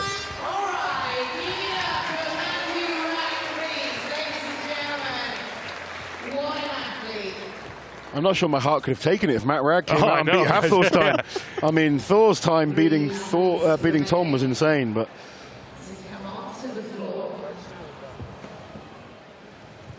definitely doesn't look like it's one of Matt's favorite events. Real powerhouse. He loved the deadlift. I'm sure we'll see some big performances tomorrow, but here is Evan Singleton. He's had a good contest so far, Evan has. Yeah, back-to-back 4th place finishes for Evan Singleton. Started off with 925-pound lift in the deadlift ladder. And followed that up with another 4th place finish in grip and press. So you see the buckle is at the back there. That's one of the rules of this event. They're not allowed to have it at the front and rest the stone on the buckle to aid in the lifting.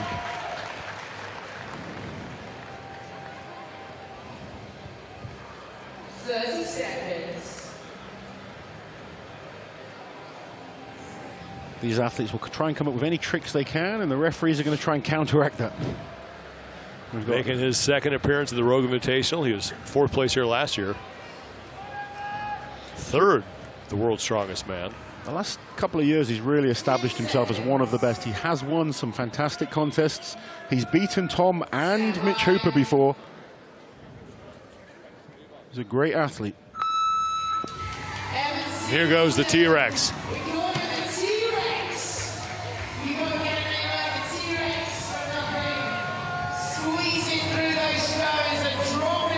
Looking good on the first 3. Now 365 for Singleton's out now on to 400 pounds. Singleton's not going to be worrying about Tom and Bjornsson, but he will have an eye on Pavlo Kordiak's time. 400 is up. Now he's got plenty of time for this, nearly 50 seconds to get this stone done and secure himself another great result.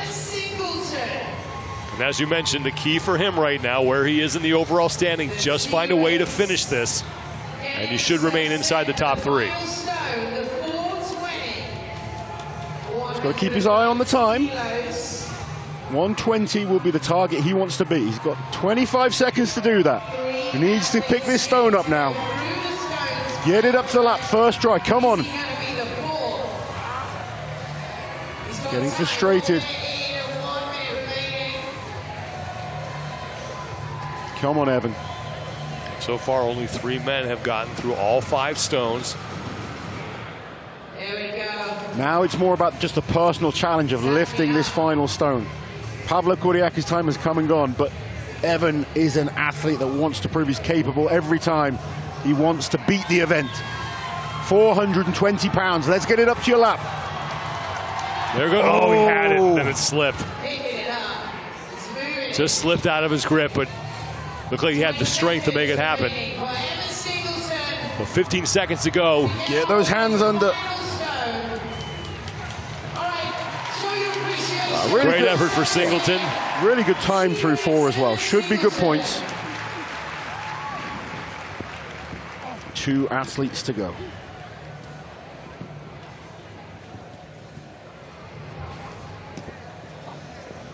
So this is the 400-pound stone. Gets it up to the lap, adjusts the hands. He did well there. You could see it was just slipping, but he managed to fight it, drove those hips forwards. Unfortunately for Evan, the 420 a little too much on this occasion, but should still secure decent points. Tom Evans up next, 2nd place overall coming in, only 3 points back of Mitchell Hooper for 1st. And Evans, Thomas Evans has really performed well in these first 2 events. First event was the deadlift, where he secured a personal best lift. Second event, he takes the win in what is a stacked lineup. He's going to, that momentum can drive you forward to overperform on weaker events. He's not renowned as an amazing stone lifter, but what he's done so far will fire him up. And he's got the advantage of watching what other people have done, Lift that 365 fast, you get some points. If you can get the 400 fast, you're up there. And as we can see, if you can get all 5 in under 120, you're in the top 3.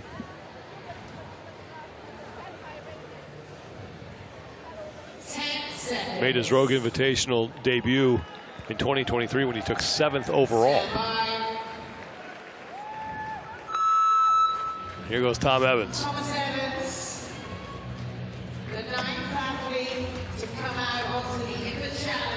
Now under 300 pounds. Not a problem. Here's the first big jump up to 365 for Tom Evans. What's going on there? Little pull on something. He's walking away. Is he coming back? No, I think he's done. That's it. Kind of look like his chest. Yeah, they kind of like jump back on. Yeah. Nothing serious, but as an athlete, you know straight away either it'll be cramp or a small pull somewhere. Yeah. And he knew straight away that, unfortunately for him, his attempt on those stones is over on this occasion. Yeah, his reaction you could definitely see. Let's see if we can maybe make out what happened to him here. He got through those first 2 stones. Normally on something like this is your bicep, but I think Kristen's right. I think it was more in the chest. 1 minute. Yeah, it kind of looked like it was maybe more of a pec situation. With these stones, you're trying to squeeze through the biceps and the pec as well. Right. And it's easy for something to pull. Now Mitch Hooper, your overall leader. Back-to-back 2nd place finishes. And for him, the key is here, just finish. His eye, Mitch wants to win everything. He's a competitor, but he'll have an eye on the top 3. He'll want to beat Pavlo Kodiak's 120 for sure, secure himself that top 3 position. Again, that consistency is what applies the pressure on the other athletes. It's going to be hard to beat the likes of Bjornsson and Stoltman, but he's a champion and he tries. Well, the good news for Mitch Hooper is that coming into this event, he led both Tom Stoltman and Hathor Bjornsson by 6 points. Yeah, he's where he needs to be, and he knows what he needs to do. He'll want to finish all 5 without question. He'll be disappointed if he doesn't do that. Here goes the Moose. Through 275 and now 300. 365, 166 kilos for Mitch Hooper. Up and onto the platform. Now to 400. He's moving well through the first three. This is where it gets harder. 400 pounds. Mitch Hooper, no problem, and he's going quick. And now to 420 for Mitch Hooper. If he doesn't make a mistake, he could beat Tom Stoltman here, which would be perfect. Got it to for his the lap. Canadian. And Hooper's going to do it. Woo! Makes the touch on the buzzer. 31 seconds for Mitch Hooper. Good enough for another second place finish. Wow. Absolutely. He will be over the moon with that. We had some fantastic times. Thor Bjornsson, unbelievable. Absolutely perfect run for Mitch Hooper, and you think back to the mistake he made on grip and press, makes up for it here with this effort. It's rare we see this man make a mistake. It's always possible. He was very smart. He didn't try in one motion. He was making sure he got the stone on the lap, get the hands in the right position, and execute perfectly. He did what he needed to do, and that was, again, the advantage of getting to go last. You get to watch where the other athletes have been. Very good performance there from Mitch Hooper. Mitch Hooper, 31.8 seconds, is going to finish second, but Hafthor Bjornsson, 27.34 seconds immediately after Tom Stoltman went 36.57. Well, Tom Stoltman kind of got us off our seats. Hafthor Bjornsson, the way he went through every single stone, not one of those stones touched his lap, just shows how much of an incredible lifter that man is. 2 event wins for the Icelander, 3 second places for Mitch Hooper. Let's take one more look at Hafthor Bjornsson's winning effort here. Look at this, not one of these stones touches the lap, just straight up. Oh, that was probably the closest that got there. You see the other athletes where they sit down, adjust their hands. His hands are in the exact same position, he just lifts them from the floor. The tremendous pec strength, the arm strength, the hand strength, the back strength to do that. And that last stone, 420, didn't look any harder than the first. Let's send it down to Kiki Dixon. Thor, welcome to the Rogue Invitational. This is your first year competing in this event. What had you throwing your hat in the ring this year? I'm super honored to be here. Rogue Invitational is obviously, one of the toughest and best competitions in the world currently. I'm just pleased to be here. I'm really happy to win here in the Inver stone event. I had to do well here since I had such a poor performance in the grip and press event. You win some, you lose some, but I'm here to fight till the end. Well, you gave everyone a big reminder of who you are. Congratulations on your event win. Thank you so much. Thank you. The second win in 3 events for Hafthor Bjornsson. Thank you so much. But it's Mitch Hooper with now his 3rd straight second place finish. That will put him on top of the overall standing at the halfway point. Yeah, Mitch exactly where he needs to be, but Hafthor's done himself a big favor there. After that poor result in the grip and press, he's pulled himself right back in to contention. He's got some great events to come tomorrow. It's not over. It's still all worth fighting for. And Tom Stoltman as well, also looking good after day 1. And it always helps when you have your family on hand to watch us. So Hafthor Bjornsson, 2 wins in 3 events to wrap up day number 1 of the Strongman competition. We're not done here at the 2024 Rogue Invitational. Final event for the CrossFit athletes coming up next.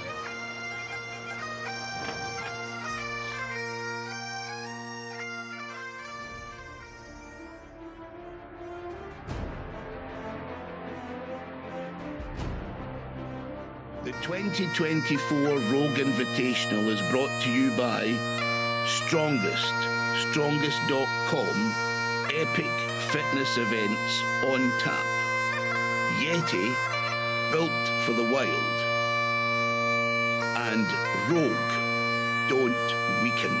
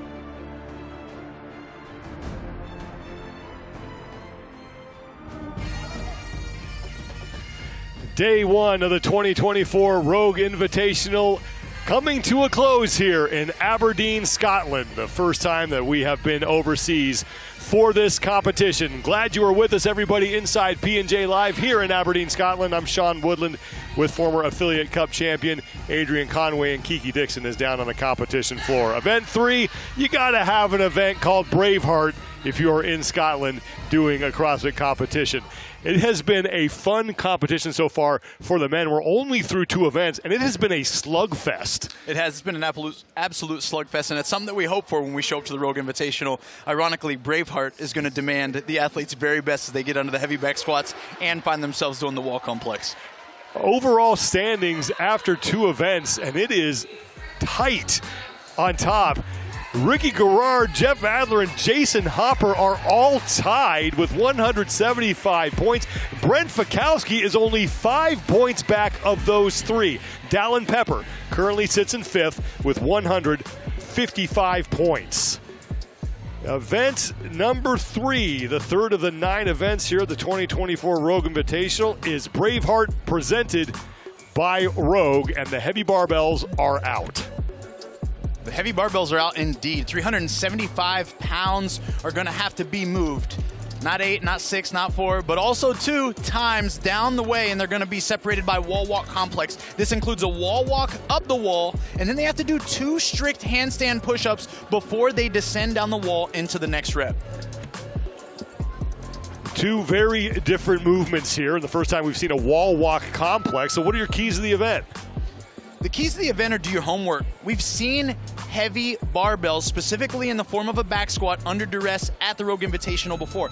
Have these athletes been paying attention? Did they do their history? It's going to be put to the test today. And then no breathing. Sean, there's hardly any space for them to catch their breath here. Against the wall, they've got to stay tight, and under the load, they don't have much room to breathe. The first of 2 events, of 2 heats, I should say, for the men in this third and final event of day number 1. Saw Jay Crouch will be in lane at number 6, but a guy we're definitely watching anytime you put a heavy barbell out on the floor is Guimajeros. Yeah, we know that. He excels with an external load. That means you load him up in the form of an Olympic weightlift like we did in the last event, he's going to crush it. This time it's in the form of a back squat, and he's going to be able to cycle this weight faster and more consistently than a lot of the other competitors. At least that's what we expect. 375 pounds on that barbell. And there is Guimajeros, who made quick work of the 225-pound barbell in event number 2 on those squat snatches. We are underway, so 8 wall walk complexes. 1 wall walk, 2 handstand push-ups will count as 1 rep. Sean, I've already seen a couple no reps be handed out. Judges' hands giving them the single that it didn't count because they didn't lock out that handstand push-up at the very top. This being a complex where you have to go touch your chest to the ground, move your hands back to the wall, touch the tape lines, then do 2 handstand push-ups really demands a lot of focus by these athletes. It almost throws off a lot of the rhythm they're used to when they just go up and down for consecutive wall walks. Well, Sam Cornway is your leader. He's now through 5 of those 8 opening reps. Jorge Fernandez and Chandler Smith, Yorius Karavis, also towards the front in this opening round. The lead here, at least as of right now, Chandler Smith also in the... If anyone is watching that has ever done a wall walk before in their entire life, they understand how firm they've got to keep their belly, keeps them from folding in half. Now these athletes got to go get under 375 and do the same thing. Sam Cornway is the first man off the wall. Now Chandler Smith is done with his 8 reps. Jay Crouch and Heinrich Happelainen done now as well. 8 back squats, 375 pounds. And if you drop that bar, you have got to re-rack it. And in all reality, it takes you right out of the contest, doesn't it?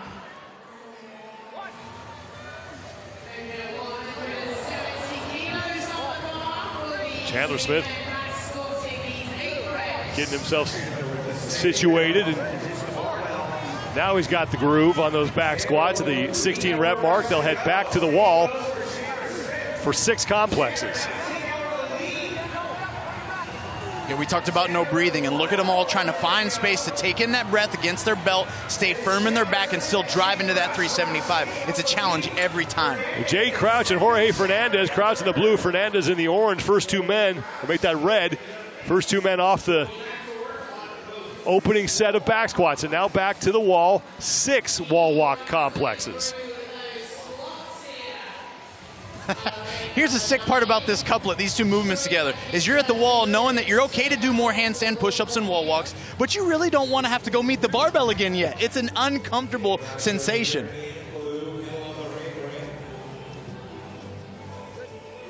Crouch is still in the lead along with Jorge Fernandez, the two of them trading first place here in this heat.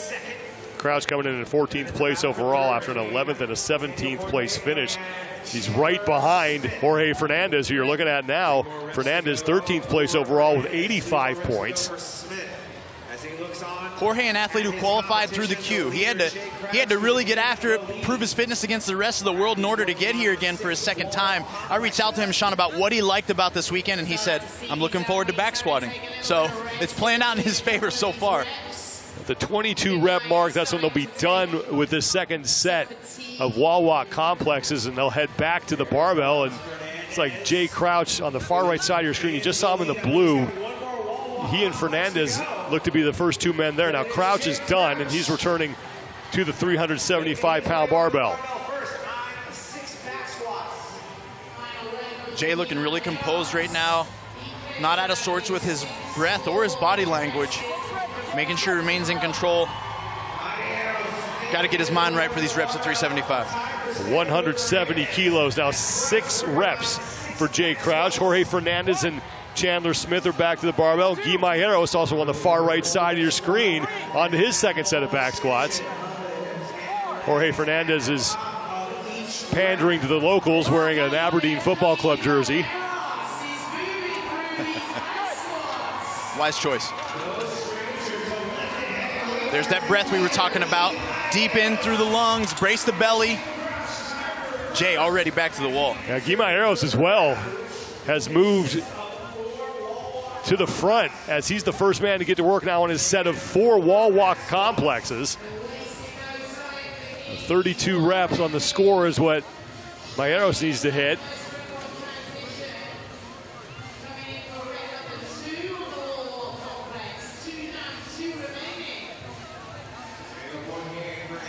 Jay looking smooth here. Time under tension is a big deal, meaning that the longer they're upside down or the slower those reps take, the harder they become. He does a great job getting up, getting in, getting out of each rep.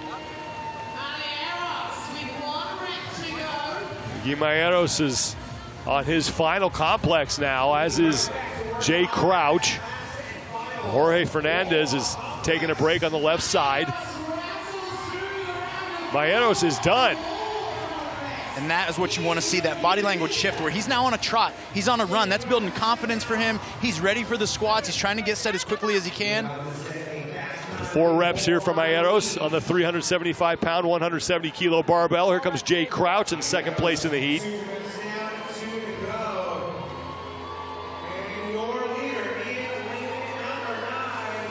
Mayeros is done, and now 2 wall walks remain.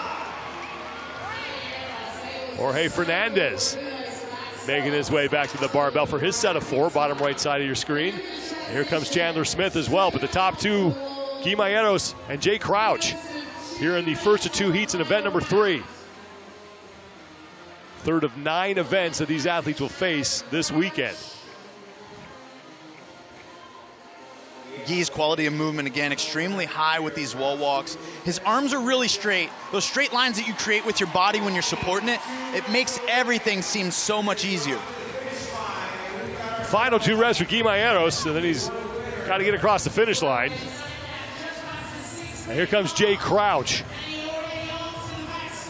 Mayeros gets through his 2 reps. He is done, and Guy Mayeros with a heat win. 6:28.89 seconds. Jay Crouch is going to follow closely behind him in second. Crouch across in 6:38.63 seconds. Leaves Chandler Smith as the leader on the floor.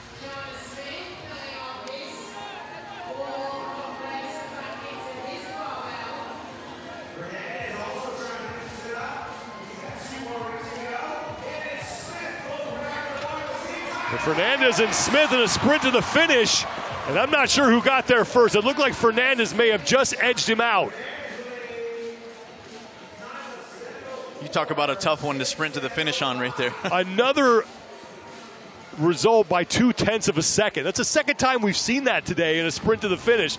So Jorge Fernandez getting the best of Chandler Smith in that battle.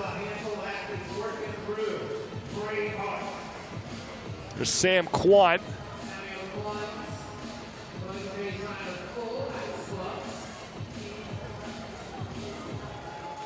.40 reps is the number they need to hit before they can proceed across the finish line. And Yona Koski Get it, Yona. Is your leader on the floor. And he's across in 7:50.22 seconds. Sam Cornway will be the next man to finish. Cornway, bottom of your screen, getting ready for his final 2 back squats. Yeah.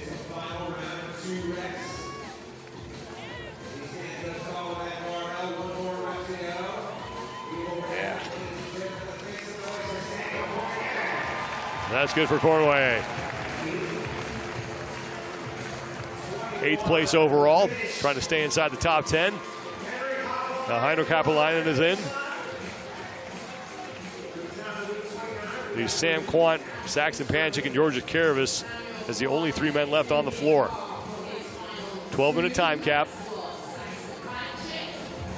I'll tell you what I love that's so unique about this event is that if you've been CrossFitting for a long time, it's not often you get to breathe this hard and this heavy with a back squat that you take from a rack. A lot of times you're cleaning off the floor, you're doing thrusters, something like that. This is a really unique stimulus for a lot of these athletes they had to be preparing for. And Sam Quant is in.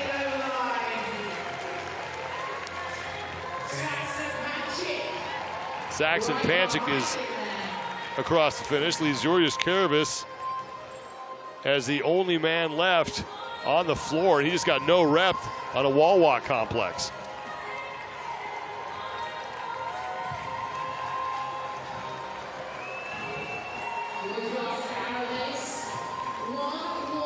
Plenty of time here for him to get in under the time cap.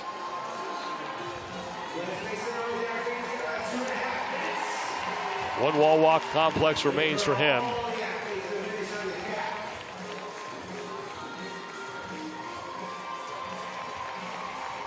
And he gets through that and back to the barbell for the final time.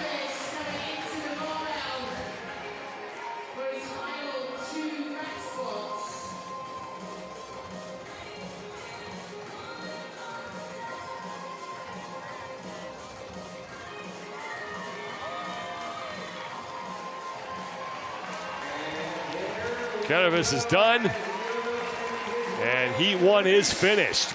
Guy Mayeros, for the second straight event, wins his heat. 6:28.89 seconds. Thank you. Thank you, belt. Oh, yeah, you see them belting up, man. That's a great way to help them with those midline muscles that support their spine when they move heavy weights like this. That's why they wear them. Man, back squats and wall walk complexes. Who'd have thunk it'd be so entertaining? But it was Jay Crouch that was out early, and then Guy Malheiros proved us right, Sean, as he executed continuously, gained time on the back squats each and every time he got under the load, and it was his efficiency right there on the wall that saved him energy so he could get up with confidence and right to the barbell each and every time. Look at the speed out of the bottom for this guy. That looks like it's about 40% of his 1 rep max. So impressive. Another heavy barbell, another heat win for Guy Mayeros. And earlier, he was talking with Mitch Hooper. Oh, he was showing Mitch Hooper he was doing some coaching. No big deal. No big deal. Guy's just the ultimate team player. You see that? This was just before the event.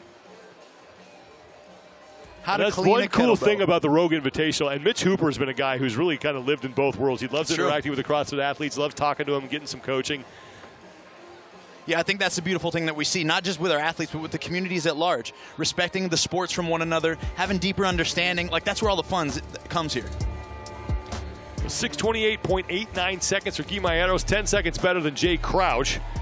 And then Jorge Fernandez edging out Chandler Smith at the finish, and Đukić takes 5th. One heat remains for the men here in event 3, Braveheart, presented by Rogue.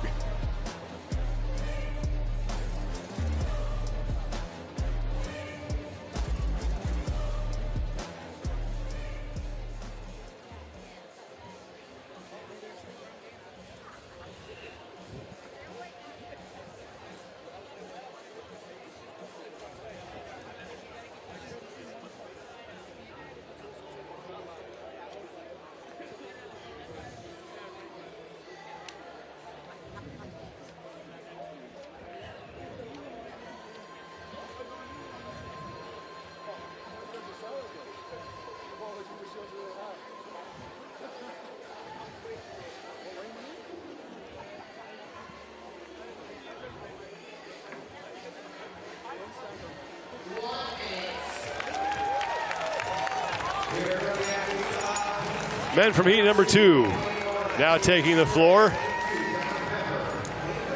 There is Jeff Adler, won the CrossFit Games in 2023. Looking for his first ever Rogue Invitational championship. Let's take a look at the event description. Braveheart, event number 3.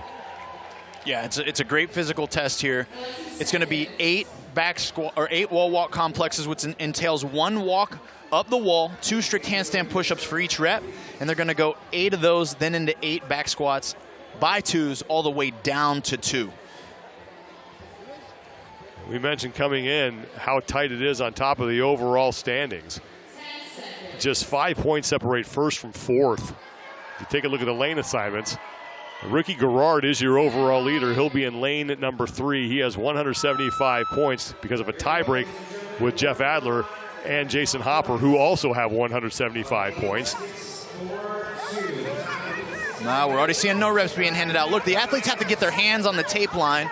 Hopper's left hand was too wide, and so he didn't get rewarded that rep. So it's an extra rep, and he loses the time. They've got to really focus on these. We saw the same thing happen in the last heat on the first round.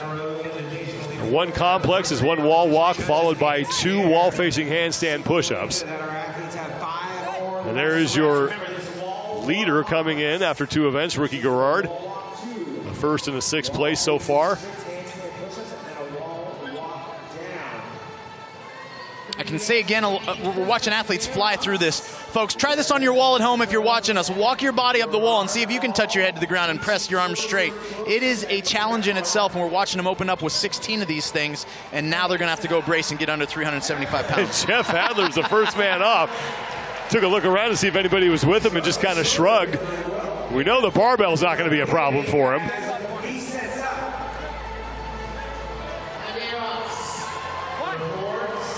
And here comes Justin Medeiros and Noah Olson. And here's some of the difference that you'll see in strength. Jeff Adler got no belt on. He doesn't have time and doesn't need time to fidget with adjusting it or tightening it around his midsection. He can get under the weight, be composed, still breathe, and start to do work. A lot of the other athletes are going to spend time doing other things with a belt, and that can really add up through the 4 to 5 rounds of this event. Justin Medeiros has a good pace going on those back squats as Adler's heading back for round number 2.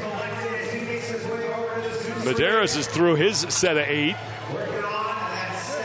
Brent Fikowski now is going to be the last man to get to the barbell.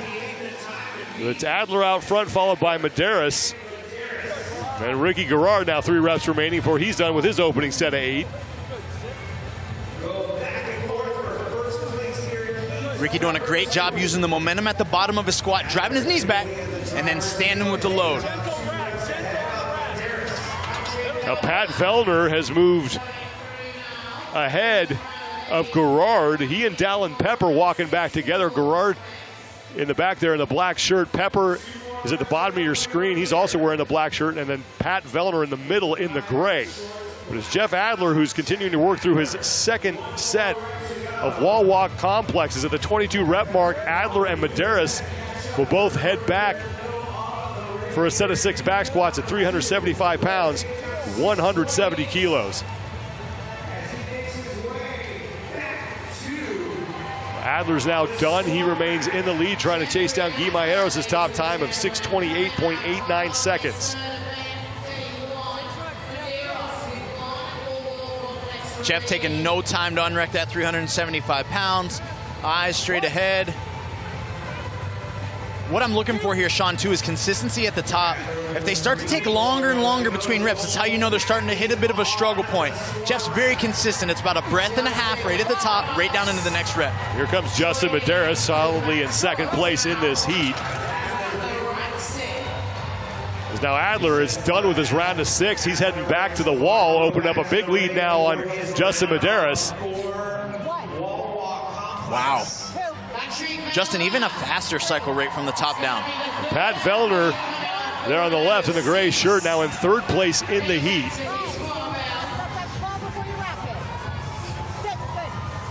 And Medeiros is through. Medeiros coming in 17th place overall, a 15th and a 16th in events 1 and 2. He's been to the Rogue Invitational 2 prior times and won it both times he was here. There's Pat Vellner working through his set of 6. Well, Jeff Adler is 2 reps away from closing out his set of 4 wall walk complexes.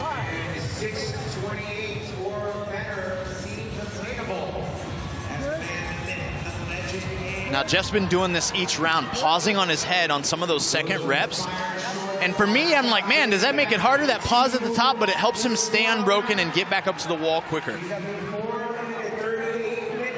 Jeff Adler back to the barbell for a set of 4.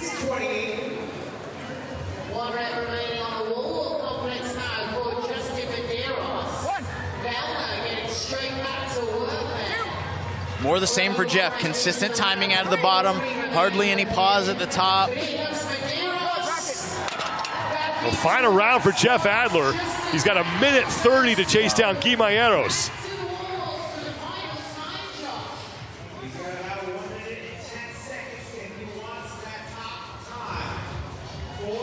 Justin Medeiros still in second place. Justin making that weight look light.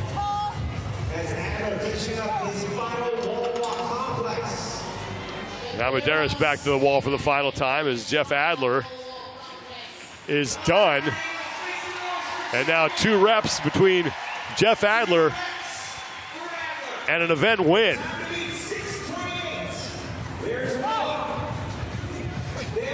Adler is done, and Adler will cross the finish line, and he should have first place all by himself heading into day number 2. Flawless run there by Jeff.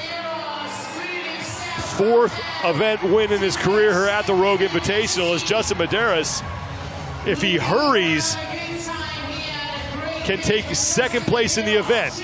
Guimayeros' time is quickly approaching 6:28.89 seconds, and now a no rep for Medeiros. He's got to do 1 more here, and that may cost him 5 points. It's going to be close. He got in. Did he? At 6:28.15, so it will be enough. 0.7 of a second.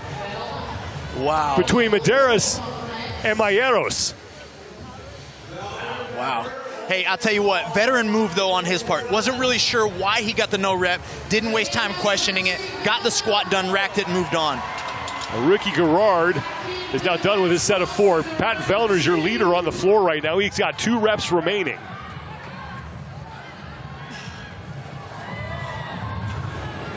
Vellner back-to-back 9th place finishes in events 1 and 2.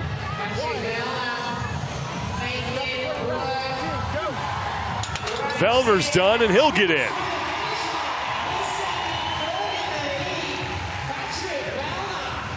.716.80 seconds.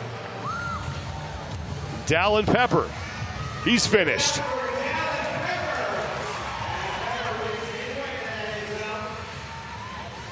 How about Noah Olson? Hey, no big deal. Coming off the Ironman. And Noah Olson, 20th place, dead last coming in. And that'll help him move up the overall standings with 6 events remaining. And Ricky Garrard is done. And Ricky Garrard finishing out day number 1. Now Jason Hopper is going to be the next man across. He just racked his barbell for the final time.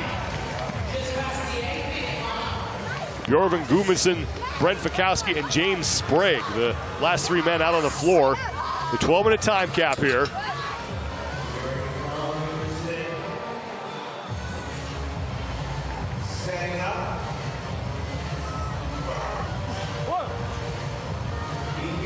Notice BKG with a little lower settling point on his low traps, more like a low bar back squat. Helps him with leverage, standing up that weight. Gudmundsson finishes up his event 8:35.48 seconds. So Brent Fikowski has one final complex. And now 2 back squats for Brent Fikowski as James Sprague is starting to struggle a little bit here. Again, Sprague had pneumonia just a few weeks ago coming into this event. It was a question as to whether or not he was even going to be able to compete. There is Brent Fikowski retiring after this competition. And he is in.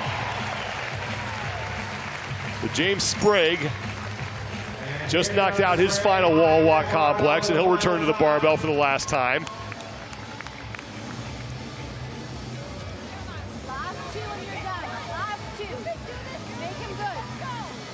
James currently, and has been for the last few years, really focusing on building up his squat strength. Paying its dues. Sprague is in. Jeff Adler, 4th event win of his career at the Rogue Invitational, the first here in 2024. 5:51.08 seconds, the only man to go sub-6. Nice. Sub-6, the only one. Did he hear you? It was like he heard the announcement. But I'll tell you what, it was Jeff Adler pouring it on hot right out of the gate. Sean, it was funny. It was like the shoulder shrug and the smile right here. Where it was just like, yeah, okay, I guess I'm pretty fit. That wasn't even hard for me. And then it was really more of an effortless attitude that he took into this. The biggest struggle that I saw him have was a little bit of a pause at the top of some of the bottom of those handstand push-ups. But it was slight work by the fittest man on earth in 2023, looking to get to the top of the podium at the Rogue Invitational this go-round, not just stand on 2nd or 3rd. Came in a 3-way tie for first place. That'll help him take over the top spot in the overall standings all by himself. Event win for Jeff Adler. 5:51.08 seconds. Justin Medeiros got that no rep, but stayed on task and got himself across the finish line just ahead of Guy Maieros to take 2nd place and pick up 95 points. Jay Crouch and Jorge Fernandez rounding out the top 5. Down to the competition floor, Kiki Dixon is with Jeff Adler.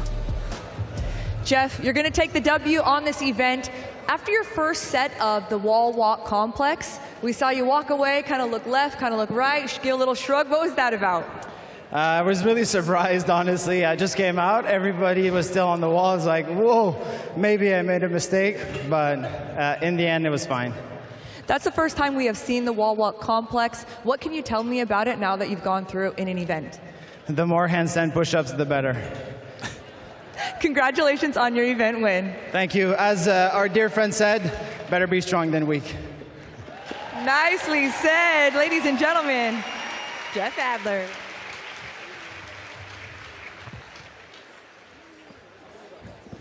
Jeff Adler did not make a mistake, and he picks up the event win and closes out day number 1 with 100 points.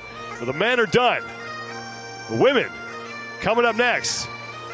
2 heats of Braveheart as we close out our coverage of Friday here at the 2024 Rogue Invitational. Stay with us, everybody.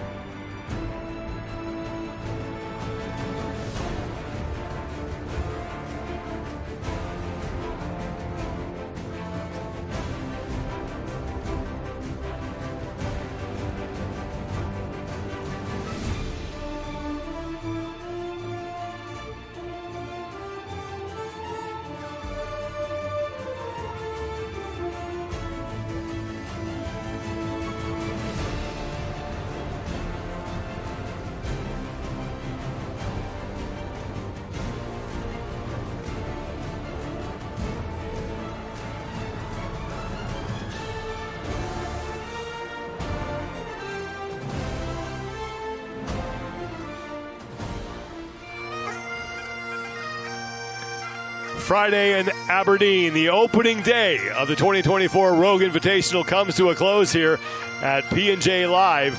And we are glad you are with us, everybody, as we are set for the third and final event of day number 1 for the women. It is Braveheart, presented by Rogue.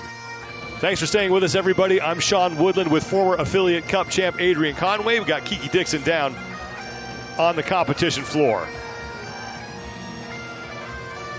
And so far, through 2 events, business as usual for a women's competition when Tia Toomey's in the field. You're right about that. She's sitting on top with 2 100-point W's, but I'll tell you what, not much separation between her and Miss Gabby Magawa there, only 10 points back. So she's right there in fighting place. And then, of course, to round out our podium right now, it's Mrs. Horvath with 175. Only 25 points separate Toomey from Horvath after the 2 events, but as you mentioned, Adrian, Tia Toomey has been perfect, winning the first 2 events, 14 career wins here in 33 events at the Rogue Invitational. Haley Adams solidly in 4th place with 155 points, and it's Danielle Brandon currently rounding out the top 5. Braveheart has 2 movements. We're going to get on the wall, we're going to get inverted, and then we get to get under a heavy barbell. We do. It is a descending ladder of 8, 6, 4, 2 wall walk complexes, which involve 1 wall walk and 2 strict handstand push-ups and back squats at 260 pounds. What are the keys to this event? Well, I'll tell you, the keys for the women are the same as the men. Do your homework. The back squats have had an appearance here with another movement under heavy breathing in the history. So are you prepared? We're about to find out. And no breathing. They've got a brace under the heavy loads of the barbell, but they've also got a brace on the wall. They're not going to have much room for those deep breaths that all of us prefer when we're building fatigue. Lane assignments for the first of these 2 heats. 10 women on the competition floor. Haley Adams, who is in 5th place overall, will be in the middle in lane number 6, but there are a pair of women here who can move a heavy barbell. Dana Perrin will be down in lane 1, and of course, we know what Danny Spiegel can do whenever you put some weight on her back. Yeah, that's right. We know that she's a fan favorite because she puts on such a show when it comes to lifting weights in any way. We'll see how she's able to manage the handstand push-ups, but we know the back squat's going to be a very strong aspect of this for her. There is Maddie Sturt. Paige Semenza on the left, Haley Adams on the right. First time we've seen a wall walk complex in competition. There is Dana Perrin, who comes in 16th place overall. Yeah, rookie here in the competition, qualified through the queue again against the rest of the world. Everyone who wanted to have a shot to get here in Aberdeen and compete against some of the fittest on earth, she's garnered that for herself, and now we get an opportunity to see how she's going to respond to this couplet of gymnastics and weightlifting. Judges, hands in the air as our athletes here in heat number 1 approaching 8 of those wall walk complex. Perrin and Spiegel so far towards the front. Manon Anganese and Emma Tall also there as well. So pretty tight at the beginning of this opening round of 8 complexes. Yeah, one thing we can expect with these wall walk complexes for them to be just a touch slower for the most part than in comparison to the men's heat. So the women are pacing themselves a little bit more out the gate, trying to ensure they don't have to do extra reps like I'm sure they saw a lot of the men do, rushing the reps early. So they'll spend a little bit more time here in front of that plexiglass, and then they'll be on the trot to those back squats. Final complex for Danny Spiegel, and she will head to the barbell for her 8 reps. And also in lane 2, Michaela Howe is off the wall, and Manon Anganese. Also Sydney Wells is moving to the barbell for her first set of 8 back squats at 60 pounds, 118 kilos. Sydney Wells goes right to work. And Sydney Wells on the right in the pink shoes next to Danny Spiegel. 5 reps to go for Wells. Yeah, you'll notice how the athletes, as they send their hips down and back, they got a brace for that next rep. They'll breathe at the top of the reps. It's hard to breathe through the middle. They've got to keep that midline as firm as possible so they can push through the floor and stand with the bar. Danny Spiegel got hit with a no rep. As Sydney Wells is done, Wells is going to be the first woman back to the wall for her set of 6. And now Spiegel's done, and she'll join Wells for those wall walk complexes. Working on 6 of those walls. At the 22 rep mark is when they'll head back to the barbell for their next 6 back squats. Paige Semenza, middle of your screen, just getting to the barbell for the first time. Joined by Haley Adams as well. One of those standards for the squat here is going to be that their hip crease gets below the top of their knee, and then they got to stand all the way at the top. That's what those judges directly in front of the athletes are keeping an eye out for. Emma Tall is done. And now races between Sydney Wells and Danny Spiegel continue to battle for first place in this first of 2 heats. Sydney Wells, the pink shoes in lane at number 9. Now Paige Semenza going back to the wall for her second round. Time cap as our athletes chip away. One of the most frustrating parts about this wall walk complex is that you feel like you're ready for the next rep, but because there's so much demanded of your upper body, the walk up, that first strict handstand push up, then the second, you've got to really be extra sure before you start even the journey of the repetition or you get it all taken away. Sydney Wells getting back to the barbell for her set of 6. She's ahead of Danny Spiegel. Spiegel chasing down Wells here at this set of 6. Sydney underneath the bar as she sets up.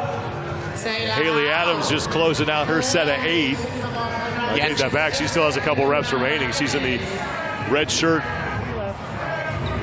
Crowd get behind Danny Spiegel as she gets a rep in.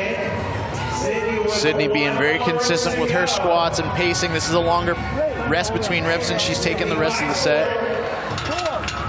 Wells is done. And now back to the wall for her round of 4. As Danny Spiegel has now closed out her set of 6. She'll join Wells. Back for those wall walk complexes. Wells is already through 1. She racks up. 32 reps is what they need to hit before they'll get back to the barbell for that set of 4. This heat right now as she heads back in for the round of 4. Good finish on that rep there by Sydney. You'll notice that as she presses up, her head kind of lingers further away from the wall. That's just a slight amount of strain that's starting to happen with these ladies as they press to that locked out position with their arms. So her head's going to touch the mat, and as she arches through her mid-back, she's trying to get those chest muscles to help her shoulder muscles out. It's a wise body shift in position. One more complex for Sydney Wells here. Hold them up the leaderboard. Sydney, I believe, with 1 more rep to go.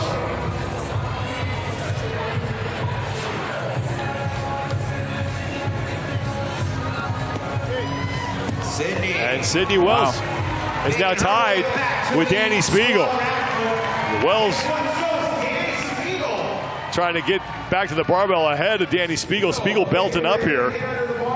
4 reps at 260, 118 kilos.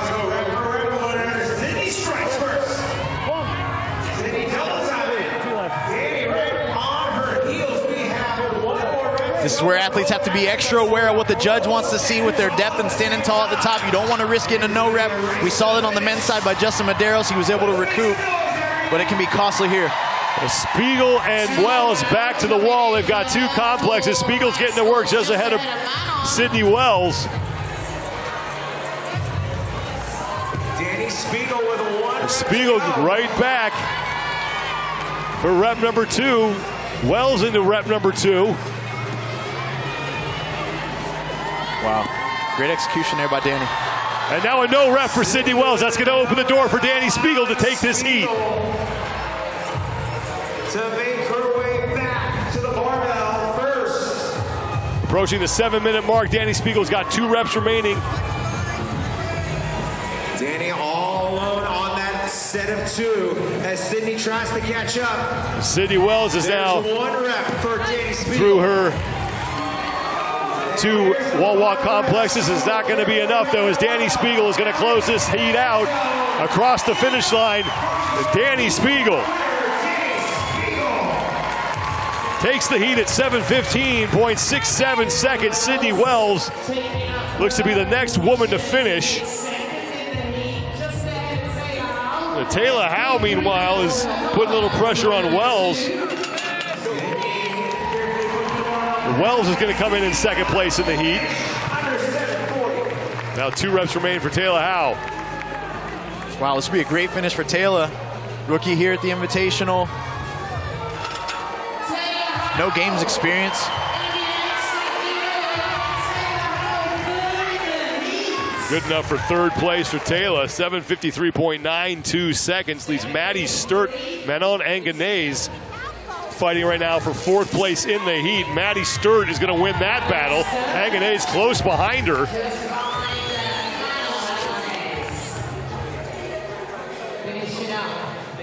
We have 4 minutes remaining. Athletes, 4 minutes remaining.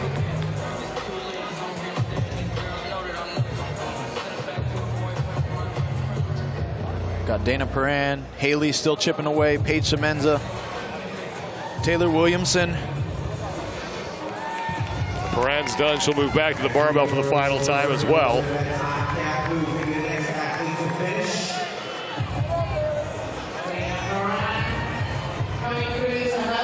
Haley Adams, meanwhile, is way back. She is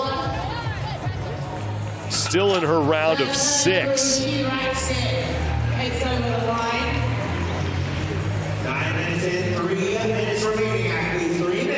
Again, one of those things, she'd never hide from it. She's working on her strength. She's trying to build it up. Got to be patient.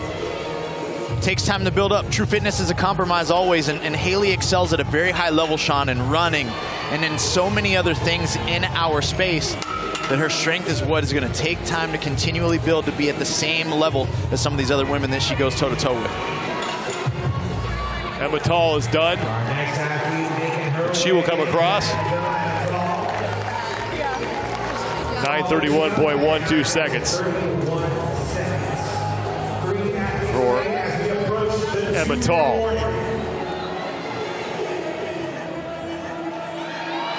Yeah. 260 pounds. Emma Tall, another woman making her first appearance here at the Rogue Invitational, along with Taylor Williamson, who's going to get in inside the 12-minute time cap. So 2 minutes remain, pardon me. Paige Semenza has a few reps to go before she'll be able to close out her day of competition. Yeah, Paige looks like she's in her round of 4. Haley resolving down to singles now, so just 1 rep at a time, giving her body just a moment to recharge. Doesn't want to get that costly no rep in the bar, being forced to be re-racked. 90 seconds remaining. Go! Paige, run! Go, go, go! Paige Semenza now with about 1:20 to go. She's got 2 wall walk complexes and 2 back squats remaining. And Haley Adams now has 1 rep remaining in her round of 6. So this clearly is the limiting aspect for Paige. I know that she came into this nursing a little bit of a shoulder issue. Kind of affected the way that she could probably train her upper body and the way that she could prepare for a movement that might even be a weakness of hers. Because she makes quick work of those back squats for the most part once she gets back. Haley Adams, meanwhile, knocks out her final back squat in that set. She has 1 remaining. Looked like her judge had 1 finger in the air, but she still has some reps remaining. Paige Semenza, got it, come on, is able to get through that second complex. She's got to hurry if she wants to get in inside the time cap.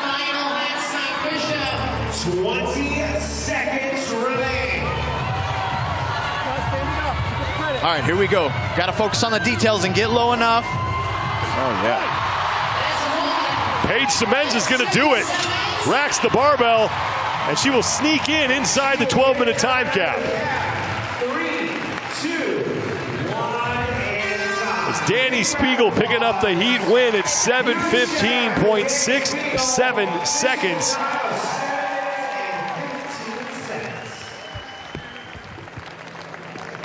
She did it by doing a nice job of managing her rest on the wall walks and then just crushing the barbell when she got under it.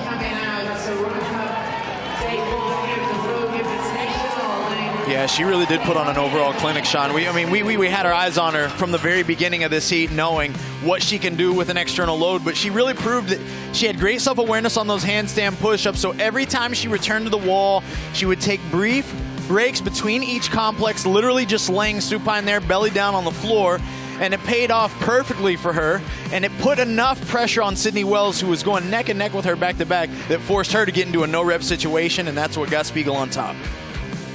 Dani Spiegel closes it out with those final 2 reps, and she has the time to beat as we have just 1 heat remaining.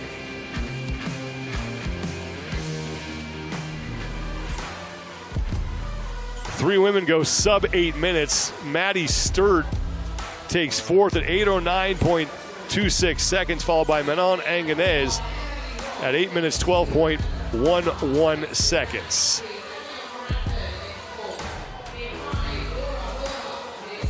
Floor getting reset by the volunteers who make this event possible. Big thanks to all of them. They're working really hard this weekend with the CrossFit and Strongman competitions. Lane assignments for the second and final heat. Overall leader Tia Toomey right in the middle of the floor in lane number 6. Trying to hold off Gabby McGowan and Laura Horvath. And so far, Tia Toomey has been perfect on day 1. 2 events, 2 wins.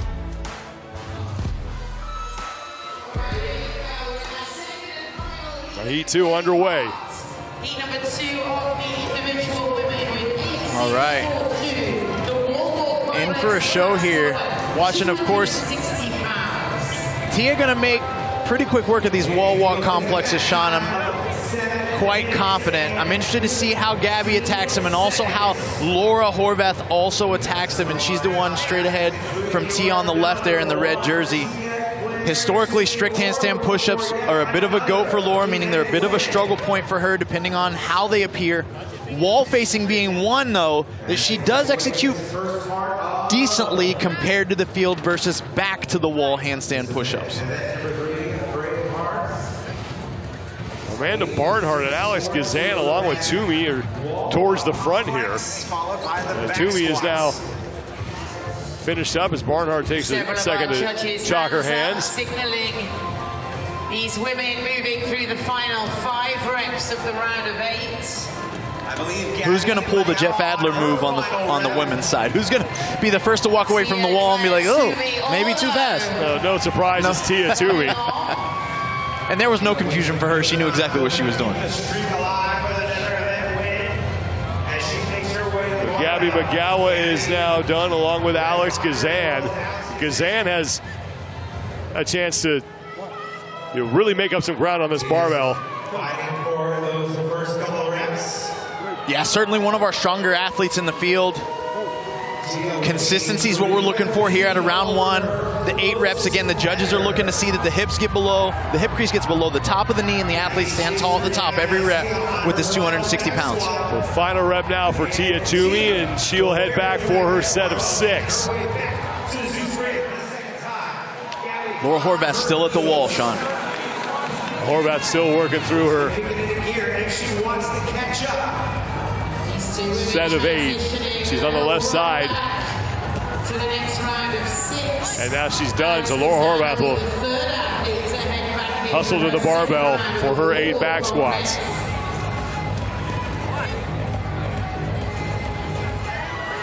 Now I expect Laura to make quick work of these back squats each and every round, so she's not gonna have much rest. I mean, the good thing is we know that she's gonna be steady here, but it's also gonna be creating a lot of more fatigue that'll build up in her upper body when she gets back to that wall.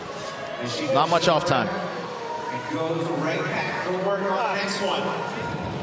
2 reps remaining for Tia. Gabby trying to catch up. Laura Horvath also going with the Aberdeen football jersey. Stay tall. Good, bracket. And she's through her round of 8 as Tia Toomey is getting set to close out her round of 6, and now she's done. Toomey to the barbell for 6 back squats, 7:15.67 seconds. That's the time to beat from Dani Spiegel. Gabby McGowan has 2 reps remaining, as do Brooke Wells and now Alex Gazan. We see that deep breath from Tia, and then applying a really unique skill set in the squat where timing is so very important for Tia. One more rep to go. Gabby utilizing her rest appropriately there for her handstand push-ups. Oh, Tia out of that quick. So Tia got through her round of 6 before anybody else even joined her at the barbell. Now here comes Gabby McGowan. She's in second place. Another event win here at the Rogue Invitational. Day 1 of competition. Yeah, and the effortlessness that Tia is showing us here. The walk up with her feet, hands come back. Look at the straight line that her body creates every time she presses out. It's so quick that, again, it reduces the time that's spent upside down. It makes it easier for her arms, simply put. Onto her final complex, and then it'll be back to the barbell for 4 back squats. Gabby McGowan just closed out her set of 6. She's in second place in this heat, and second place overall behind Toomey. 10 points back after 2 events. And now Toomey continues to just make quick work of everything here and is way out in front. Looking to stay perfect here at the 2024 Rogue Invitational. Yeah, and what we even recalling the last event, we saw that race between Gabby, Tia, and Laura. The way Tia can execute the handstand push-ups, it really removes that pressure from her on the barbell. She can get there, execute at the pace she wants to, pause at the top when she needs to, and then be smooth when she gets back to the wall.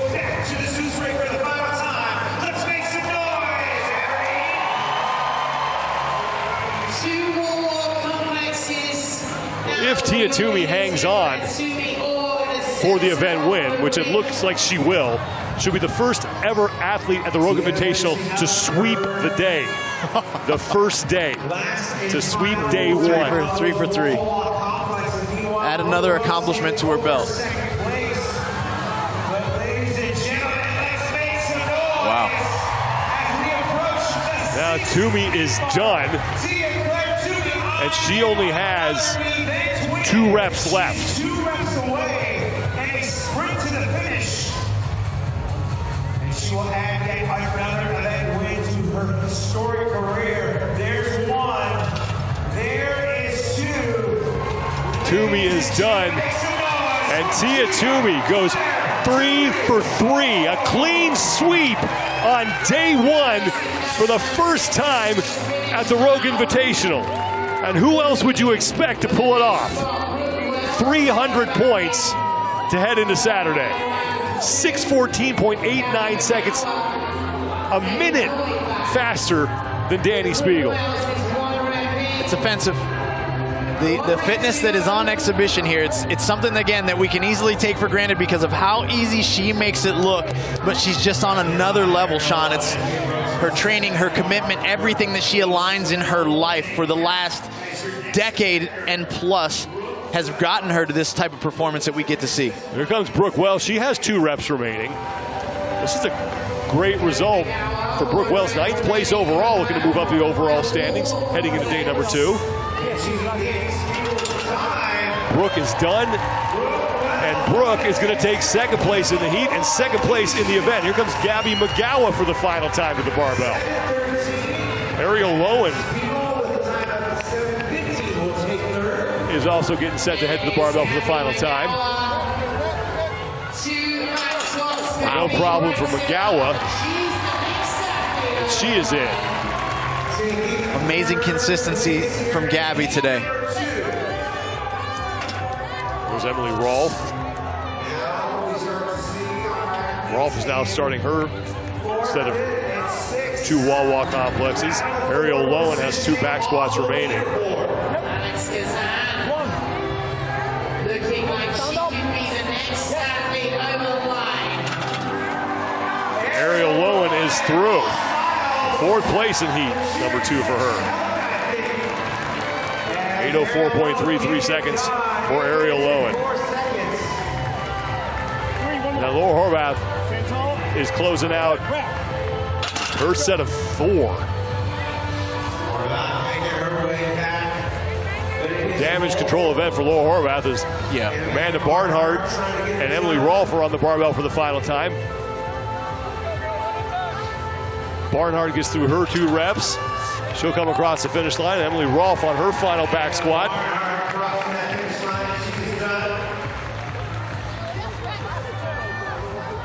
And Emily Rolfe is in.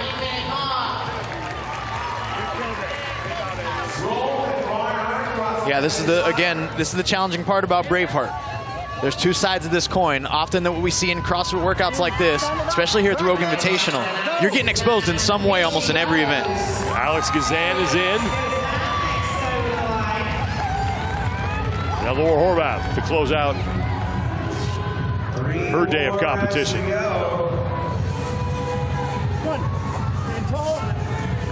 Good, bracket. Wow, she'll take it, man. Damage control now for Laura Horvath, but able to get inside that time cap with plenty of room to spare. Leaves Emma McQuaid and Danielle Brandon as the only 2 athletes out on the floor. And we've seen Danielle Brandon have trouble with heavy back squats in the past. A little bit of back issue that she's been dealing with for a while. Yeah, and it's interesting because we talked about it. As it looked like she just lost that rep. Yeah, she dumped the barbell behind her. Now Danielle Brandon's going to have to spend a lot of time getting that thing back up onto the rack as Emma McQuaid has closed out her set of 4. She has 4 total reps remaining, 2 on the wall, 2 on the barbell. Less than 2 minutes to go. So Danielle Brandon stripping that barbell down to try to get it back to the rack. And may not even be worth the effort at this point for her, but she's going to have to clean it and reload it. Yep.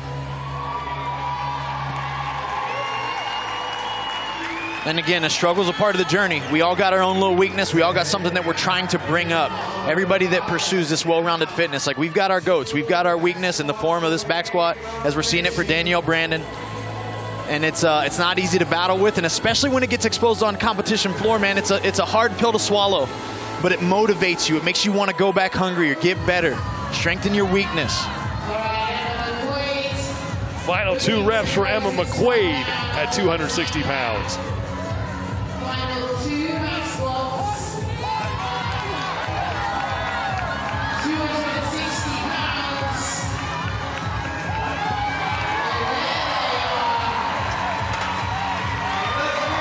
Nice work. McQuaid across.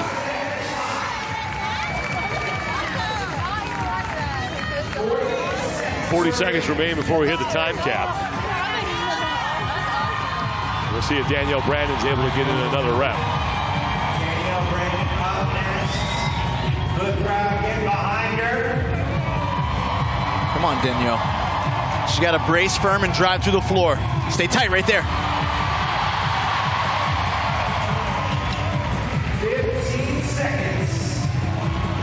Opting for singles, a lot like we saw Haley, and every rep counts here. I mean, look, we're seeing some of these scores for the women that don't finish. They're now going to be 3. So every rep for them really does count, especially when they're fighting and scrapping for points for top 5 positions. So Danielle Brandon's going to hit the time cap. Tia Toomey's going to rack up another win. 3 for 3 on day 1. The first woman to ever sweep the opening day of events at the Rogue Invitational. She has now won 15 out of the 34 events in which she has competed here at the Rogue Invitational, and her winning percentage is now up to 44%. I mean, it's phenomenal. It really is when you think about the odds and who she's competing against. This isn't a bunch of field of other amateurs. These athletes do this for a living, a lot of them.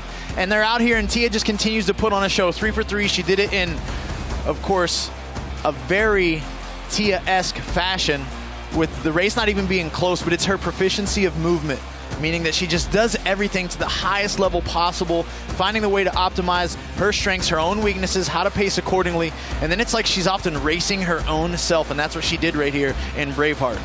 And just looks like she just got done with a leisurely stroll through the neighborhood. 6 minutes, 14.89 seconds. Brooke Wells is able to sneak inside of Danny Spiegel's top time from Heat 1 for 2nd place. Gabby McGallo winds up in 4th, and Sydney Wells takes 5th place. Solid performance for her out of heat number 1. Let's send it down to Kiki Dixon. Tia, congratulations. You are the first athlete in Rogue Invitational history to sweep an entire day.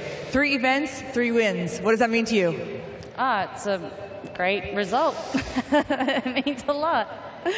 This event had a lot of bracing on the wall walks, bracing on the handstand push-ups, at the back squats as well. Where did you find were the pockets to best breathe at? At the top and bottom, taking a split second before racking the bar always helps. And yeah, I think, we trained for this, so felt good. Congratulations. Gabby, you had a great showing today, day 1 of competition. You're going to end really in some solid positioning. Looking back at the day, what are your overall thoughts for day 1? Overall thoughts about day 1. I mean, I'm just extremely happy. Like, the energy here is amazing.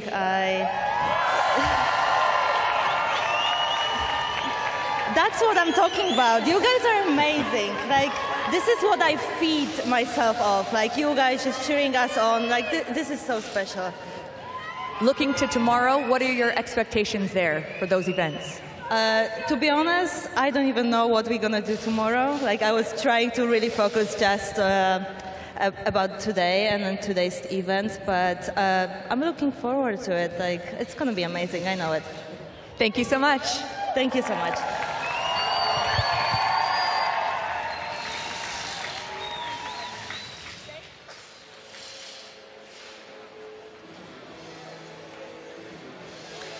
And with that, day 1 of competition is in the books here at the 2024 Rogue Invitational. And on the women's side, I don't know how many more ways we can say it. It goes as expected. Tia Toomey continues to prove how great she is. Now with 15 career event wins here at the Rogue Invitational. And now you start to talk to yourself and think, is she going to sweep every single one? I would not put it past her, right? I mean, she opened the day, and it was just a huge victory that we saw from event number 1. She got out. Everyone was running in Quicksand, but she was not somehow. And then we came out, and even we saw in event 2 a little bit of a tighter race. It firmed up. The other women, Gabby Magawa specifically and Laura Horvath, were really chipping at her heels on that squat snatch bar, and yet she proves again that she can seize the moment when the pressure is highest. And then here it was like she was running her own race with more than a minute. Well, 59-second victory over 2nd place Brooke Wells, and it was just amazing to see. Again, Tia doing Tia things 3 for 3. 300 total points. She will have the overall lead heading into day number 2 with now 6 events remaining. Now on the men's side, things are a little bit closer, a little bit more in doubt as we head into day number 2. And Jeff Adler will put himself on top of the overall standings, but it is tight behind him. That's right. I mean, Jeff Adler would say something probably like, I came to win, and so I did. And that's what he did on that final event of the day. But it was early on. Ricky Garrard, of course, taking 5 points from Jeff. And I say taking because it was like Jeff led the way that mass majority of the time, and Ricky closed the gap. But then throughout the day, Jeff's consistency is what allowed him to be the topic of discussion right now. It was his simple and easy and effective approach to those fast handstand walks and handstand push-ups on the wall that allowed him to create separation from the field. And there he was, making very easy work of that 375. Jeff Adler and Tia Toomey, 2 games champions, on top of the overall standings. Still 6 events remain. And Saturday is going to be another very busy day here in Aberdeen, Scotland. Let's take a look at what is on tap for day number 2 of the competition here at P&J Live. Strongmen and Strongwomen will be back in action. Hunting haggis is going to open things up for the CrossFit athletes, followed by power drive. That's going to be fun to watch for the strongmen and the strong women. We'll also have the legends out on the competition floor tomorrow, and then we're going to close things out with the strongmen and strong women, their final event of the weekend, the circus medley. That is going to be a blast to watch, as those competitions have been extremely entertaining. A great day 1 here in Aberdeen, Scotland. Thanks for joining us, everybody. We will see you back here tomorrow. For Kiki Dixon, Adrian Conway, Kristen Rhodes, Lauren Chalet, I'm Sean Woodland. We will see you at P&J Live bright and early tomorrow for day number 2 of the 2024 Rogue Invitational.